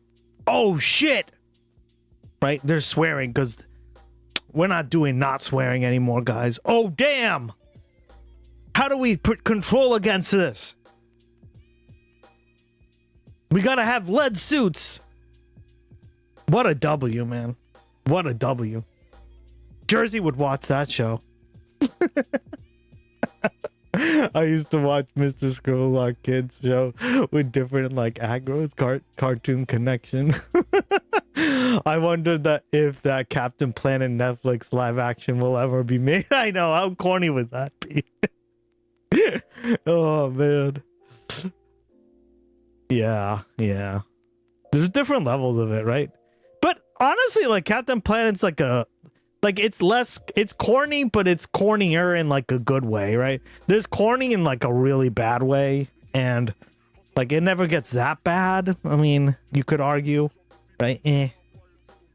I don't remember a lot of episodes, so that's probably not a good sign. I'll probably eat my words. Enough that it was one of the reasons. If I don't remember a lot of episodes as a kid, then that's probably not a good sign.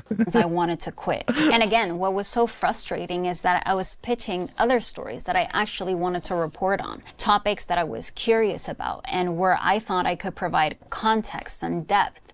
And a lot of times I was told no. Yeah, if you were a Federation reporter, girl, but you gotta make us money. Make money for the system. Fuck you. Oh, either my bosses thought our audience didn't care about those topics. That happened a lot when the topics had to do with what they called minorities, or that I was proposing something that was too complex and it would take me too long to do just one story when I could be doing many. Yeah, at least Captain Planet tried to sell kids on say. I get the message, right? Like again, that's why I understood that right away, and I liked the show for that reason alone, right? I agree. It just was kind of lame, right? Objectively, like it's a hokier version of like Batman or like any of those, right? Like you know which ones I'm talking about, right?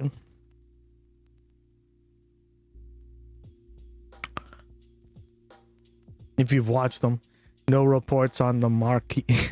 That's too explosive.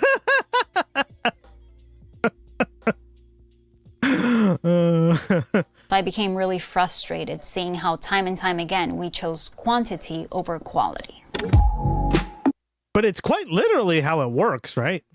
Like that's how it should work, Bianca. And wasn't Jake Sisko? Wasn't Jake Sisko a reporter, right? He was like a Federation reporter, right? And he just picked whatever story he wanted to work on, and that's what he did. Yeah, because nobody cares, right? Nobody wants to, like, it's all about making money. That's the problem with it. Like, your ideas don't make any money because fucking we need to explore why there's tuna, why the lead is in the tuna. The tuners.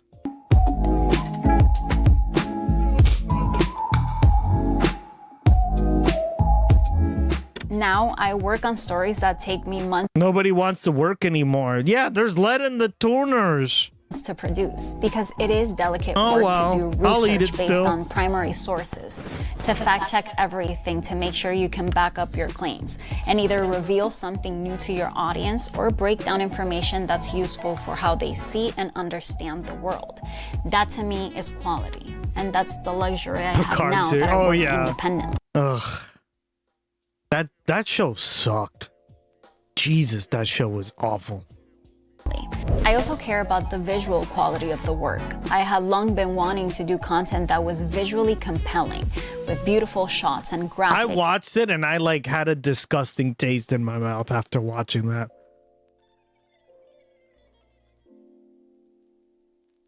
I was like, bleh.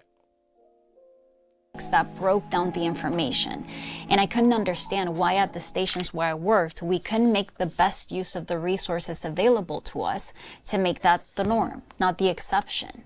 The other thing I cared about was online reach, because after working so hard on a story, you want people to see it. Yeah, and I know duh. you can't control the algorithm, but there are ways to maximize your reach. Yeah. And I was always paying attention to what worked online and bringing it back to my bosses, excited, thinking we could try something new and find an audience. But to my disappointment, they would not listen, and I didn't have control over how my stories got posted. So I had to go independent for me to start getting the reach I get today. I never got that when I worked at these big news brand stations. Another reason why I quit? Bias. And I don't mean they were all biased and I wasn't, so I left. I mean, we were not honest about our biases. I don't think there's such a thing as being objective in news. From the Correct. moment you pick what topics you I've want said this before, right? Somebody in our chat came in here and was like, are you non-biased? Are you centered? Are you a centrist? He wanted me to be some sort of radical centrist. Or she did. I forget who it was. But remember that, guys? Joyzy shat on her. It was hilarious. They wanted me to be some sort of fucking radical centrists. to cover your biases at play. You're deciding what's important enough to tell people about, and that's filtered through your particular lens. Then you decide what details to include and how to frame them. You're making a lot of decisions along the way, and those are subjective. So I think we do a disservice to our audience by pretending to be objective. The correct answer is I am Comcast. Correct. No, it was probably a chud. No, but do you remember? You don't remember that? They came in there and they were like, do you take both sides? Are you fair and accurate with your reporting? Are you non-biased? I laughed my ass off. I was like, everyone's biased, guys. I remember, yeah, Rigel, you were there too. I remember you were there. It was hilarious. It's like, guys, she's right. And I've said this for years at this point. Like, everyone has a bias. You have to just disclose it, right? A bias is not a bad thing. It's how you judge it, how you judge others, right? It's just a judgment call.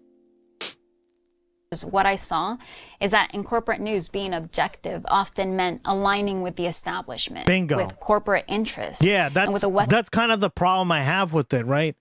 Is oftentimes, like, when you're objective, quote unquote, you're just aligning yourself with neoliberalism and corporate interests.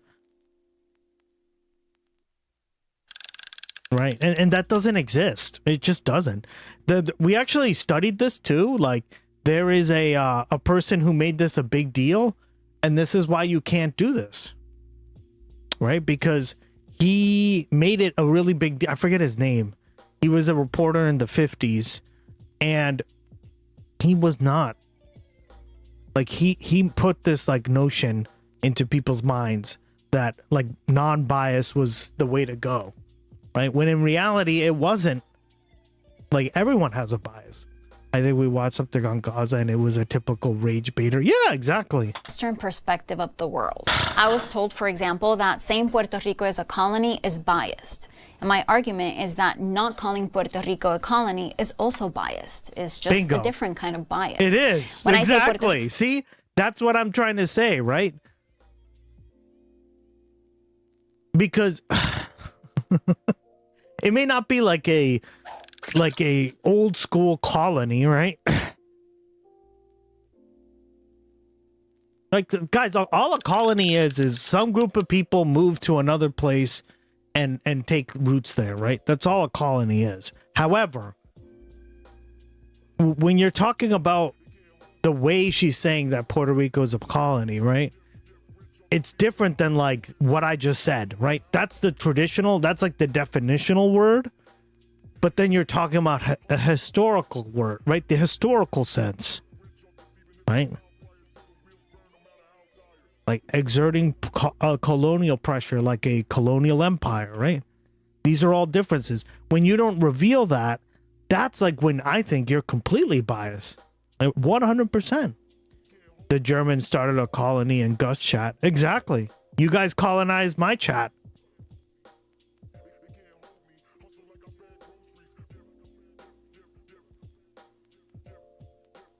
Who's next? New Jerseyans? God. Because as a colony, I'm taking a stance. But I provide evidence that backs up that claim. And I share that evidence with my audience so they can make up their mind on the topic. So my commitment to you is not to pretend to be objective. It is to be fair. To not ignore relevant information just because it doesn't fit the version. That is what I try to do. I do try to be fair. Right? I do try to be fair. It's just, it's harder to be fair when your arguments are so stupid.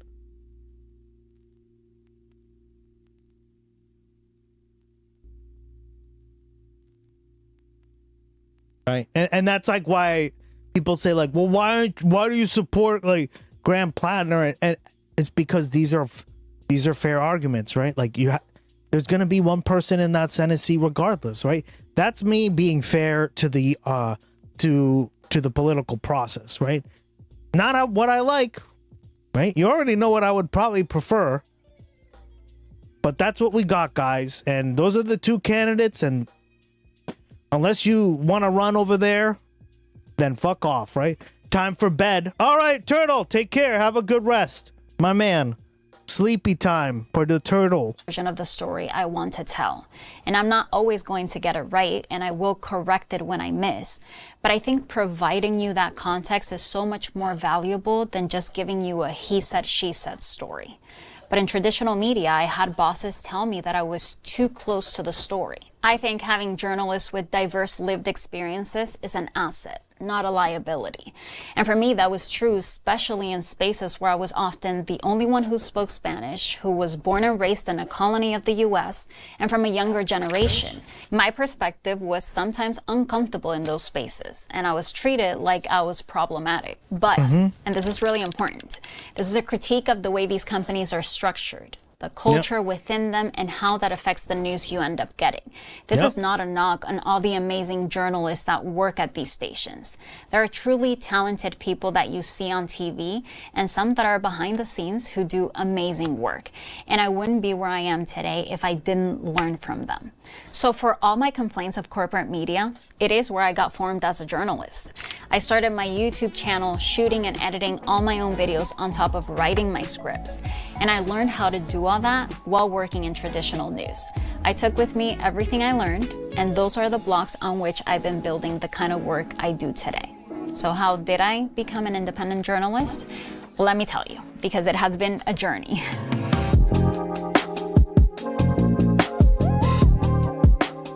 I first tried to go independent 8 years ago.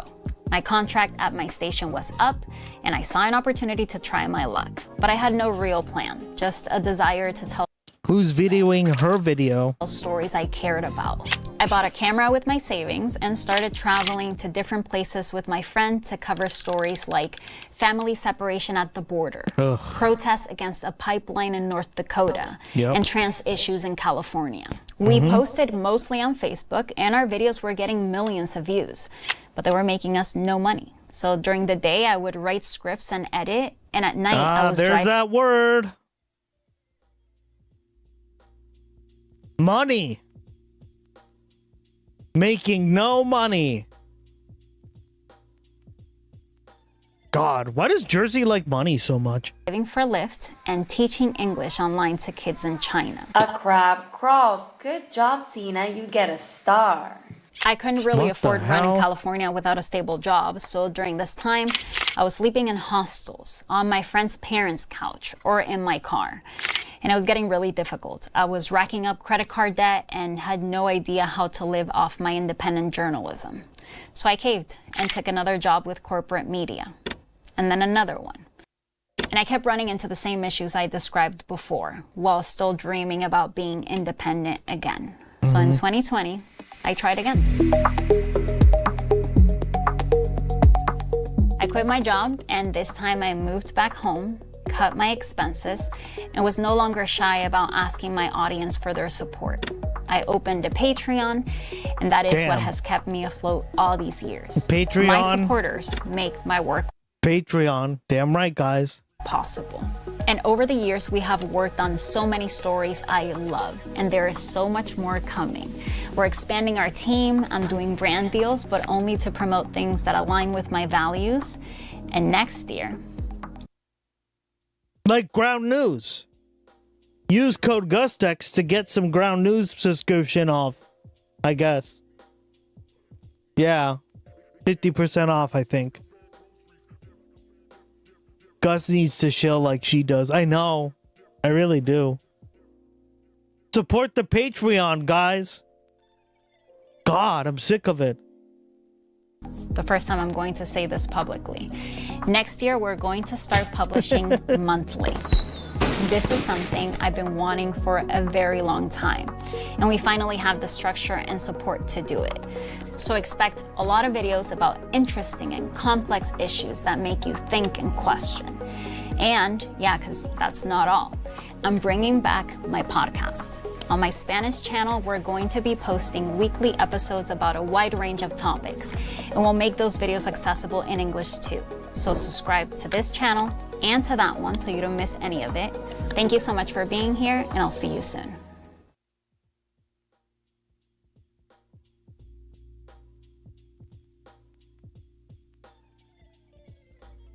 Oh, I remember this conversation. Puerto Rico has been under U.S. rule for more than 120 years. Its current status is that of a territory bill, and that one saw She did an interview with AOC about Puerto Rico. This was a great interview. Gus, drop a Comcast video. You don't want to see that. Don't worry, girls.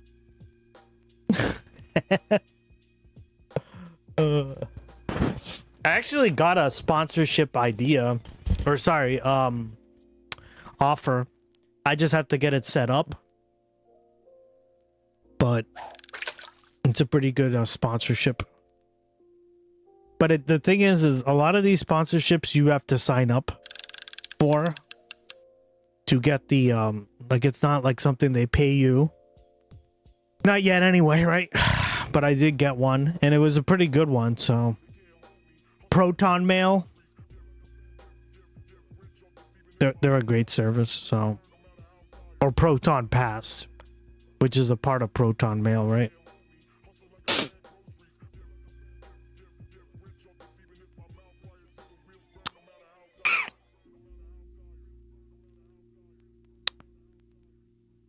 The VPN slash like private email that doesn't spy on you. All right, let's learn about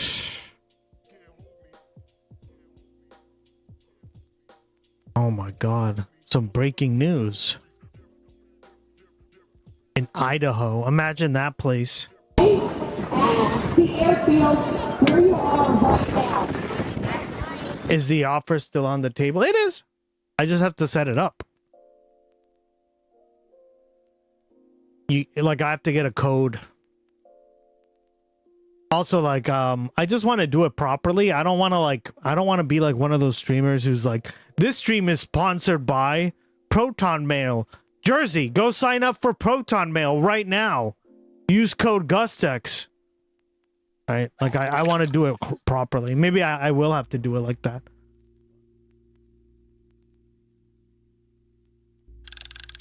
Do it right now. Proton Mail. Jersey's like, Proton what? We are beginning with some breaking news. What you just heard was an announcement over the loudspeaker at Mountain Home Air Force Base after a crash during the Gunfighters Air Show. Thanks for joining us. I'm Hunter Funk. Now, details are limited at this point, but here is what we know so far.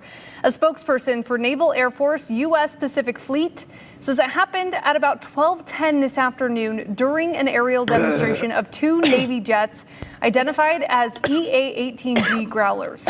The 4 crew members safely evacuated their aircraft and are being evaluated by medical personnel. We are hearing that they are stable. The Mountain Home Police Department alerted the public that the event was officially canceled for the rest of the day. That incident is now being investigated. A viewer at the Proton mail. Yeah, it sounds like Blue Chew. The event shared this photo with us. It shows the moment 2 jets crashed into each other and about 4 parachutes deployed. KTVB reached out to the Public Affairs Office at the Mountain Home Air Force Base. We were told they're working to provide more details about what and why it happened. Several other viewers shared these photos with us. Well, we are turning now to KTVB's Christian Lopez. She's joining us live near the Mountain Home Air Force Base. Christian, what do you know so far? Well, we're about 2 miles away from where the crash happened. This is the closest that we can get. The crash happened to my left. The Air Force Base is to my right. And officials say that this also sparked a fire. And we can see that burnt vegetation behind us. It was about 25 acres. I also spoke with 2 witnesses, 2 women who were at the event. One was over the phone and one was via Zoom. And they said that witnessing this was a total shock. Out of the corner of my eye, I saw a big flash, and I look over, and immediately I see the 4 parachutes. I saw the planes like fly over, and then they were just out of sight. Once I saw the black smoke, I knew that there was something was wrong. Once everybody, I think when the boom happened, I looked, and everybody's heads were turned. Some people started running towards the black smoke and what was going on in that general direction. Couple dozen people started running in that direction, but there's a lot of people here. So, can you describe what you saw when you realized something was wrong? Yeah, I watched them collide and saw the parachutes go out. Nobody really knew what to do. There was a lot of people freaking out, and so that was also a little bit scary. What was your reaction to seeing that? Like, it probably didn't even feel real, right? Yeah, it was like, I was like, oh my goodness, is this like actually happening? Because even though I saw them hit and saw the parachutes, I was like, is this like actually what's happening? It took probably a good 20 minutes before they announced that all 4 pilots were accounted for and safe. I'm happy that they're all okay. Yeah, thankfully, all of the crew members got out safely. We've also learned that lockdown has been lifted and people were able to leave the area. And of course, this crash is still under investigation. Yeah, Christian, okay, when we were seeing a lot of these images from viewers, you know, it was a really heavy, dark smoke that's usually concerning, especially with a little bit of wind that we're experiencing. We also have that dryness. So did it seem pretty quick for them to get it out? Is it fully extinguished at this point? What's the latest on the fire as well? Yeah, you can clearly see that it's really windy out here, but luckily the officials who were on the scene said that they were able to get the fire out pretty quickly. You can kind of see that burnt vegetation behind us. It was only 25 acres, so they were able to get it out quickly despite these conditions that we're seeing. Yeah, tough situation. A lot of people attending that event today. Christian, thanks for being out there. We will see you again here shortly. All right, well, this crash marks the 3rd time an incident has happened at an Idaho air show in the past 23 years. If you remember, back in 2003, the show was held in mid-September, and an Air Force Thunderbird went down. Now, officials said the pilot ejected safely and was treated by military staff. That video, which we will show you later on the news at 5 and 10, very extreme. The U.S. military reported no other injuries, thankfully, in that situation. But again, a big fireball came from that one as well. Well, then in 2018, there was a glider pilot who died during a routine performance. KTVB previously reported that Colonel Joseph Kunkel, commander of the 306th... Joseph Kunkel.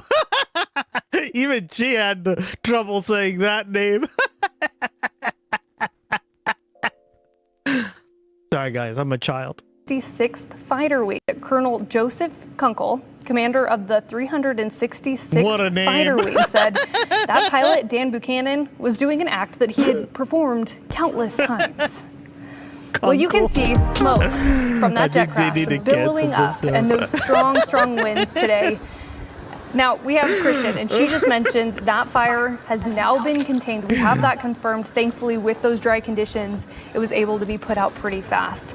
We will continue to bring you all of the latest information, both on air and KTVB.com. Again, this is an ongoing situation. We're going to have to talk about this a lot more as to why it happened. There was a lot of questions about wind, but we can't assume that that happened. We need to hear more from investigators about the crash. Now, you can also download our mobile app for the latest details.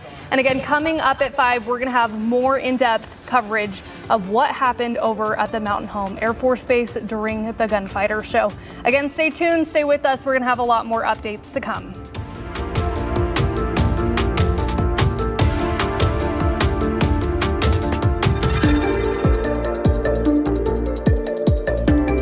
Yep. All right. Now we're going to watch Steve Kornacki. Kornacki Cam. Go over the Louisiana Senate primary.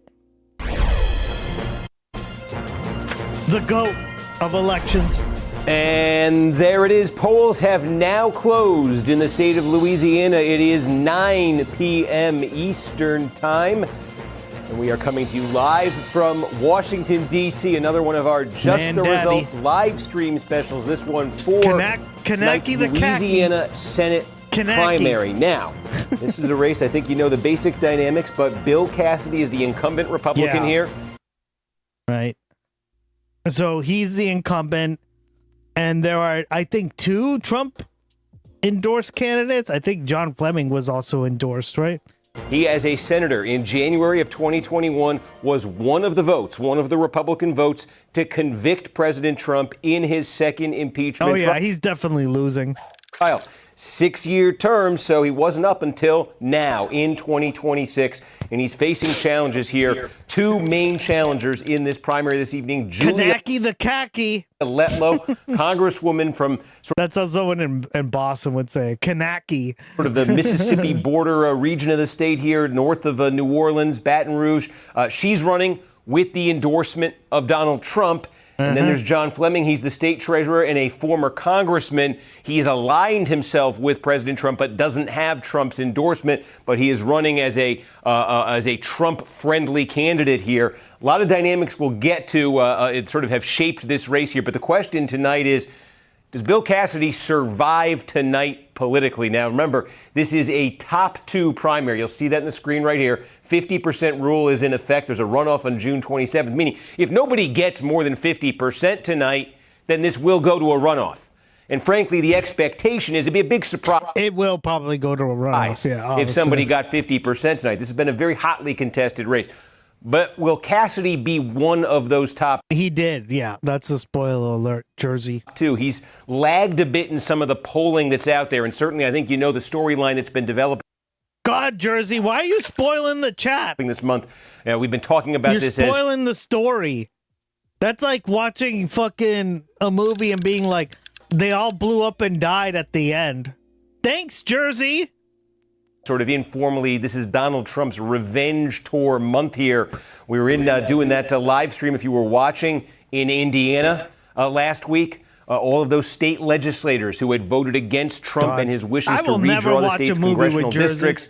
Trump went basically into their districts in Republican primaries, and it looks like 2 of them survived, but a bunch of others lost in landslides. I think delivered a pretty clear message there about the temperature in the party when it comes to, these voters in these primaries looking for candidates who are with Trump or against him. I mean, again, Cassidy with that vote on impeachment, you'd see there, what the expectation, I think, would be just based on what we're seeing elsewhere. So, again, polls are closed. We're expecting, it's a fairly quick reporting state here, so we are expecting some pretty quick results. And now that I got the big introduction out of the way of the subject, let me get the important introduction into this, too. Oh, let me do it quickly. Adam Naboa is here, my producer, data cruncher extraordinaire. Adam, I wanted to give you a big introduction, but you just saw the map. Let's go to the vote. All right.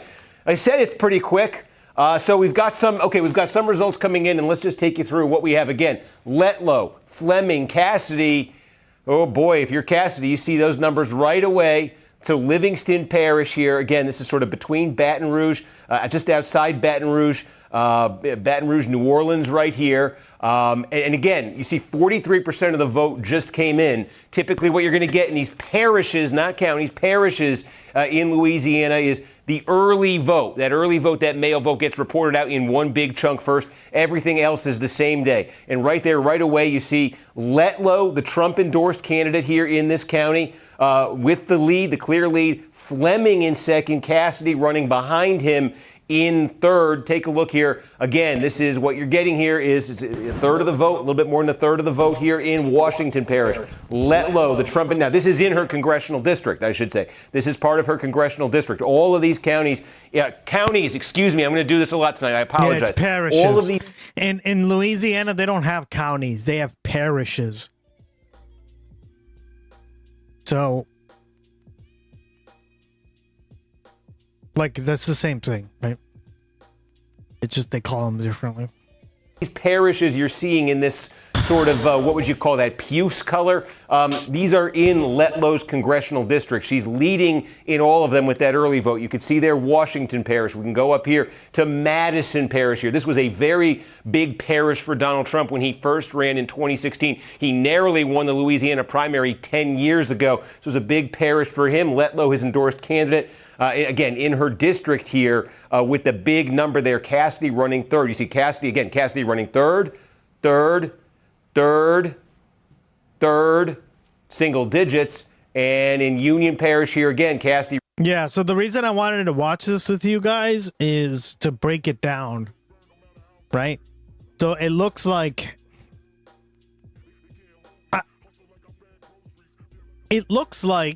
Trump's endorsement matters in a red state, especially during a primary.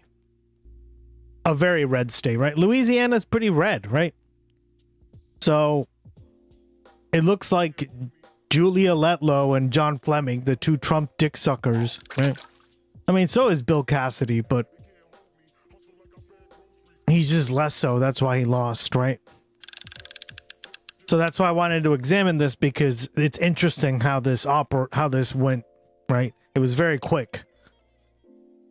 Running distant third. Now we get over here to Vernon Parish with about a third of the vote in here. I want to tell you, there's a bit of an east-west divide right here. Fleming served in Congress for 8 years for the Obama presidency. Here's the state treasurer now. This western sort of portion here, Shreveport area and along the border with Texas, a lot of that he represented in Congress. He's focused a lot of his advertising in the... Well, yeah, and the Mississippi River, right? Hold on, let me show you. It breaks... It goes like all the way like this.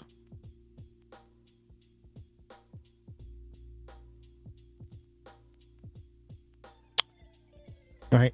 That's how the Mississippi River breaks this. So this is what he's saying, right? It kind of breaks the city apart, or the state apart. The Shreveport market, but let's start to see here. So again, we showed you Vernon with the early vote. Fleming, Letlow, but again, what do you see? Look who's in third place. Fleming, Letlow, look who's in third place. Okay? Now Letlow, Fleming, but look who's in third place. Okay? Fleming, Letlow, distant third. Okay, this is the first one we've seen. This is where Port Charles is. This is the Lake Charles, excuse me. This is the first time that we've seen Cassidy not running third in any of these immediate vote updates here. And what that adds up to statewide, look at that. It's 6% here. It's not nothing. And Letlow with the clear lead from what's come in so far, again, a lot from her congressional district, You can see when you get into the old Fleming congressional district, his numbers start to tick up. So keep that in mind here. More of the vote right now, I think, coming from where Letlow represents a state in Congress. But you can see that Fleming may have some geographic advantages. There is going to be a fair amount of vote, probably close to 10% of the vote in this primary is going to come up here from sort of the Shreveport metro area. Again, Fleming had represented it. He's concentrated a lot of advertising here. So we'll see if he can sort of deliver a counterpunch to what Letlow is doing in her district. But again, third place here right now. Yeah. Remember, you have to either reach first or second place to go to the next round. Unless you get over 50%. 50.1%, then you're good. Right? Is Bill Cassidy. And remember, he's got to get in the top two just to advance to the runoff. And again, I think just given the temperature of the party that we've been seeing in these other primaries. Why is this important to understand? Because when you're talking about Republicans, if you don't get this concept that they basically support Trump no matter what, then you're kind of digging yourself a hole. Right? I think this just says, like, the party is totally with Trump. Here, if Cassidy were to get to a one... And any sort of, like, dissent is just kind of, like, on the fringes, right? Bill Cassidy's on the fringe, guys. On one race, could he get 50% plus one? Like, this is what I mean when you're trying to take both sides and then you see numbers like this is a joke, right? All he did was vote to convict him, and he votes almost overwhelmingly with Trump on everything else. But that one vote, you're out of here, buddy. And look, the voters fucking clap like seals. They clap like seals, guys. They love it. They eat this shit up. And if you think like, oh, there's some middle ground here, this is a perfect example. Exhibit A. Having voted to convict Donald Trump in an impeachment trial. We'll even get the chance to see if he can. That's what he's finding out tonight. We just got some more in. It must have, did this just come in? St. Mary Parish come in? I believe this is new. We just got. Yep. Yep. Okay. Again, now Cassidy running second here. Okay. Letlow leading, Cassidy running second. I think we hadn't had St. James before either. I think this is new. Okay. So Cassidy's starting to get some better numbers here. And then I'm just going to rewind it a little because this was a live stream and it's kind of long, but look at this, guys. Towards the end of the night, look what's going on. He's only winning in like what, 3 places out of the entire 3 parishes in the entire state. It's got more out of East Baton Rouge. Oh, did we just get did that just change while I walked over? I think East Baton Rouge just got 15,000 votes. Okay. Cassidy gets 32% wasn't me. of them. Welcome back. Fleming gets 28. Oh, wow. I mean, how you doing? Yeah. See, we were doing the extrapolation, and look at that. We just got a huge. This is probably it in East Baton Rouge, but again, you've seen these expected votes have been funky tonight, but this is probably it. And that last big batch that just came in only broke for Cassidy by 4 points over Fleming, so he didn't net much out of it. So he's down. It's about 11,900 votes, right? It was over 13, 11,009. We were extrapolating it, saying maybe Cassidy gets more, and still saying it probably wasn't enough. And he only won that remaining batch by 4 points. Jefferson Parish is up to 85%, coming in slowly. St. Tammany is up to 95%. It's only 1,000 votes. We think this is probably about it here. This might be it here, where Cassidy beat Fleming, beat him by 9 points, but that might be about it that's left there. We're at 93% statewide. Yep. We're at 93% statewide. With some adjustments, I think. They still haven't. Yeah, because at 259, 359, 340, 347. That's about what, 350? I'm trying to add it up. We got 356,000. And I see an expected vote here that might be. God, math? Has the expected vote kind of been dialed back to about 384? Does that sound right? Can you imagine that's doing what it math? looks right now. Okay.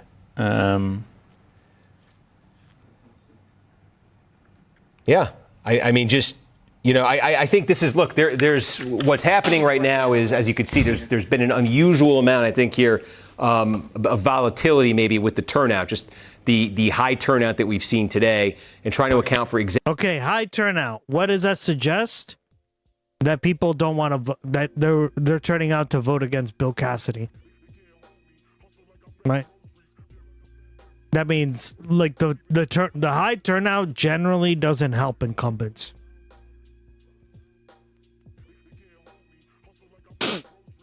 Right. Incumbents tend to win when there's lower turnout. exactly what that means in terms of where. Even Steve got stunned a bit. Yeah, exactly. Like, this is pretty stunning, right? Like, I watched the tail end of this and I was like, oh, let me cover this on the stream, because obviously, like, I wasn't gonna be streaming this live or whatever, right? Just the primary. But it's still interesting to look at from a perspective of somebody generally on the left, right? Or somebody on the left, because this just shows you how lockstep they are. Like, look at this, guys. This is a blowout. The vote is left, but in terms of what we can see right now for where the vote is left, we did get more. Cato's up to 80. They say 86% here. And Cassidy was over 20% before, now under 20 in Cato. In terms of what we can see here, to construct the math for Cassidy is very. Something would have to happen that is unseeable right now for Cassidy to catch Fleming for second place. But again, let's see. They're taking a look here at expected votes. On the Louisiana Secretary of State's website, we're up to 95% of the early and absentee parishes reporting, and 86% of the election day precincts reporting statewide in the Republican primary. Did they? Okay, 86% of election day. Yeah, so I mean that's pretty in line with what we're seeing here for an expected vote. I'm just looking to see where the remaining vote would be. We have Jefferson, Calcasieu. This is where Lake Charles is, and again, this is somewhere. Yeah. Take a look at the. Oh, okay. We may have a moment here, folks. There it is. It's the official. NBC News has now declared that the second spot in the June 27th Republican Senate runoff in Louisiana will go to State Treasurer John Fleming. So the runoff now is set. Congresswoman Julia Letlow, State Treasurer John Fleming, and that means that Senator Bill Cassidy, two-term Republican incumbent senator who voted to convict Donald Trump in his second impeachment trial in January of 2021, has been defeated. He will be denied renomination, and he will become the first sitting Republican senator, elected Republican senator since 2012, to lose a primary, to be denied renomination by his party. Yep. Again, Letlow clearly leading here tonight. Fleming, though, now safely, securely in second place here. Cassidy in third. The runoff set for June 27th. And that is the headline out of Louisiana.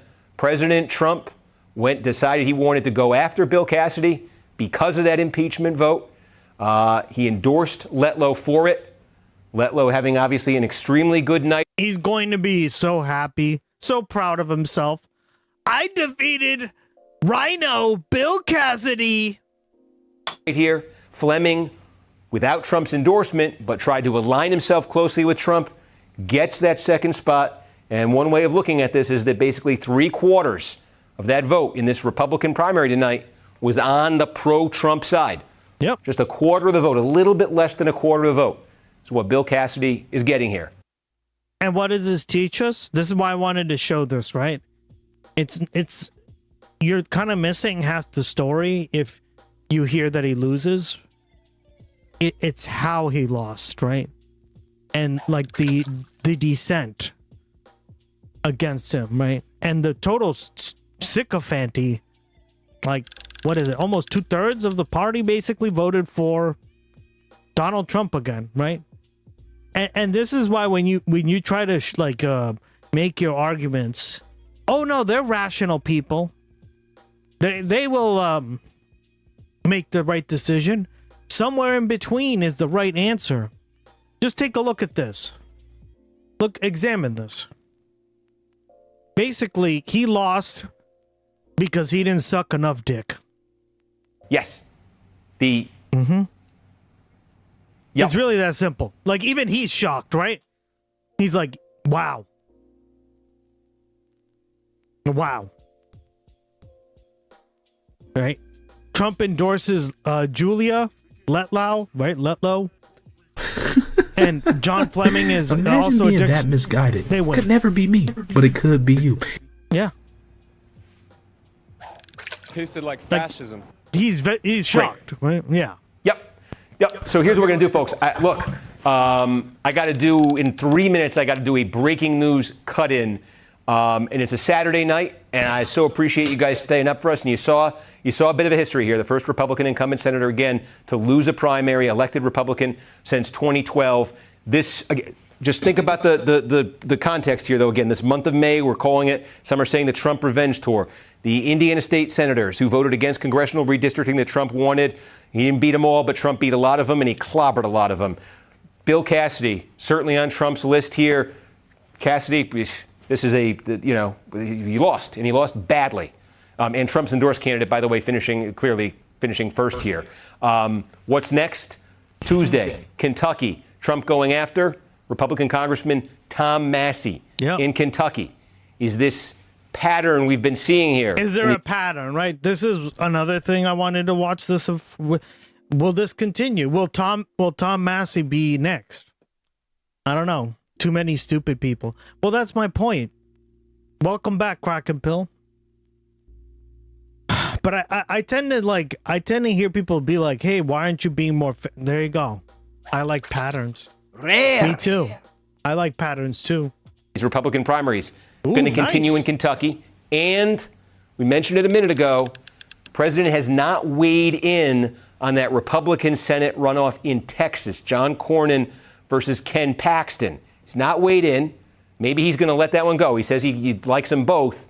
But given that he's sort of shown in these primaries, I think clearly, the last couple of them at least, that influence, that pull he has with these Republican voters, does this tempt him to get into that Texas runoff there? Yeah, Texas is next. I think it heightens the stakes for potential presidential involvement in that Texas runoff. I agree. So interesting. With that, again, as I said, been great of you to join us. Well, because Texas is right there, right, guys? That too, right?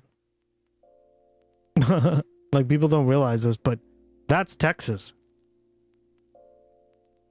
Right? This is Louisiana, but this is Texas, right? On a Saturday night, and you saw a bit of history here. It's been a long time since you've seen an incumbent senator lose. But Cassidy did tonight. So instead of keeping you through to, we all saw it, we all knew it. Is a fuckhead kid. I want to thank you for joining us. This was a fun day for me. I came here from the Preakness. I got all the losing tickets in my pocket. I did have a couple of winners, too. If I had more, though, I told them I wouldn't be here tonight. I'd be retired. But I'll do that another time. Anyway, thank you all for joining us. Kornacki, Tuesday night, News Now, primary special. Georgia, Pennsylvania, Kentucky, Alabama. I hope you'll join us, and we'll have a lot more of these to come. There's the schedule. Take a picture of it. Spread the word. Join us, and have a great rest of your Saturday night. You can't retire. You better not retire. He's too good. God. All right. U.S. Republican Senator Bill Cassidy lost his bid for re-election in Louisiana's primary contest on Saturday. Cassidy. He should just run as an independent, lol. He had crossed Donald Trump after he voted to convict the Republican president at his second impeachment trial in 2021. Trump gloated on social media after Cassidy's defeat, writing, "His disloyalty to the man who got him elected is now part of legend, and it's nice to see that his political career is over." Cassidy, who got him elected, motherfucker? He was elected in 2012. He had a series of conflicts with Trump beginning in 2021. He was one of 7 Republicans who supported Trump's impeachment after the violent January 6th attack on the U.S. Capitol by Trump supporters. I just think the Trump defense team did a terrible job. Did you listen to it? I did. Okay, then it speaks for itself.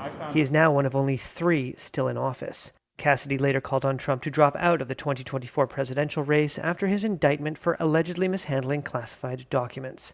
He also declined to endorse Trump after he won the Republican nomination.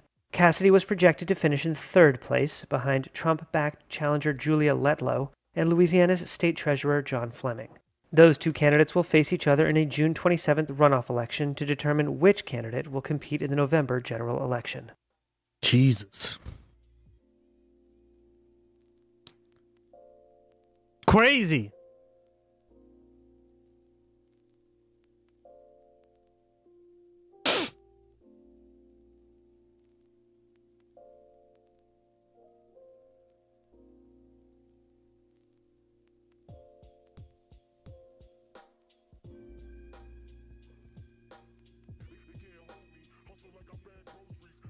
All right, we got a piece from current affairs. A lot of leftists I know became very disillusioned after Bernie Sanders' 2 losses in the 2016 and 2020 Democratic primaries. They felt like Sanders' failure showed that you can't beat the establishment, that the system is rigged, and that the Democratic Party is simply captured by corporate-friendly centrists who will crush any effort to take the party in a different direction. I've spoken with people who think there's no choice but to run third-party campaigns, and who have essentially given up on the Democrats. But we have some new evidence that things may be changing. In 2016, Hillary Clinton was incredibly powerful within the Democratic Party, quickly lining up superdelegates that helped ensure her nomination would essentially be a coronation. Here in 2026, though, the party establishment may finally be ripe for being overthrown. Look at what has just happened in Maine, where insurgent left populist Graham Plattner has driven incumbent Governor Janet Mills from the state's Senate primary. Plattner, an oyster farmer and populist with the backing of labor groups and Bernie Sanders, was up against a candidate hand-picked for the race by Senate Minority Leader Chuck Schumer. But by the end, Plattner's lead in the polls and in fundraising was so great that Mills decided not to even go through with the primary, since defeat was inevitable. The Plattner victory is particularly striking, given that Plattner, a veteran of the Iraq and Afghanistan wars, unhesitatingly calls out Israel's genocide in Gaza and has called for cutting off U.S. aid to Israel. Not a single taxpayer dollar should be spent on arming and defending a country that commits a genocide.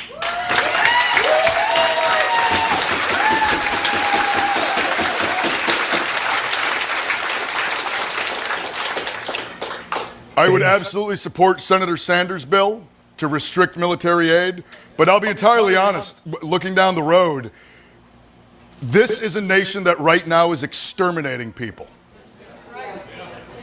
It is going to be very difficult for me to ever be able to look at them again and see someone that we should be working with closely. Now, there was a time in recent American politics when candidates openly critical of Israel would have had virtually no chance of winning an election due to the enormous influence of the powerful pro-Israel lobby within the party. A crownfish, now, as Huey Long crownfish.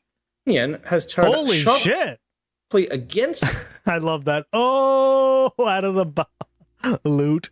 Israel over its ongoing war crimes, the Democratic Party establishment is facing an unprecedented wave of challenges from the left. For instance, in Michigan, Abdul El-Sayed is running against the party establishment's preferred candidate, Representative Haley Stevens. El-Sayed is a Sanders-backed Medicare for All supporting doctor and public health expert. He literally wrote the book on the subject. And El-Sayed, too, openly calls Israel's actions genocide, and campaigned alongside the socialist streamer Hassan Piker. The move to campaign with Piker was incredibly controversial in the press, and has effectively become a proxy battle over Israel within the Democratic Party. So much so that pro-Israel Democrat Josh Gottheimer of New Jersey even introduced a House resolution condemning Piker by name, apparently a top priority for Democratic leadership. For real. And yet,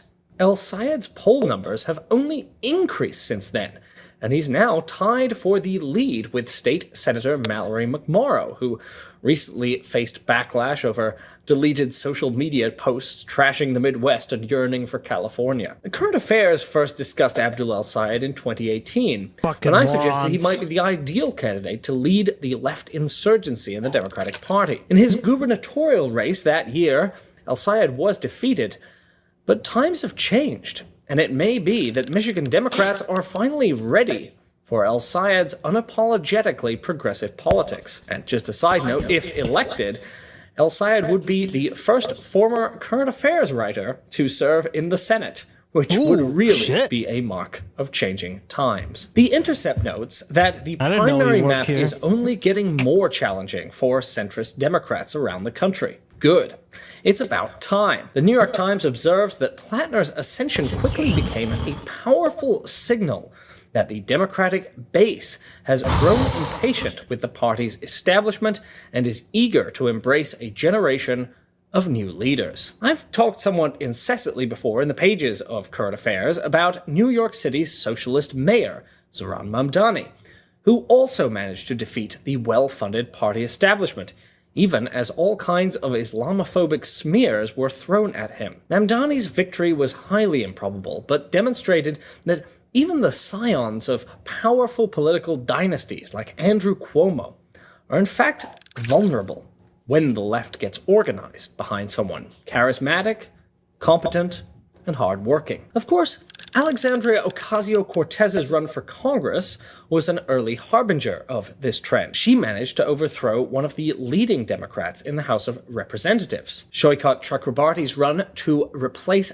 Nancy Pelosi in San Francisco against a pro-Israel legislator will be another important test of which way the political winds are blowing. There are other exciting candidates too, including Cori Bush, Claire Valdez, Daria Liza Chevalier, and Peggy Flanagan. A lot is at stake here. If Plattner, and should he win the primary, El-Sayed, don't win the general election, it will be treated as evidence that leftists are unelectable.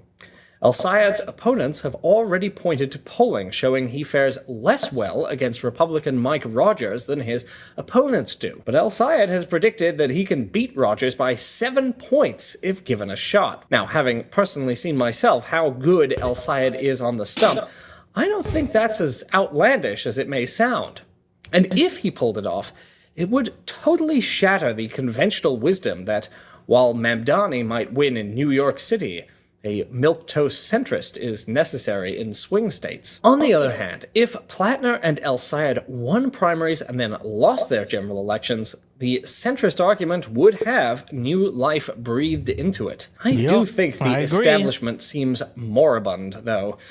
In some cases, literally so. Veteran Democratic ex-Congressman Barney Frank appeared on CNN from his deathbed to warn that the party is going too far left.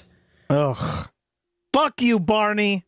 Progressives, he said, have embraced an agenda that goes beyond what's politically acceptable.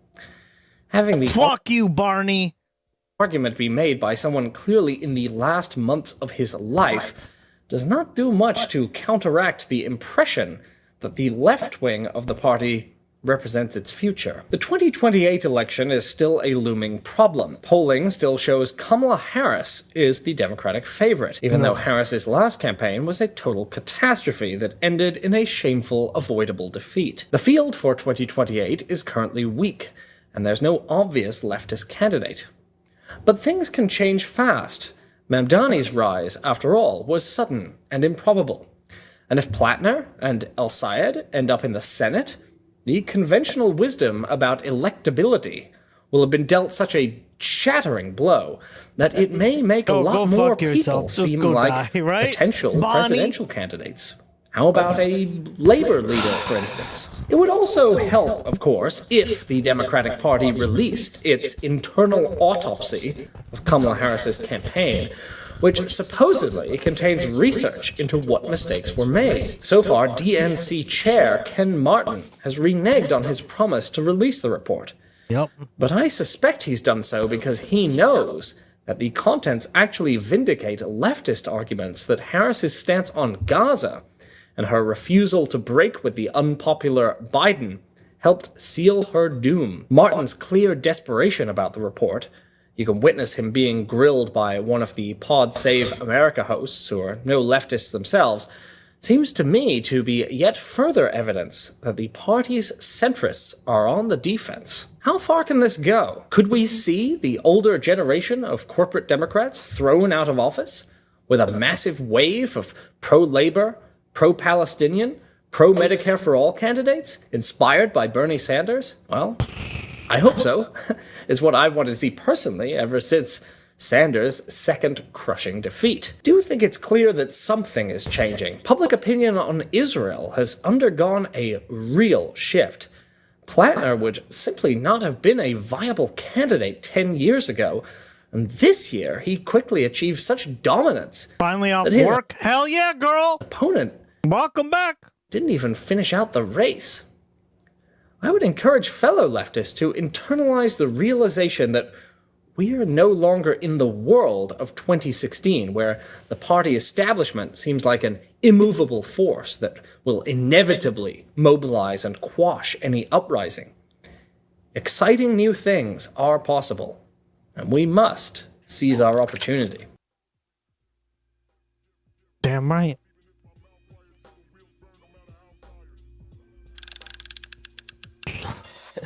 ICE is moving forward with its plan to convert warehouses across the country into mass immigration detention centers. It is doing so despite active lawsuits from multiple states. A brand new Inspector General probe into whether the government overpaid for the buildings.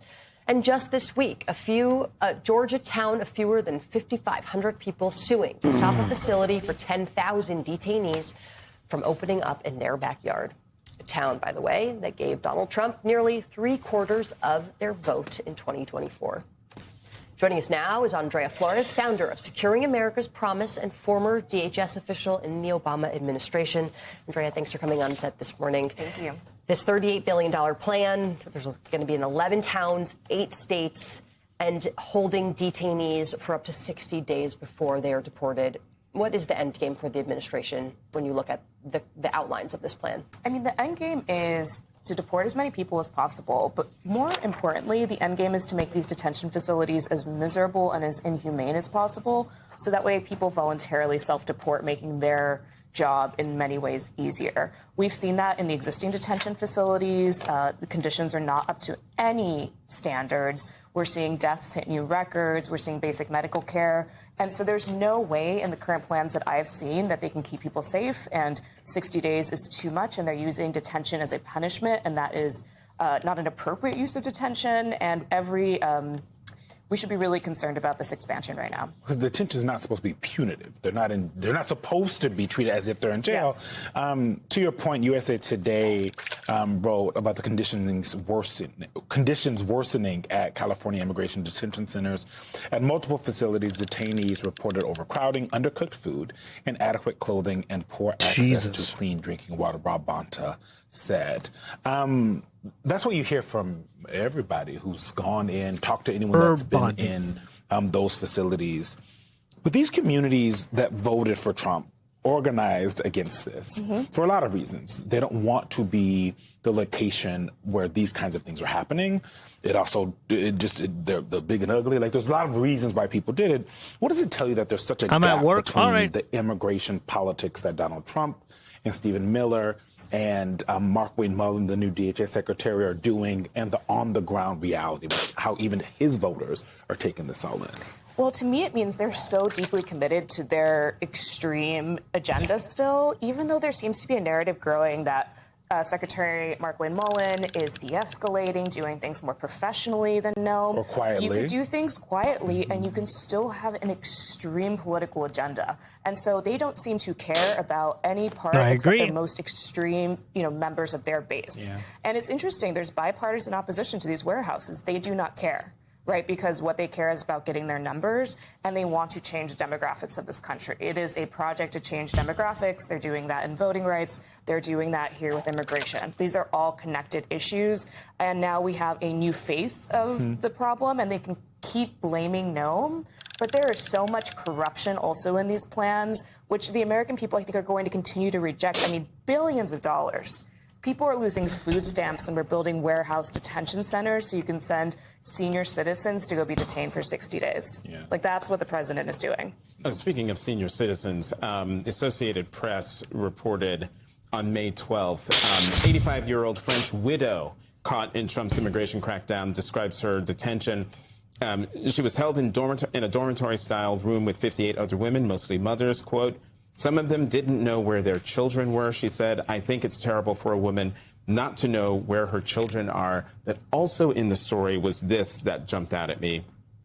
Everybody was talking so loudly so everybody could hear what they were saying. But when silence came, you could hear children crying and even babies crying, she said. "There's babies in this jail." So that is a policy choice that this country does not need to make. Children cannot be safely detained. And pediatricians have come out and said this. Multiple public health experts have said the lifelong trauma those children will face is a policy choice we're making when alternatives exist. Right. You can enforce immigration law and not put families in detention. And they want us to believe that that is the normal. And I am concerned about a lot of Democrats, I think, are doing a really good job of highlighting the stories of detention. But what is the next step? Because when you get someone out of detention, there's no path to stability, legal status, or options for them. They're probably eventually going to go back to detention. So detention is just one stop on a path that has to still be fixed. And so you have to see it in the context of it's one part of the abuse these families will face. But you do not need to detain families. There are alternatives that are legal, that are safe, and that also help people comply. Can we talk a little bit more about this? I'm obviously not as steeped in the literature and sort of the research around this, but a story that I read yesterday that I shared with everyone that was really harrowing is a woman who was detained and asked to keep her baby. That was not heeded by the immigration officers. Her 2-year-old was left with an abusive uncle because that was the only family member still in the United States who was available to take care of him. And the uncle went on to abuse him and kill him and is now being charged with negligent homicide, amongst other things, sexual battery. Really, really horrible story by Maria Chetty at the Washington Post.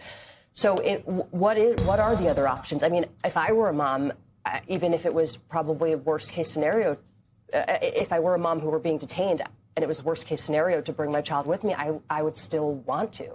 Absolutely. I mean, parents should choose. And if a parent decides they want to stay with their child, there are ways to do that without having to be detained.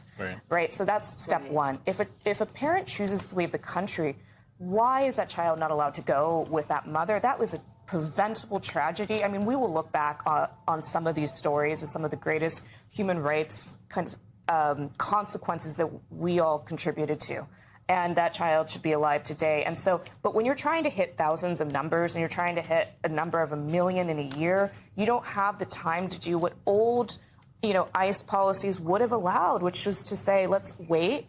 Let's make sure you can be reunited with your child, and then you can go with your child. They don't seem to be doing any of that due diligence. They don't take the fact that people have minor children into account. There's more reporting that they're marking that people do not have children. I mean, there are still thousands of children not reunited with their families from the first Trump administration. And that is a policy problem, and it's a governing problem for future Democrats if they have power again. Unfortunately, we are out of time, but of course, and sadly, you will be back. We will have you back to talk more about this. Andrea Flores, thank you. Thank you.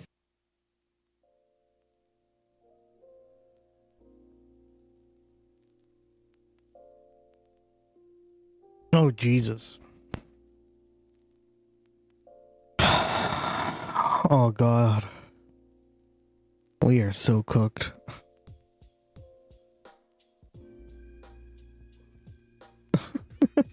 I just got a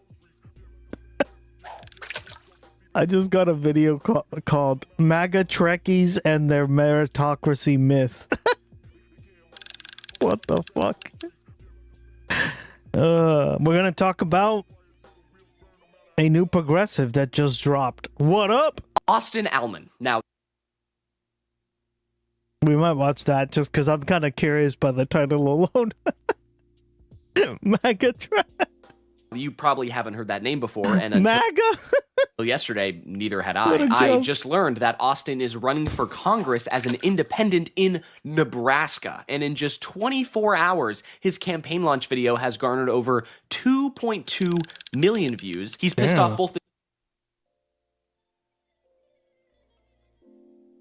hold on.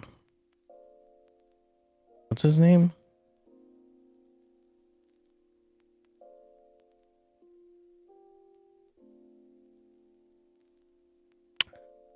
Austin Allman. Now, you probably haven't heard that name before, and until yesterday, neither had I. I just learned that Austin is running for Congress. Let's watch it.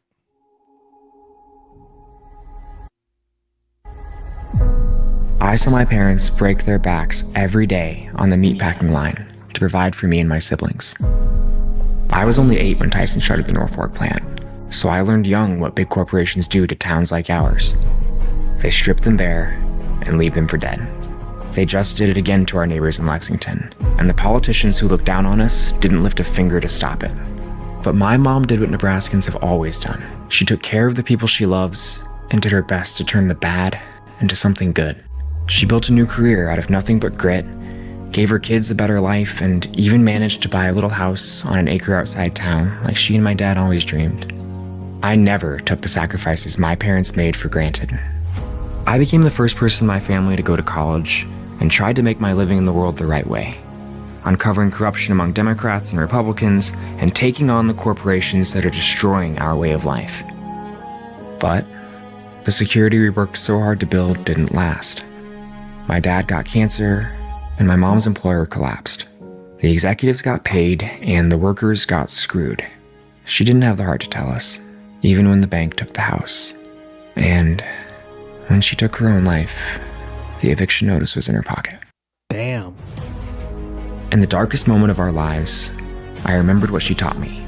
Take care of the people you love and fight with everything you have to turn the bad into something good.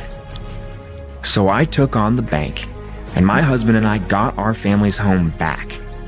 I moved in to care for my dad, who's back on his feet and in remission. I stood up for my grandmother, who was getting cheated by utility and insurance companies, and I helped my brother get his small business off the ground, because that's the American dream and the lifeblood of communities like ours. My family's story isn't unique. Families all across our state are fighting, but the only ones who seem to be getting ahead are the elites on the coasts and the politicians who are selling us out to them. Costs keep going up. Wall Street is buying our homes and renting them back to us, and no one is looking out for the little guy. Nebraskans have always been fiercely independent. It's time our representatives were too. My name is Austin Allman, and I'm running for Congress to fight for your family the same way that I fight for my own. It's time we break up the corporate monopolies that are raising prices and stripping Nebraska for parts. It's time we stop paying for all these foreign wars with our healthcare money and stop insurance companies from telling us they know better than our doctors. And it's time we show the billionaires in Wall Street and Silicon Valley who are pitting us against one another that we won't let them steal our way of life out from under us. If you agree, then join us, and let's take Nebraska back. Independent for Congress? Damn. Great ad. How young is this guy? Like, how old is he, guys? The Democrat and Republican has garnered over 2 2.2 million views. He's pissed It has 2.2 million views, that video, guys. off both the Democrat and Republican running in the race. He's gotten support from Ro Khanna, and on top of all of that, he is running on a very progressive platform, which we will be taking a closer look at in a little bit. But first, let's dive into his campaign video and take a look together and hear what he has to say as an outsider running in this Nebraska race. I'm legit crying, though. Oh. I saw my parents break their backs every day on the meatpacking line he's gonna to show provide for me and my siblings. I was only 8 when Tyson... Understandable video, holy crap. But also on top of that, immediately making it recognizable, understandable, small town living. There was a Tyson plant. Most of the work was probably there. It closed down. And he's immediately not targeting, Venezuelan immigrants. He's targeting the actual problem here, the capitalist corporation that just, decided it wasn't worth it and just, caused a bunch of problems for these people in this town here. So immediate good start here. Let's continue. They just did it again to our neighbors in Lexington, and the politicians who looked down on us didn't lift a finger to stop it. But my mom did what Nebraskans have always done. She took care of the people she loves and did her best to turn the bad into something good.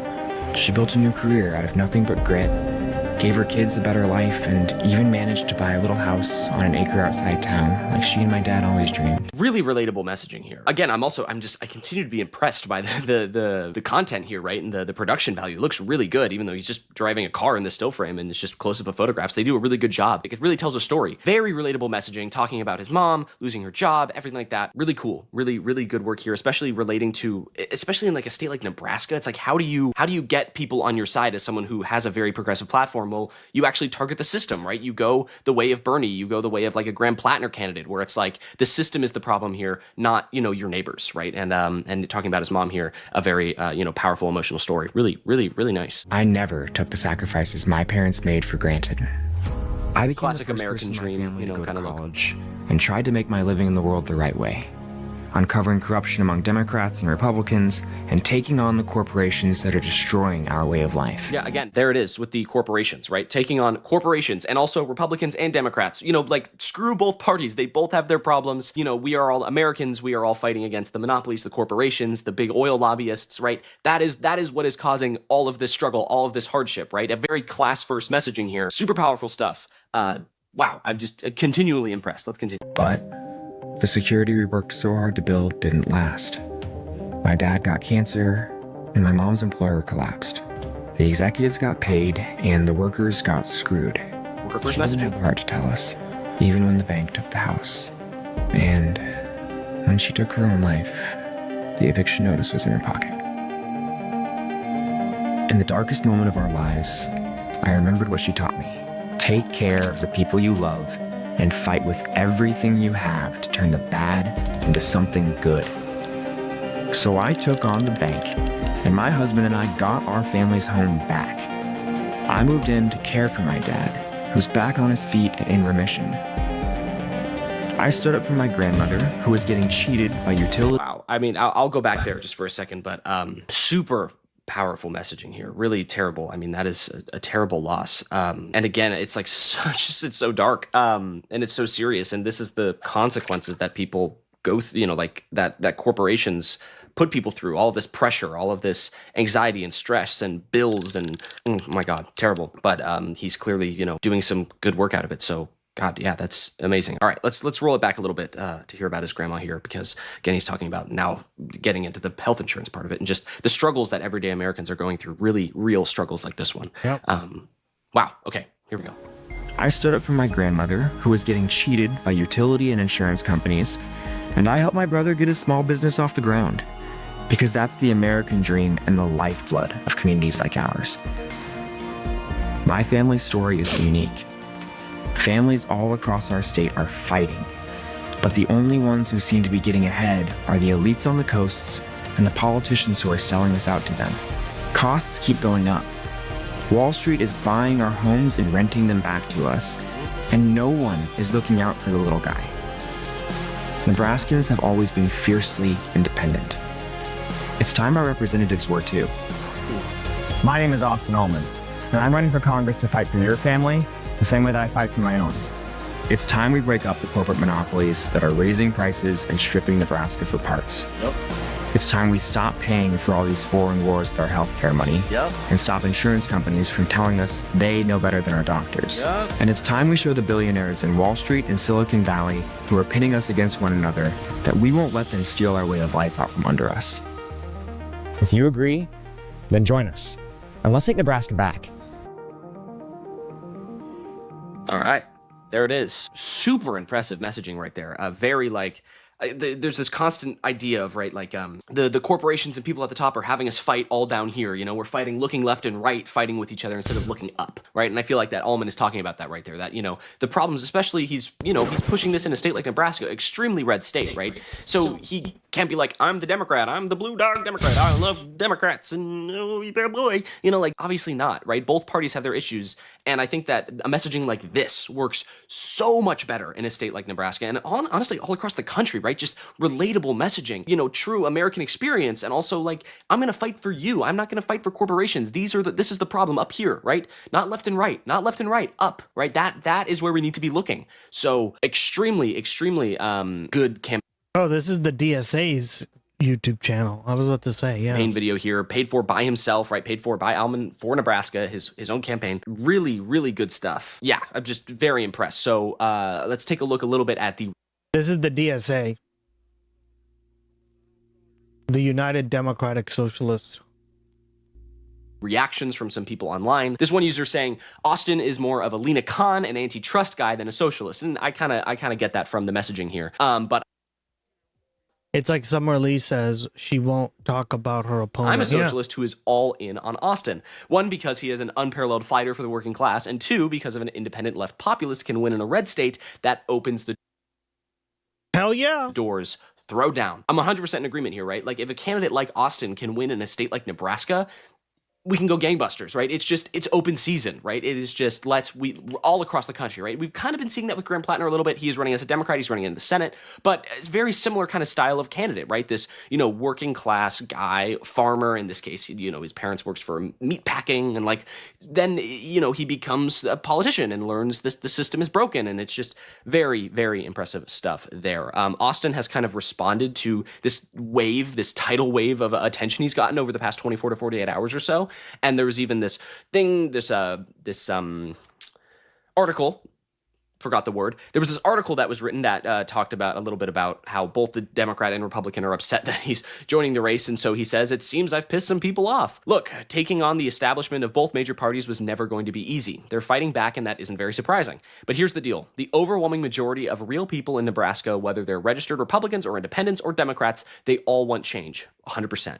They're sick of being locked down and sold out on and lied to. Congressman Flood, who's the Republican, is selling us out to big money donors as he climbs the ladder in Washington. Americans are ready to elect independents who work for them, not party bosses or corporate donors. That's why we're going to win. Love the messaging. And he also has talked to the Democrat as well. Here's Ro Khanna's messaging saying outstanding, retweeting the image here. And then I want to find it here. No. Yes, here it is. So he also is running, so he's an independent, so he's running against the Democrat and the Republican. Austin is here. So his Democratic opponent right here is also, pushing his messaging. He says, my Dem opponent, a former Biden-Trump DC State Department official, just described me as someone who's never had to solve real-world problems. I'm focused on my GOP opponent, but boy, I think I'm more in touch with the problems Nebraskans face than you'll ever be.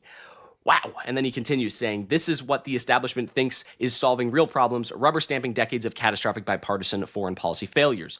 Both parties have only recently discovered that affordability matters to people and are taking too much cash from corporate donors to actually take it on. And he's targeting Backemeyer here, who is the Democrat he's running against, and saying that he emphasized the Examiner, the major decisions about Israel and Gaza were made by political appointees and presidents and not the department's staff. Asked to respond to Allman's comments late Thursday, Backemeyer campaign said this is a complete fabrication of Chris's public service career. So, yeah, anyway, Allman targeting both the Democrat and the Republican in this race, who are also targeting him. So, gotta give it to the guy. And he's also talking to anybody. This guy right here did an interview with the guy, Grassroots Matt, very conservative guy. He said he doesn't agree with him on everything, but, naturally, Democrats aren't happy. Medicare for all, Citizens United, overturning it, making billionaires pay their fair share. And this guy seems to like him, right? This kind of conservative guy. He says he's not GOP-funded spoiler. He means that he's anti-establishment, right? He represents a faction of the left that many forgot exists, a grassroots populist populist counterpart to the Tea Party or Liberty wing of the Republican Party, right? And so, he says he's an interesting candidate, right? And that's good, right? Cross-party messaging, especially in a very red state like Nebraska, is very important. Yeah. So now, to end things off here, we're going to take a look at his policy. So he's this independent guy. Oh, he has a good campaign ad. He's talking to people. He sounds like a good guy, but what's his policy? What is his positioning? So I went to his website here, and he has a why he's running here. He has a whole breakdown, meet him, know about him, and then he has a I haven't heard of him, right? But then again, he just launched his campaign. So now I have. my platform page, which is what we are on right now. So let's take a closer look together here. So first things first, drive down grocery prices, home prices, gas prices, and farm costs. So he wants to do all these things, prosecute price gouging, end the Iran war, ban Wall Street landlords. Next thing he wants to do, make billionaires pay their fair share, put more money in your pocket. Yes! Cut the federal income taxes to zero for your first 38 grand. Thank you. Wow. That's a Gustex policy right there. I would even make it 60. But 38 in Nebraska's, you're making, if you're making 38,000 a year in Nebraska, that's pretty good money because Nebraska's a cheaper state to live in. So yeah. And I think it doesn't matter. At the end of the day, I would like people to pay less, especially at the bottom tier, right? We need to get back to a progressive income tax system. None of this shit where like Jeff Bezos pays 0 and then Jersey and me pay like 20 to 30%, right? No, fuck that. If not higher. Billionaires and corporations pay their fair share. There's the big one, right? Protect and expand Social Security and support American families. So he wants to lower taxes on those making less and increase taxes on those making more. Cool. Build a healthcare system that works for you, not the insurance companies, right? So break up healthcare monopolies, cap prescription drug prices, expand Medicare to cover all citizens, I'm moving and legalize to Nebraska, marijuana. guys. So some more medical issues there, and also, the legalization of medical marijuana, which is extremely popular. So yeah, sure, why not? That should be Outlaw a thing, corruption too. and hold elites accountable. Yes. End elite impunity, big money out of politics, ban corporate lobbyists, new leadership, Joke's on you, protect I our don't pay families from Silicon Valley. And You secure get our what I borders to mean. end corporate exploitation. So he's talking about, we'll secure the border and send violent criminals back. So he's using some more right-wing conservative framing on here, but he is talking specifically about violent criminals back. But he's fighting in Nebraska here, right? So he's not going to be a perfect candidate on every single issue, and I won't agree with him on every single issue. But I do think that he is a very perfect candidate on every violent criminals back. But he's fighting in Nebraska here, right? So he's not going to. Where is it?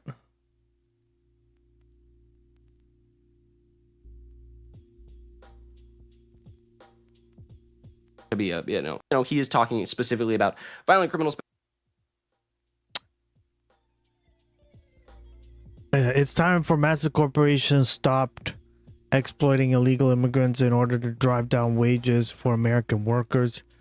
We'll secure the border, send violent criminals back, and make sure those look like a chance for an American. Yeah, of course.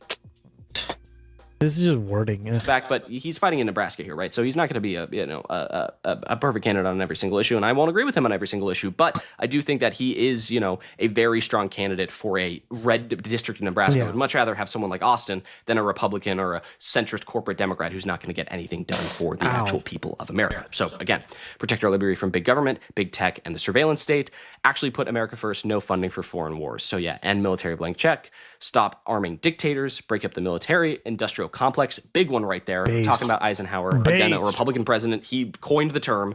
And so he's calling it out there. So really impressive stuff, right? Obviously, I don't agree with the guy on everything. No one should, right? You should have disagreements with every politician out there. But he's a very strong candidate, right? Well, and someone compared who's to running in these other Nebraska that is clowns, yeah. blowing everyone else out of the water. So he just announced his campaign. Very interesting candidate. Wanted to take a look and share it with you guys. So let me know what you guys think down below of Austin. He seems like a really cool guy. I'd love to talk with him. And yeah, I think that's going to do it for me. If you like this video, be sure to subscribe down below and leave a like. And I think that's going to do it. So have a great day. I'm Galashua. Goodbye.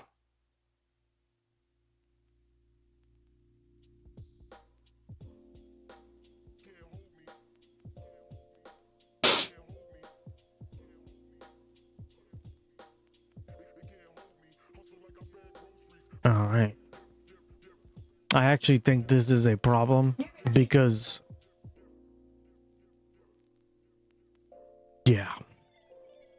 as we talked about. This is just a pretense to invade, right? Clearly, guys. New reaction today from lawmakers over President Trump's high-stakes summit in Beijing, where the president claimed major trade wins, but has given few specifics on what was actually agreed to behind closed doors. The talks with Chinese President Xi Jinping also centered on the war with Iran and the Strait of Hormuz, but the two superpowers failed to reach agreement on ending the conflict. I don't think we need China's support. I think the fastest way to end the war in Iran is just to stop digging a hole even deeper, and that's what we should do right now. Gas and other prices are going through the roof. He says he's not thinking about American finances, and he's gotten into this in this war that's making us less safe. So, no, we don't need China to get us out. We just need to end it. Well, the president was, I think, pleased with the outcome of the visit. He thinks it was a big success, and the people that were on that trip agree. We have laid the groundwork, I think, for a new trade agreement. Joining me now is Illinois Congressman Raja Krishnamurthy. He serves on the House Oversight and Intelligence Committees and is a member of the Select Committee on U.S.-China Competition. Congressman, it's good to see you again, sir. So the president said he struck fantastic trade deals during his visit, but few details have emerged on what the two superpowers actually agreed to. Were there any breakthroughs reached on key issues like tariffs and technology? I don't think so. Few details have emerged about these supposedly fantastic deals. All I know is that two things are definitely the case. One is that I think that we committed stumbles with regard to Taiwan, and basically we're potentially risking conflict and war because we are lowering our deterrence through a lot of loose talk about Taiwan, and Xi Jinping really pressed Trump hard on this issue. And unfortunately, I think Trump might have stumbled in a very dangerous way. And then the second thing that is true is that, you know, our farmers here in Illinois are suffering as they've never suffered, not only because of the lack of purchases by China and other countries of their goods, including soy, but also because of extremely high fertilizer and fuel prices. And, you know, we as consumers obviously see the price at the pump for 1 gallon of gasoline, but that ripples through the economy, including in the input prices that farmers face. Mm-hmm. What about Iran? Because that purportedly was a key part of the president's agenda, specifically persuading Beijing to encourage Tehran to reopen the Strait of Hormuz and agree on a plan to end the conflict. But no breakthrough was achieved there. Trump today repeated his threats to decimate Iran. So where does this leave negotiations to end the war? I think it's the same place they were before. I think that China did not do anything material to help with regard to the Iranian situation. And if anything is the case, I believe that they see us in a position of weakness because of the Iran war. The fact that we are, you know, experiencing tremendous costs, not only consumers, but also our military and the depletion of resources and armaments. But secondly, it helps them in making the case that they too should be able to attack other countries and throw their arms and elbows around militarily to resolve their disputes, whether it's Taiwan or in the South China Sea. And so I think that negotiations over Iran are at a stalemate, and that's just fine for China at this point. You sent a letter to President Trump demanding full public disclosure of any China-linked business dealings involving himself or his family or administration officials. If the White House, sir, refuses to disclose any potential financial ties, what tools does Congress have to investigate whether U.S.-China policy is being shaped by the president's private business interests? Well, we have our own investigatory power. Of course, the majority right now, especially on the Oversight Committee, for instance, refuses to do anything to investigate the Trump administration. And so the minority and Democrats have had to do this on our own, which we will continue to press, especially in this particular case, because I'm concerned that the Trump administration's foreign policy is dictated in part by their family's business policies and their dealings.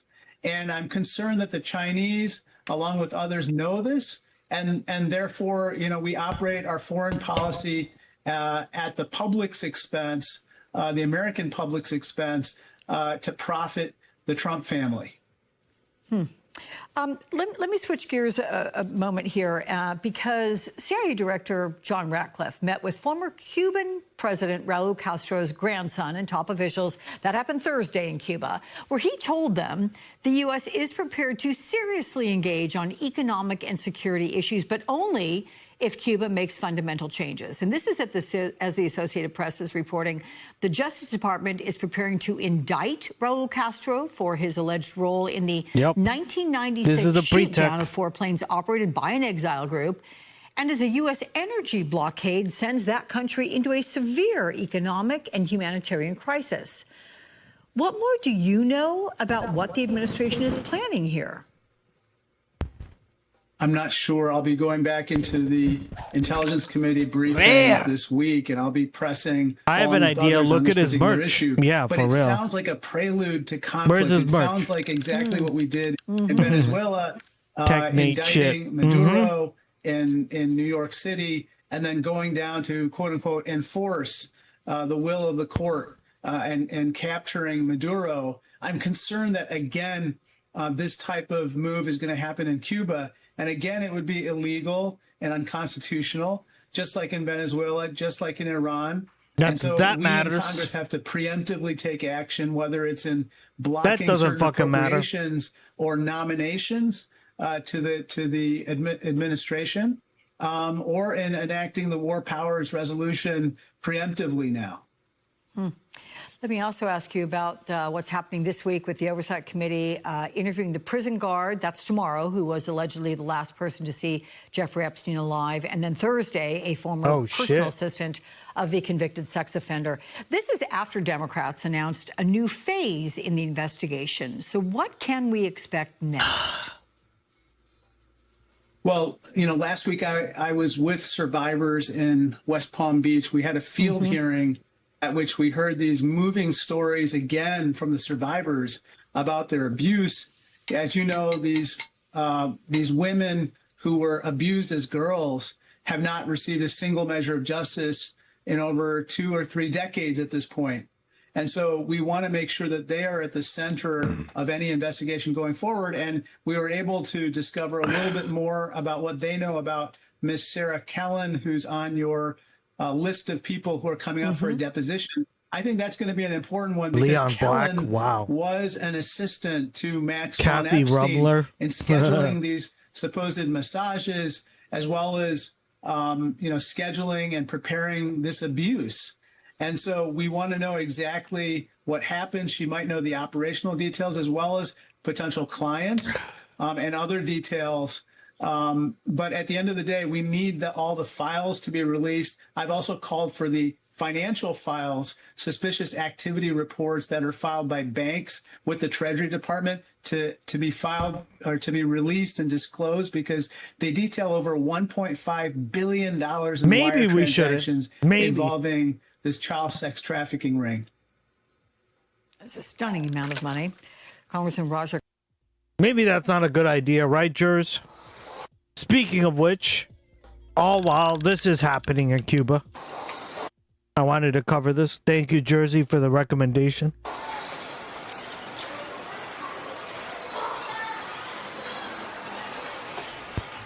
No somos nada sin nuestro recuerdo. Cuando te pones a pensar en lo que te hace ser quien eres, tus recuerdos lo son todo. La gente que quiere, lo que haces. Cuando no recuerdas esas cosas, ya no eres tú. Eso es lo que hace del Alzheimer una enfermedad tan terrible. Te vas robando pedazos de ti mismo lentamente hasta que no queda nada. Yo pasé por eso con mi mamá. Es por eso que llevo años trabajando para combatir esta terrible enfermedad.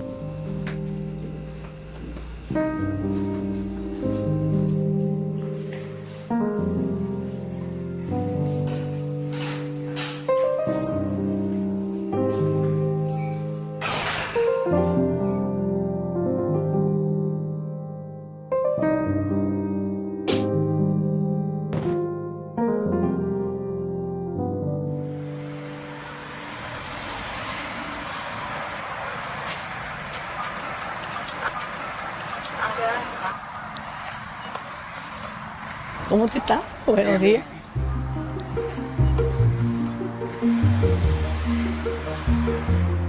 Yo me gradué como médico en el año 1973, pero siempre quise hacer ciencia.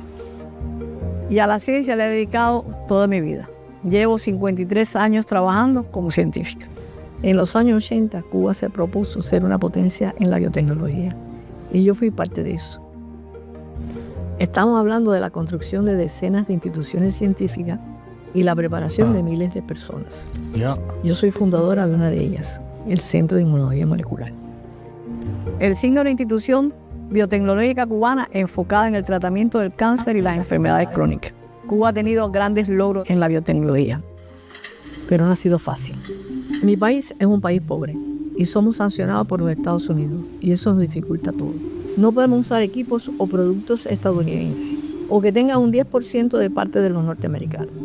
El bloqueo también nos dificulta colaborar con científicos de otros países, encontrar bancos que nos gestionen nuestras transacciones o encontrar empresas que nos vendan equipos y materias primas. Y lo más importante es que no solo afecta a Cuba, afecta también a los Estados Unidos, porque las personas en Estados Unidos no pueden acceder a medicamentos cubanos que podrían salvar vidas. Cuba Belly of the Beast. Yeah, you love this fucking channel, girl. You love it. desarrollado medicamentos innovadores para decenas de enfermedades. La única vacuna contra la meningitis en el mundo por mucho tiempo fue cubana. Wow. I didn't know that. Meningitis. It was the only meningitis vaccine. Se creó el Everprospect contra la úlcera del pie diabético. Aquí mismo en el CIN hemos desarrollado medicamentos contra el cáncer, como el nimotuzumab y el Symavax. Y por supuesto, durante la COVID, Cuba desarrolló 4 vacunas para combatirla. A pesar de todos estos logros, hay muchas enfermedades en las que seguimos trabajando. Una de ellas es el Alzheimer.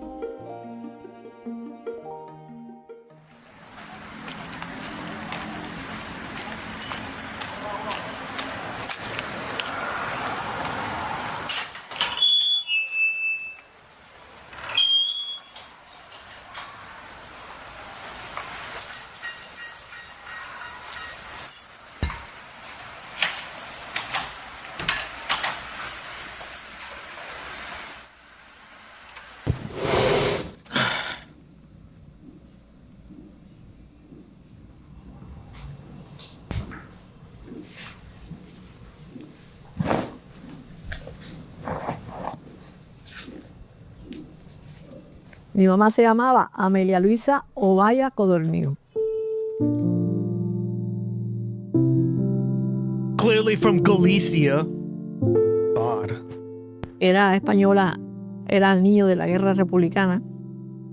Mi mamá era profesora de ciencias sociales, daba geografía, Can you historia, imagine being filosofía. Galician?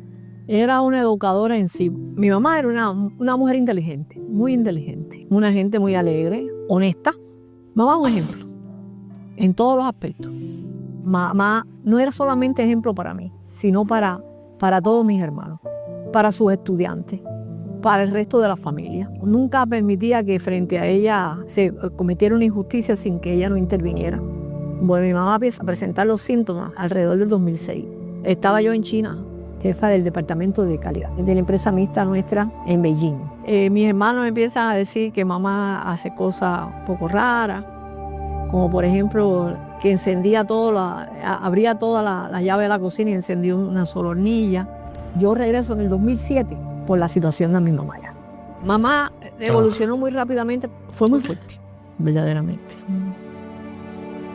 Yo pienso que una de las cosas fundamentales es cómo tú vas viendo que esa persona se va degradando, se va aislando del mundo. Esa persona que le gustaba bailar, que tocaba el piano, que era una persona que le gustaba compartir, conversar, y verla ir perdiendo todas estas cosas, ¿no? No poder conversar con ella, las cosas que yo conversaba, de pedir consejos de cosas en mi vida, ¿no? Eso me impactó mucho. Mucho, mucho.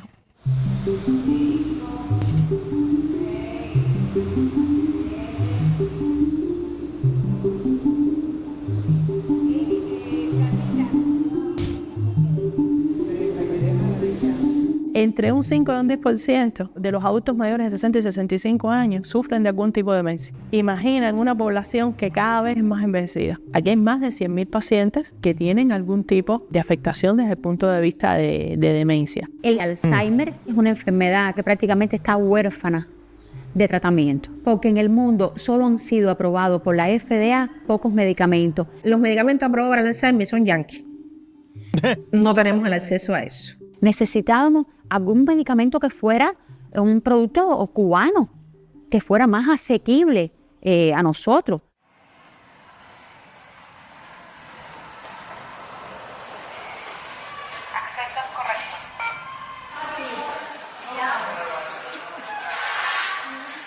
Y yo me entero en el 2012 que el cine estaba desarrollando un producto que tenía propiedades neuroprotectoras. Lo llamaron neuroep. Yo lo que quería era buscar un medicamento que pudiera ayudar a mi mamá con su demencia. Me acerco a Daniel Amaro, que era el gerente del producto en ese momento, y le dije que yo quiero trabajar en el proyecto. Y en el 2013 me incorporo precisamente a ese grupo. Se tenía pensado el medicamento para otra enfermedad como, por ejemplo, la ataxia en ictus. Yo empiezo a ver la molécula como tal, la neuroepo, empiezo a buscar qué características tiene el sistema nervioso. Una de las cosas que quería saber es si esta molécula podía ayudar a mi mamá con su demencia. Y entonces me doy cuenta de que es una molécula que tiene en el Alzheimer algún tipo de beneficio. Los riesgos eran tan bajos con relación a los posibles beneficios que pudiera hacer que yo me arriesgué. Me habían dicho que ella tenía una demencia ya avanzada y que la neuroepo pudiera no hacer nada, ¿no? Estuve como poniéndoselo como 3 años, mamá, es decir, consecutivamente. Y ella está haciendo algunos cambios. Ella empezó a comunicarse con su cuidadora. Ya no iba a quedar la comida, ya sabía comer. Yo tenía que ir al banco a que mamá cobrara la pensión. Y mamá, que era una mujer profesora de ciencias sociales, tenía que firmar con la huella digital, porque ella no se acordaba de cómo se firmaba. Y ya viendo los resultados, cogí una agenda, le di un bolígrafo. Y con toda intención le dije, mamá, firma. Y puso Amelia. No firmó como ella tenía, que era un garabatico, ¿no? Pero puso Amelia. Es decir, que hizo la asociación de que firmar era su nombre. Y ahí fue cuando yo le dije a Daniel, este producto es para Alzheimer. Wow. Le dan la misión a Daniel para ir precisamente a la empresa mixta en China, donde yo estuve. Y en ese momento me pide que yo asuma la gerencia del proyecto como tal. El 8 de julio del 2015 mi mamá falleció. La neuroepo la ayudó, pero ella estaba en un estadio muy avanzado. Los pacientes leve y moderado tienen más posibilidades.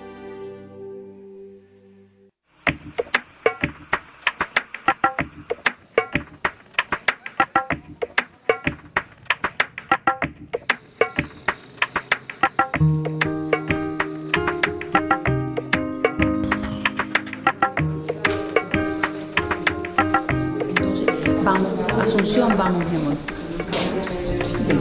Asunción, Marta. Asunción, Marta. ¿El teléfono no te sabe ningún número? No. Ni el propio, ni el fijo de tu casa. No tiene fijo en tu casa. Cualquier cosa. Muy bien. Ahora, yo te voy a dar este papelito. Tú lo vas a coger con la mano izquierda, lo vas a doblar en 2 y lo pones en el piso. Está bien, como que no, mira, enseguida. Enseguida. Ahí. En mi casa yo limpio, frío, cocino, ya plancho, ya de todo. De todo, claro, tiene un validismo tremendo. Eso es muy bueno. No paro y subo escalera y bajo escalera. Perfecto, eso está perfecto. Tuvimos la gran fortuna que se acercaran a nosotros, investigadores del Centro de Inmunología Molecular. Teníamos 900 pacientes caracterizados. Entonces nos dijeron que le parecía muy bien. Podíamos comenzar entonces el ensayo clínico. En ese ensayo clínico se incluyeron 174 pacientes. Fueron 3 años de ensayo clínico, de 2017 a 2020. Sí, yo sé que ustedes están probándome cómo está el cerebro mío, si trabaja bien o trabaja mal. Claro, muy bien, muy bien. O si estoy fundida o tengo remedio. Los resultados del ensayo clínico fueron muy buenos. ¿Por qué? Porque quedó demostrado que es un medicamento seguro. O sea, que no se produce ningún evento adverso con relación de causalidad con el producto. Y en cuanto a la eficacia, el 30% de nuestros pacientes logró estabilidad de la enfermedad. Y el 54% de nuestros pacientes logró mejoría, según los criterios de la FDA. Entonces, podemos concluir que el 84% de nuestros pacientes se mantuvo estable o mejoró. La mayoría de los medicamentos que están aprobados por la FDA para tratar el Alzheimer provocan eventos adversos serios o graves y no tienen una eficacia demostrada a largo plazo. He visto en estos pacientes tratados con estos There were a few Cubans that I met when I visited Costa Rica. I could tell by their accent. Medicamentos que tenían It's a very unique accent, right? Una Well, not unique, but like you can tell by the way they speak Spanish. mejoría de unos meses y después la enfermedad seguía su curso natural. La neuroepo te puede ayudar a estabilizar la enfermedad por un tiempo prolongado, porque en estos momentos tenemos pacientes tratados hasta por 4 años y hemos visto cómo el deterioro de los pacientes se enlentece y se estabiliza la enfermedad. Estamos obteniendo una eficacia superior a lo This que is está what's so incredible about this, right? This is like a very medical video and like what Cuba's doing. But this is all done because of policy, right? Of like I don't have much to say because a lot of this stuff is very like hyper specific, right? It's not really in my expertise, but it's amazing. Could you just imagine if there was international cooperation?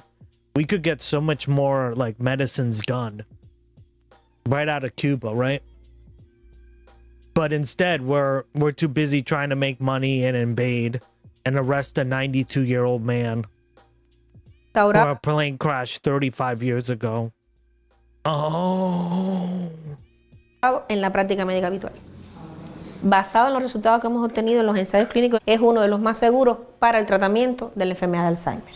Se necesita un mayor número de pacientes. Debíamos realizar la fase 3 del ensayo clínico. La muestra es de 1.456 en todo el país. Después que terminemos este ensayo clínico, presentamos los resultados al CENMED para ver si logramos el registro definitivo del medicamento que nos permita que ese medicamento forme parte del arsenal terapéutico para los pacientes con enfermedad de Alzheimer en nuestro país y quizás para su futura comercialización. Voy a cumplir 30 años viendo pacientes con estas características. Eso que yo he visto con la neuroepo no lo habíamos visto así, de esa forma, nunca.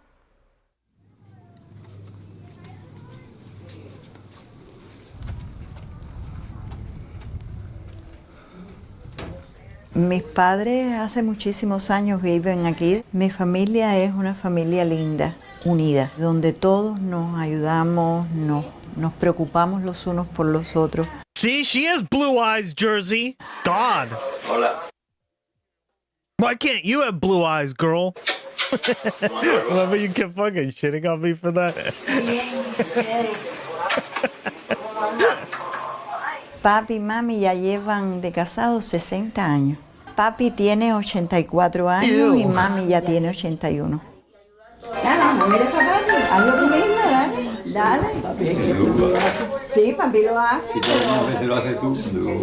La levanto un poco. A mí me gusta cómo te queda a ti. Y mami de pronto empezamos a notar que no se acordaba de cosas que habían acabado de pasar. Se le olvidaban números de teléfono, nombres de personas, allegadas incluso, y la empecé a notar un poco desubicada. En la vida cotidiana, ¿no? Había cosas que no encajaban bien. No, temprano, hoy nos levantamos temprano y cenamos temprano. Y yo estaba haciendo una cosa, iba al refrigerador a buscar una cosa y dije, ¿qué cosa vengo a buscar aquí? Tenía que volver para atrás. Ya no sabía bien cómo hacer las cosas y dejé de cocinar también. Margarita, cuando empezó la atención con nosotros, fue diagnosticada de enfermedad de Alzheimer. Yo sé lo que es el Alzheimer y claro, eso lo preocupa a uno, por supuesto. He visto muchos casos y por películas también. Tú sabes lo que no es reconocer a la familia. Vaya, eso es muy triste. Es muy difícil aceptar que un familiar cercano tiene una enfermedad tan terrible, porque sabemos que poquito a poco esa persona deja de reconocerse a sí misma, además de perder las capacidades que la hacen ser esa persona que nosotros conocemos. Margarita empezó el ensayo clínico en el 2019 y lo terminó en 2020. Al ser un estudio todavía, hay un grupo de personas que lo que reciben es un placebo, pero te voy a ser honesta, a los 2 meses, no más, yo empecé a ver cambios en mami. La expectativa era por lo menos mantener en esas condiciones, y en el caso de mami nosotros podemos atestiguar que se recuperó lo que ella había perdido. Mami, vamos a echarte la gotita antes que se haga más tarde. Dale, ve preparándote que voy a comer. Después de su año de tratamiento, su hija Marianne nos solicitó por favor la posibilidad. I don't know if you ever stated in your channel before, but it is much like what observed during the study to discover DNA, where the scientists hide their research to be first in findings, and when the end it looking at each other's work and it cracked the mystery, specifically the work of a woman. Yeah, and that's the problem, right? Is there's too much, the system is too much on profit and competition, and instead of working together through international borders, right? When knowledge is knowledge, guys, right? And this stuff should just be freely available for everyone, right? Like we were just talking about earlier, right? At the very beginning of the stream, how do we get to that like utopian socialist or like that Star Trek kind of future, right? Well, this is one avenue, and we're not even doing this, right? We're just so far away from it. Yeah. De continuar con el tratamiento.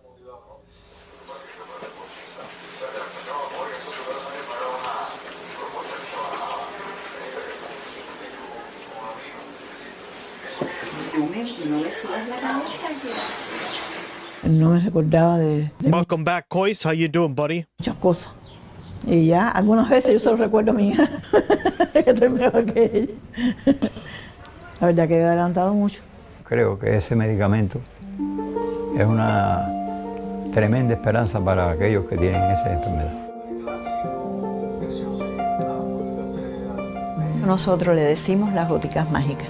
Cuando uno observa a un paciente, a un familiar que esté en esas condiciones, y de pronto empiezas a ver una mejoría sencillamente por unas gotas nasales. Mira, eso es magia. ¿No? Mami, ¿vas a hacer una opción? Dale. Arriba.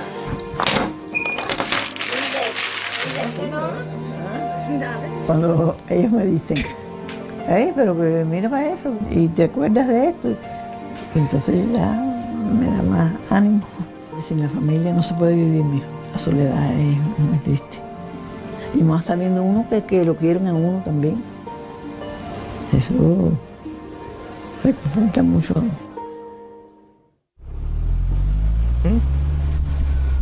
Usualmente no debemos de conocer a los pacientes que están en el ensayo clínico por una cuestión de ética. Pero ya han pasado años desde que concluyó el ensayo clínico fase 2-3.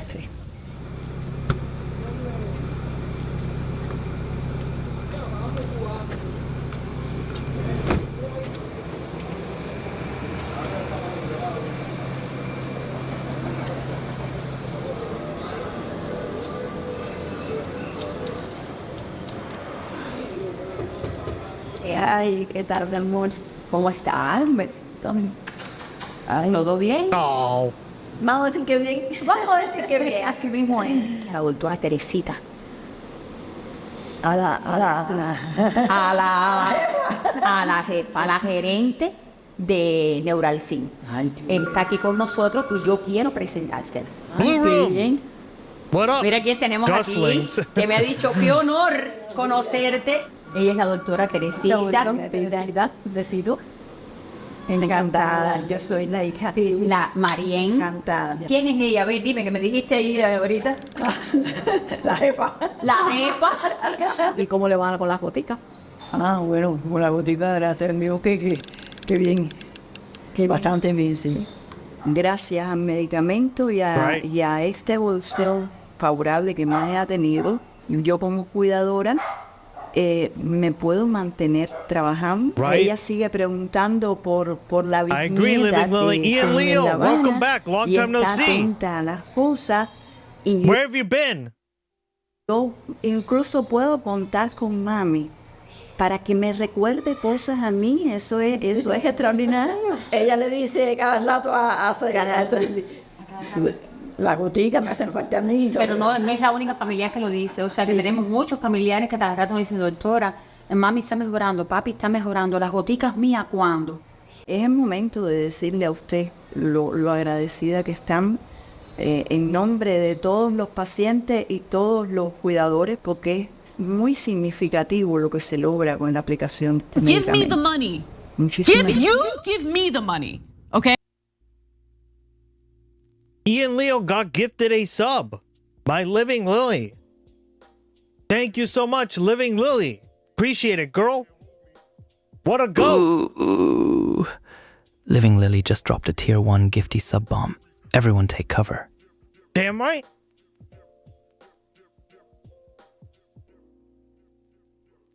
Thanks for the gifted sub. Yeah, where have you been, man? Long time no see. Gracias. Ver un cuidador. Thank you, Living Lily, en este again. caso, feliz. Para mí emocionalmente es muy fuerte. Porque yo no tuve la suerte esa. No tuve la suerte de poder tener a mamá así como la tiene usted hoy. Hay que tener mente positiva, que es lo más importante, y además este proyecto nunca se ha dejado caer. Siempre hemos estado luchando con los trastornados. Cuando hacemos talleres y yo veo la cantidad de resultados que tenemos, eso me da una felicidad que tú no te puedes imaginar.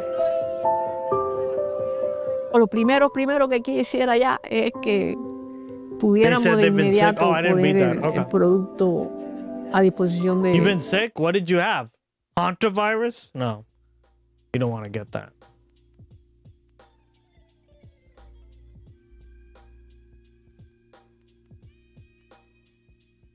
You don't want that shit. What are we watching? It's like Cuba's battle against Alzheimer's. Cuba has a drug that is really good against Alzheimer's, and this is kind of like a documentary kind of showing like one example, right? It's really good. Been sick. De la There you go. población That's why I missed it. cubana. He said Que la two gente se words. beneficiara del mismo.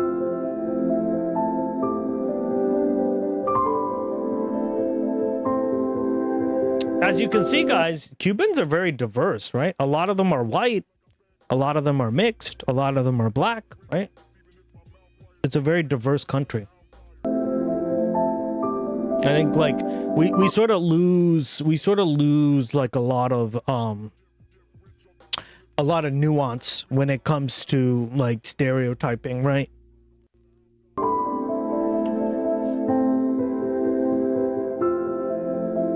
Sería muy injusto que el producto no pudiera llegar a otras partes del mundo. Es frustrante pensando de que eso pueda ser o por problemas políticos o porque a veces se menosprecia la ciencia que se hace en un lugarcito tan pequeño como Cuba. Yo de alguna manera quise agradecer a mi mamá haberme puesto precisamente en el camino de este medicamento, ¿no? Y entonces se me ocurrió que podía estar en el nombre también poniendo las iniciales de mi mamá. Neuroe, pues el nombre de la molécula. Y Neuralcin es su nombre comercial. Yep. La A, la L y la C que está en el medio de esa palabra es Amelia Luisa Codornío, el nombre de mi mamá. Wow. So she literally named it after her mom. That's crazy. Ella se sintió That's orgullosa. so sweet. Y ella una vez me dijo, tú has hecho lo que yo quería que tú fueras. No. Creo que parte de de lo que hago. Es como que es una retribución mía a lo que ella se ha dedicado, lo que se dedicó para formarme. That's crazy.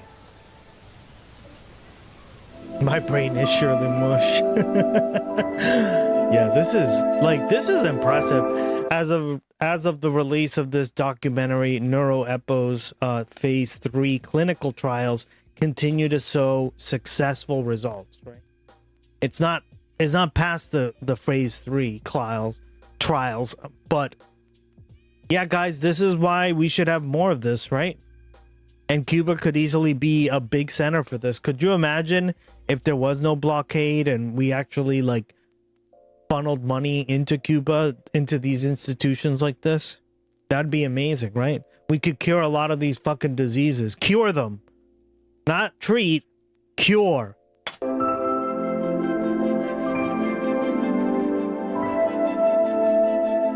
If there are no setbacks, NeuroEpos could be available in Cuba's population as soon as 2026. Damn right.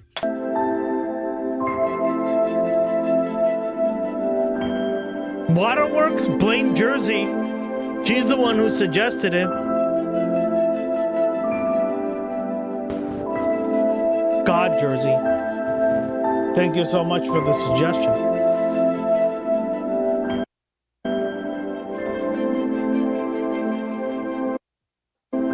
Well, I mean, whether you want to live that long or not, at this point, it's probably going to happen, right? People are going to live longer and longer and longer, and it's going to be like, it's going to be like to the point where all this stuff, like, you're not going to feel old as quickly, right? Because there's going to be like stem cell research, right? There's something going on in Mexico. I don't know if you guys have heard about this, but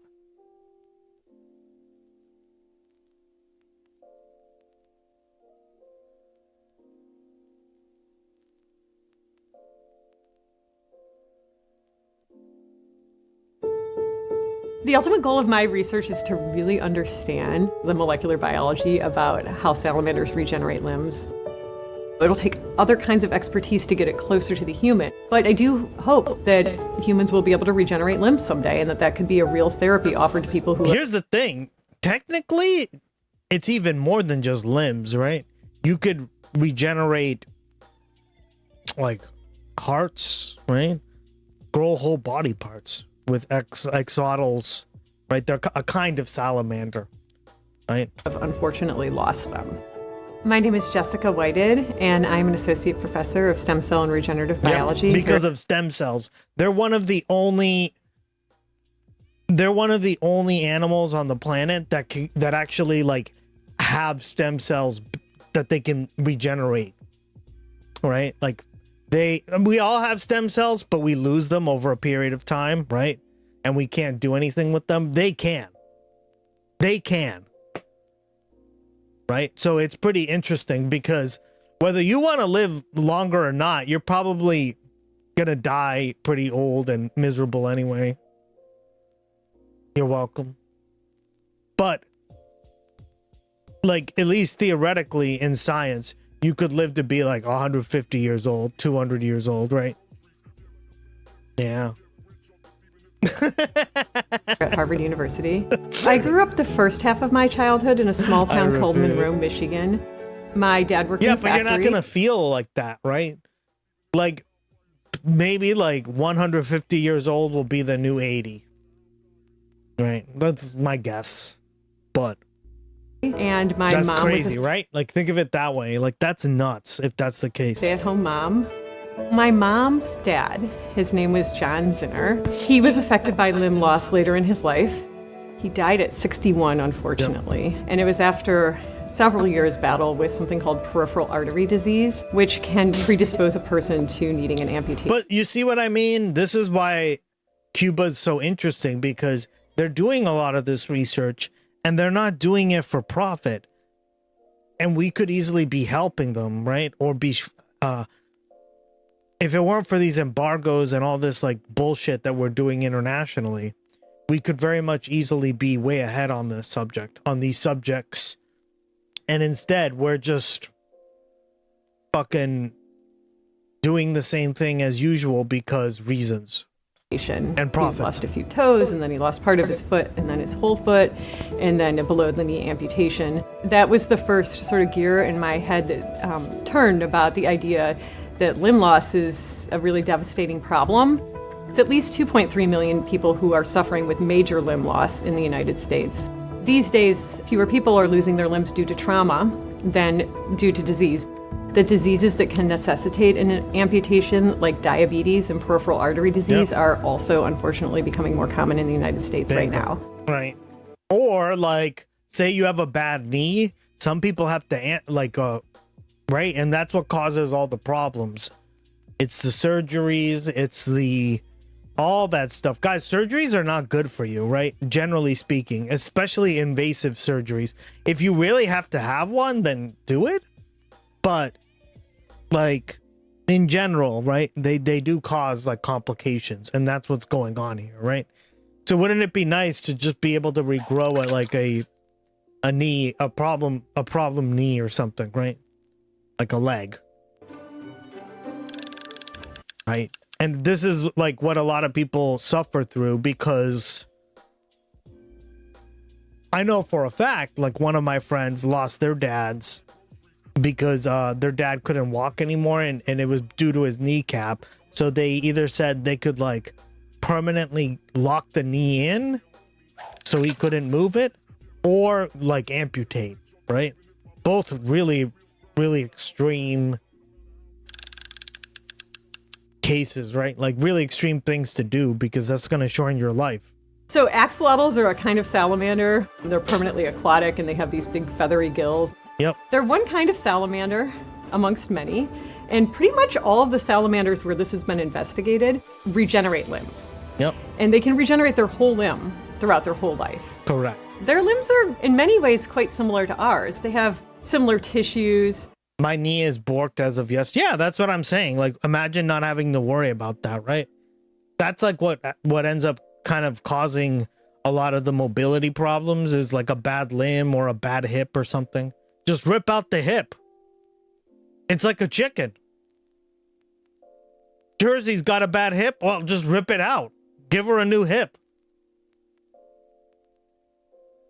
Or you Blue Room, new knee. They develop similarly. We think that for the most part, they might have similar cells inside. And so we're really interested in how axolotls regenerate their legs. If you think about the steps of limb regeneration, the first thing you're really going to see with the naked eye is a bump, and that's called a blastema. It is the place where all of the new cells are called to go that are going to make more of themselves to replace the tissue. They have to undergo this process. We call it differentiation, but it really just means the cells finding their ultimate job. And then patterning, which means they're going to make the muscle in the correct little sausage-like parts that you would see if you open up an anatomy textbook. If they lose just a foot, they grow back just a foot. And if they lose a whole leg, they grow back a whole leg. So there's this understanding in the animal's tissues about how much of the limb was lost that they can replace. What we think is that if we can bring these clues back, and either working with collaborators or doing some of this work here as well, we can see if these pathways don't get turned on in people. Maybe they're there, but they're latent and they're not getting turned Bingo. on. Or maybe that's what I was told what happens, right? It's why we as humans can't regrow body parts, right? This could also go for like regrowing eyes, right? Say you are legally blind or blind, right? Just chop it off. Exactly. I've chopped off a lot of my body parts. There is some contribution from genes that salamanders have that humans have lost.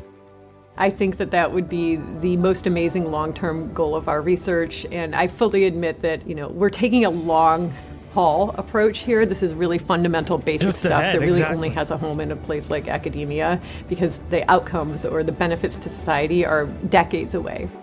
I once got asked, what if you don't live to see it? And I thought, you know what?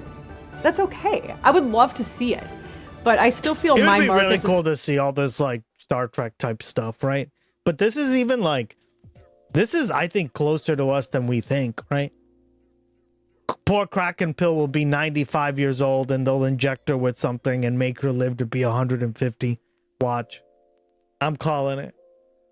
Scientists isn't totally defined by whether or not I live to see the ultimate application of what we learn here in the lab. Science is a little bit like handing the baton. It may be that someone much younger than me is the one who drives us home, and I'm okay with that. Ain't no fucking way. Harvard. Oh, look at that. Boston. The massholes are coming together. God, can you imagine that? Massholes doing anything like this? I actually can. Only massholes. In this country. W Cuba, W Exodals. This kind of research and this stuff is really important. I'm old age. I'm not going to see any of this. Yeah, I think we're all going to be fucking bone dust. At the rate we're going. Getting old is kind of sucks, but it's better than the alternative. Getting younger. All right, guys. You know what time it is. That was a fun stream. That time of the night where I say good night. Good day wherever you are.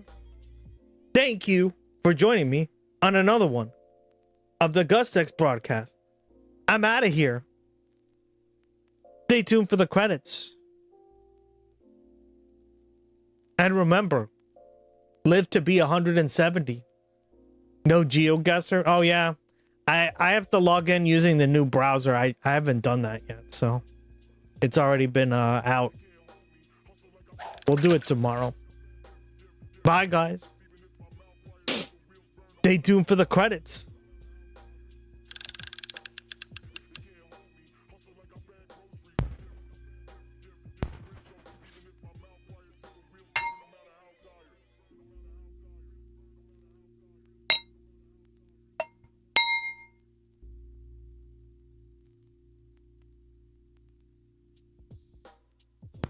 Cheers.